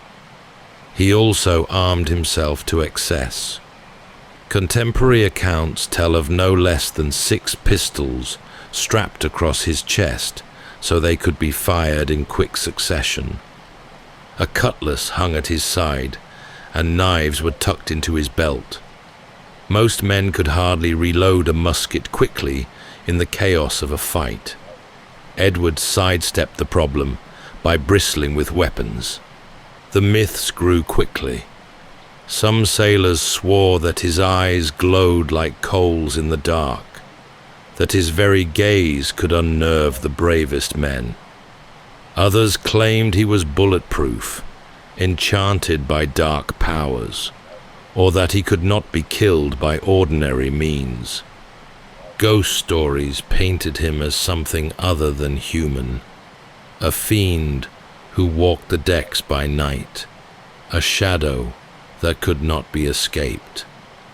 These tales, impossible as they are, reveal how effective his performance had been. Men needed explanations for why his presence alone could disarm them, and yet behind the spectacle was intelligence. He was not a madman lashing out, but a strategist who chose targets carefully. Later depictions of Blackbeard often exaggerated the cruelty, painting him as a butcher of men. Yet the records show he preferred to take ships without bloodshed when he could. The image of terror was the tool, not indiscriminate slaughter.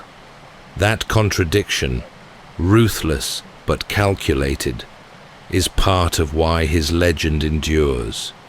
Soon, word of the smoke-wreathed pirate had begun to spread across the Caribbean. Dockside whispers described a captain who seemed more phantom than man. Pamphlets in London hinted at his growing menace. Already, the name Blackbeard was taking shape, stitched from fear, rumor, and fact. Edward had crossed a threshold. He was no longer merely a sailor who had chosen piracy. He had become the living embodiment of piracy itself. That year, Edward was ready for a vessel worthy of his rising reputation. The smaller ships he had commanded could raid and retreat, but they lacked the presence of a true flagship. That autumn, fortune gave him exactly what he wanted. Off the coast of the Caribbean, he captured a French slaving vessel named La Concorde. The ship had sailed from France with hundreds of enslaved African people crammed below deck, bound for the brutal plantations of the Americas. By the time Edward encountered her, many had already perished from disease, thirst, or the appalling conditions of the Middle Passage. Contemporary accounts suggest over 300 were taken aboard, but fewer than half survived the voyage. When Edward's men seized the vessel, they found the crew weakened, the enslaved suffering. The fate of those captives is uncertain. Most were reportedly put ashore on the island of Bequia, left to fend for themselves. Some historians believe a handful may have chosen to join the pirates, drawn by the chance of freedom, however precarious. Piracy was no idol, but it offered escape from chains. What is clear is that Edward did not keep the majority aboard. His interest was not in human cargo, but in the ship itself. La Concorde was large and heavily built, capable of carrying hundreds of people and mounting dozens of guns. It was the kind of vessel that could project power across seas. Edward refitted her swiftly, stripping out the fittings used for enslaved passengers and installing heavy cannons. He rechristened her Queen Anne's Revenge, a name thick with meaning. To some, it was a nod to the war he had fought in. To others, a taunt to the new king who had left privateers abandoned. The name itself was theatre. a statement that this was no ordinary pirate sloop, but a warship under its own flag. With Queen Anne's revenge, Edward's image soared. He now commanded a floating fortress, a ship that could overawe merchantmen and even threaten naval patrols. Contemporary reports claim she carried around 40 guns, making her one of the most formidable pirate vessels of her time. For sailors who glimpsed her looming silhouette, the sight alone could be enough to sap their courage. The myths began almost immediately. Tales spread that Queen Anne's revenge was enchanted, that no navy could match her. Some said she carried a crew of demons, their faces hidden behind masks of smoke. Others whispered that she had never lost a battle, that she glided through storms unharmed. These were exaggerations, but they revealed the dread her name inspired. In practice, the ship was not invincible. She was heavy, and her size made her less nimble than smaller craft. But Edward wielded her wisely. He used her bulk to blockade harbors, and her cannons to force submission and frighten anyone who might resist. With this vessel, he became more than a pirate, preying on stray ships. He became a commander who could choke off entire stretches of coast. The capture of La Concorde marked a turning point. The boy from Bristol, the privateer left adrift after war, had remade himself into Blackbeard, master of one of the most feared ships on the Atlantic. The enslaved people who had once suffered aboard her were gone, their fate mostly lost to history, but the vessel itself had been transformed into a symbol of dread. With Queen Anne's revenge under his command, Blackbeard's power grew quickly. The vessel's size and her powerful guns gave him leverage far beyond most pirates, who often relied on small, swift sloops. Edward now commanded not just a ship, but a presence that dominated sea lanes. Alongside her, he gathered a small flotilla of allied craft, modest in number, but under his direction, they multiplied into a threat greater than their size. Through 1717 and into 1718, he struck across the Caribbean. Spanish, French, and English merchants alike fell into his path. The tactic was often the same: sails rising over the horizon, Queen Anne's revenge like an ominous wall of wood and iron, and a surrender offered before a shot was fired. Many captains, confronted with the terrifying sight of Blackbeard himself at the rail, chose life over resistance. His reputation did the work. From the Bahamas to the coasts of Cuba and Hispaniola, and then north toward the Carolinas, his name spread in fearful whispers. Some said he was everywhere at once, able to command storms, to vanish into fog, to appear again hundreds of miles away. Pamphlets and broadsheets in England painted him as a scourge of the seas, half man, half monster. In taverns, sailors spoke of his cruelty, but also of his strange restraint. Tales of men spared when surrender was swift, cargo taken, but crews left unharmed. It was during these months that the myths of treasure began to flourish. Rumors claimed he buried chests of gold on hidden islands, leaving no man alive who knew the location. Some swore he had maps inked with blood, or secret caves guarded by curses. Yet historians find no trace of buried riches. The truth seems simpler. Pirates spent their plunder quickly, on drink, supplies, and fleeting comfort ashore. Edward himself likely lived as lavishly as his means allowed, preferring to enjoy wealth rather than hide it. Still, the image of Blackbeard's hidden hoards lingers even now, a dream of fortune waiting beneath the sand. His strength was not only in fear, but in strategy. He understood the flow of trade, where ships were most vulnerable, how to blockade narrow channels and harbors. He chose his targets carefully, weighing the cost of resistance against the ease of intimidation. Violence was a tool, but not his first choice. A battle damaged ships and wasted time. Surrender was swifter, more profitable, and fed the legend that made the next surrender even easier. Among his crew, stories say he maintained order, not only with fear, but with a kind of strange charisma. Pirates lived under codes of their own making, dividing plunder by agreed shares, voting on major decisions. Captains could be deposed if they lost respect. Edward seems to have understood this balance, stern enough to command obedience, theatrical enough to keep men loyal, generous enough with spoils to ensure their trust.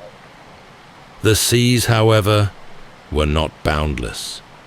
Colonial governors grew uneasy, merchants protested, and navies began to turn their attention to the menace. For now, Blackbeard moved with confidence, his black flag and fearsome image carrying him from port to port. But every successful raid, every captured ship, drew more eyes to his course. In the spring of 1718, he would make his boldest move yet. Not a simple capture, but a blockade that tested the reach of his reputation and left his name inked into history. In May of 1718, Blackbeard carried his legend to a new height. Sailing north with Queen Anne's Revenge and several smaller vessels, he set his sights not on a lone merchantman, but on one of the busiest ports of the American colonies, Charleston, South Carolina. Few pirates had dared anything so audacious. For nearly a week, he held the harbor itself in his grasp. Charleston was a city of trade and wealth, its wharves piled with goods bound for Europe and the West Indies. Dozens of ships passed through its waters, laden with rice, indigo, and timber. To blockade such a hub was to choke an artery of commerce. Blackbeard anchored his ships at the harbor's entrance, cutting off all traffic. Vessels attempting to leave were stopped. Those arriving found themselves suddenly seized. Panic rippled through the city as word spread. The pirate with the smoking beard and fearsome reputation was at their gates. The motive was not treasure, at least not in the usual sense. Blackbeard demanded a chest of medicines. Contemporary accounts suggest his crew was suffering from disease. Perhaps syphilis, dysentery, or fevers common among seamen. The irony is hard to miss. The most dreaded pirate of the age, holding an entire colony hostage, not for gold, but for remedies. Merchants and townsfolk alike scrambled to meet his demand. For days, negotiations dragged on. Hostages, taken from seized ships pleading for their lives. Fear mounting in the streets. Some later tales claimed he threatened to burn the city if denied. Others said he staged mock executions to terrify captives. Whether these happened or not, his performance worked.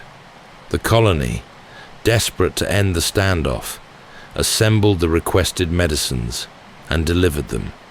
With that, Blackbeard released the ships and the hostages and sailed away without firing a shot.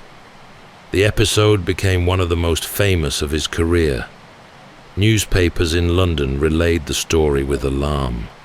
How could a single pirate blockade a colonial capital with impunity? The answer lay in the legend he had built. The sight of Queen Anne's revenge at the harbour mouth, with Blackbeard himself glowering from the deck, was enough to freeze resistance. The city surrendered not just to his cannons, but to his reputation. The myths grew in retelling. Some said the medicine was for Blackbeard himself, that he was deathly ill and sought to stave off the inevitable. Others whispered that it was for his many wives, though whether he had more than one is doubtful. Still others claimed he never wanted the medicines at all, but staged the entire blockade simply to prove he could. Historians sift through these tales, uncertain where truth ends and story begins.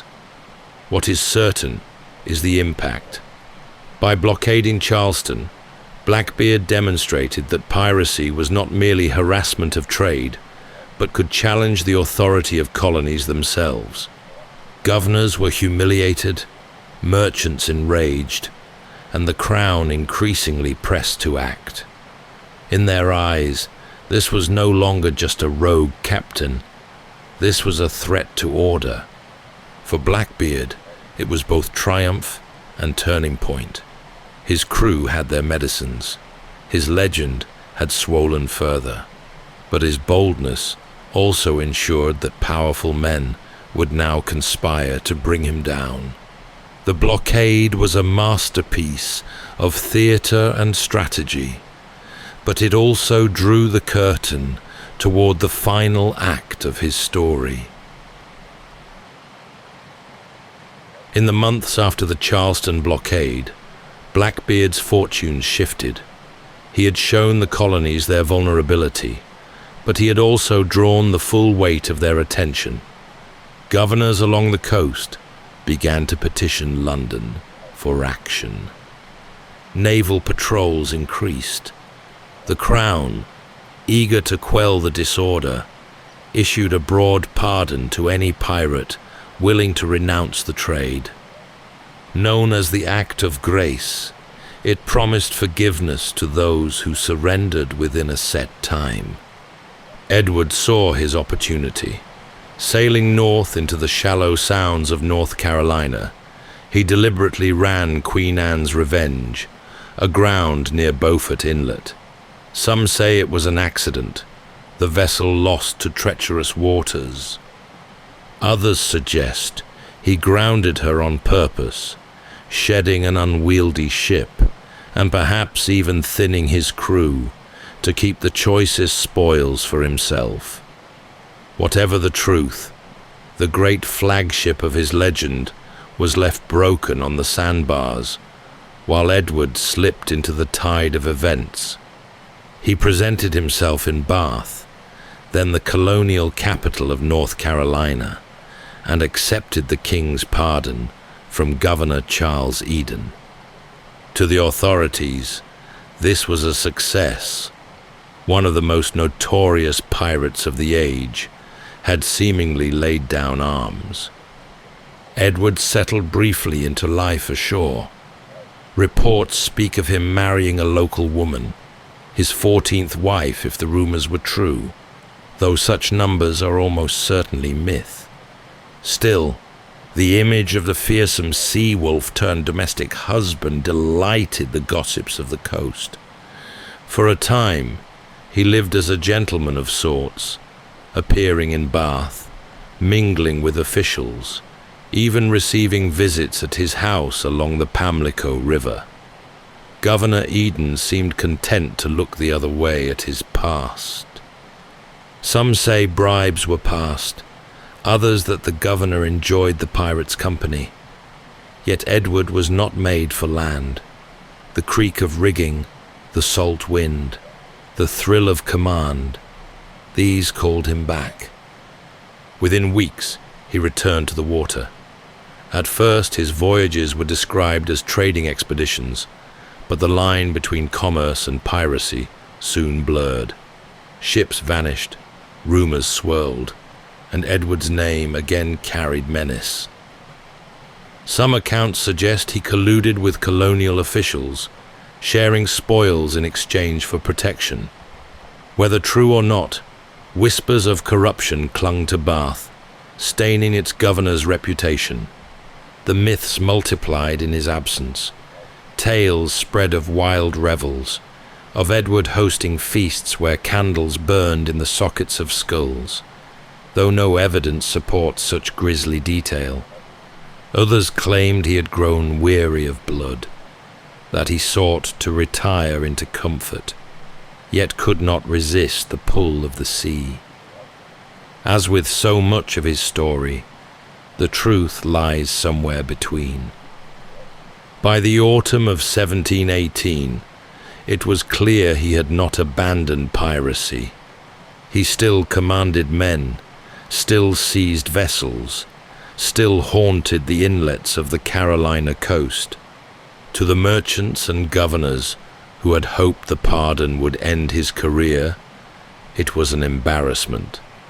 To his enemies, it was proof that he could not be trusted, that leniency had failed.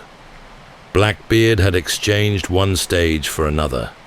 No longer the master of Queen Anne's revenge, he was now a figure moving through the creeks and channels of the American coast, half pardoned, half outlaw, a living contradiction. His reprieve would not last.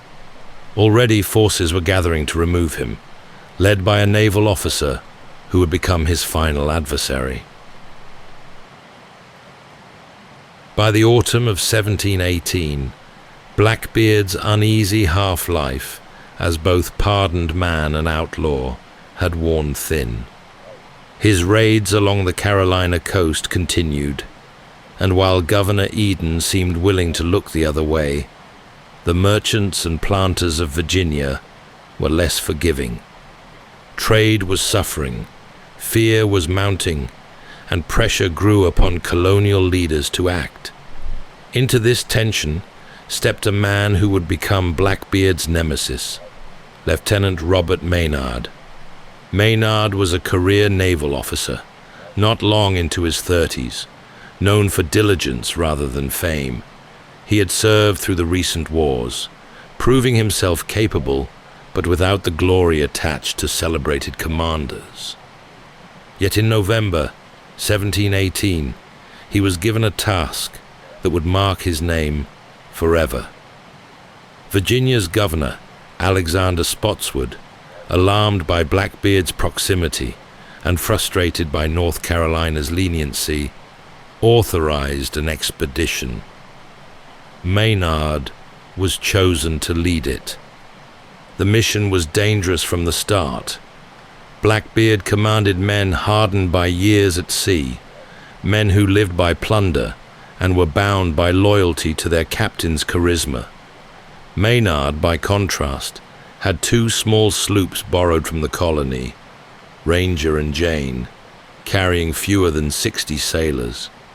He had no warship of the line, no overwhelming firepower, only determination and the sanction of law. As his men prepared, rumors of Blackbeard filled the air. They had heard tales of the man's towering frame, his smoking beard, his bandoliers of pistols.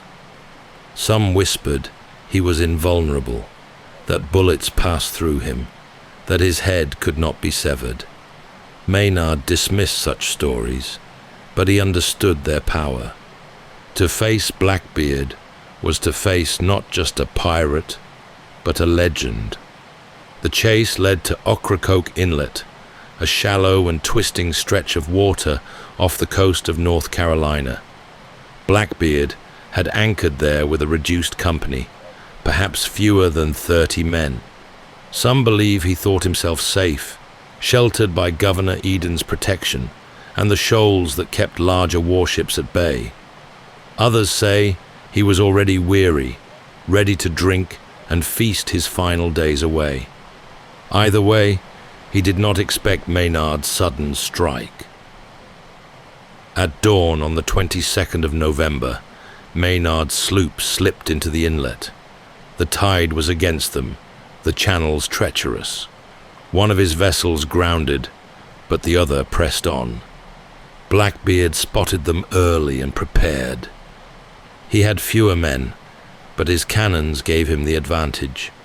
With a blast of iron and smoke, he tore through Maynard's rigging and deck. The opening volleys killed and maimed scores of sailors. For a moment, it seemed the legend would hold, that the pirate would sweep aside the law as he always had. But Maynard had a plan. He kept many of his men hidden below deck, presenting the image of a crippled ship. As Blackbeard closed in to finish the fight, Maynard waited. The trap was set, and soon the two men would meet in a furious clash that would decide both their fates. The hunt was nearly over. The legend of Blackbeard was about to face its reckoning. The morning sun was low when Blackbeard bore down on Maynard's crippled sloop. The pirate's cannons had already torn ragged holes in the deck, splintered timbers, and left blood on the planks. Smoke clung to the water, mingling with the salt air, as if the inlet itself were holding its breath. Blackbeard, confident from the chaos he had unleashed, gave the order to close in. Boarding hooks clattered, and the final act began. What he did not know was that Maynard had kept the bulk of his crew hidden below. The deck of the Jane appeared near empty, strewn with the dead and wounded. Blackbeard leapt aboard, pistol in each hand, cutlass at his side, his men following with a roar. It was then that Maynard's trap was sprung. From below deck, dozens of sailors surged up, armed and ready, swarming into the melee. The clash was immediate and ferocious. Muskets flared at close range. Cutlasses rang against cutlasses, steel on steel. Smoke, sweat, and blood filled the narrow space as men grappled, stabbed, and fell. Blackbeard, towering above most, fought with a ferocity that stunned even seasoned sailors. Accounts claim he carried half a dozen pistols strapped across his chest, firing them one after another before swinging his blade. Maynard himself pressed forward, determined to meet the pirate face to face. The two men closed, swords striking, each blow heavy with desperation.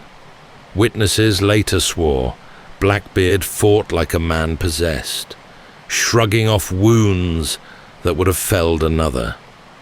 He was shot 5 times, cut more than 20, and still he fought on, eyes blazing through the smoke. The legend of his invulnerability seemed real in that moment. Some believed he could not be killed, that dark forces kept him upright. Even as blood ran down his arms and soaked his beard, he pressed forward, roaring challenges, slashing with his cutlass. Yet sheer strength has limits, and slowly the tide turned. Surrounded, outnumbered, and bleeding, Blackbeard faltered. A final stroke cut deep across his neck, and at last he fell. The inlet fell eerily still. His men, leaderless, surrendered or fled into the shallows. Maynard's crew, battered and bloodied, stood in disbelief. They had slain the terror of the seas, the pirate who had haunted coasts and filled taverns with fearful tales. Yet in the stillness, even victory felt heavy. To prove the deed, Maynard severed the head and lashed it to the bowsprit of his sloop, a grim trophy meant to assure the colonies that their scourge was gone. His body, legend claims, was thrown overboard. And here, myth rises once more. Sailors swore it swam around the ship 3 times before sinking, headless yet defiant even in death. Whether invention or fearful embellishment, the story spread quickly, adding another layer to the aura that surrounded him. When Maynard returned to Virginia, the sight of Blackbeard's head swinging from the prow ended all doubt. The pirate was gone. Yet in truth, his defeat did not end piracy. Others would take to the seas. What it did end was the career of the most infamous of them all, a man whose life was short, but whose image endured. At Ocracoke, the man Edward Teach was finished, but the legend of Blackbeard only grew. With Blackbeard's body cast into the waters of Ocracoke, the man was gone, yet the legend had only just begun. News of his death sped across the colonies and over the Atlantic, and with each retelling, the story grew. Some claimed his ghost haunted the inlet where he fell, lights flickering over the water at night, as though his spirit still roamed the shallows. Others swore that on stormy evenings, the sound of distant laughter drifted across the waves, or that a headless figure stalked the Carolina beaches. Fishermen spoke of seeing a dark shape moving beneath their boats, a reminder of the headless body that was said to have circled Maynard's sloop before sinking. Such tales cannot be proven, but they have survived for centuries, woven into the folklore of the coast. Even in the more sober records, exaggeration crept in. Pamphlets and broadsheets in London depicted him as a sea monster, his beard ablaze, his eyes glowing like coals. Stories spread of wives numbering in the dozens, of feasts with skulls for goblets, of treasures buried on hidden islands. Historians today doubt much of this, yet the myths served a purpose. They elevated him from outlaw captain into archetype, the very picture of piracy itself. What makes his story remarkable is how brief it was. Barely 2 years of command, and yet his name outshone those who sailed for decades. Perhaps it was the theatre, the smoke and ribbons, the pistols across his chest. Perhaps it was the daring blockades and narrow escapes. Or perhaps it was the way his death, violent and dramatic, seemed to seal his image in permanence. 3 centuries later, his shadow lingers. His name is found in novels, films, ballads, and games.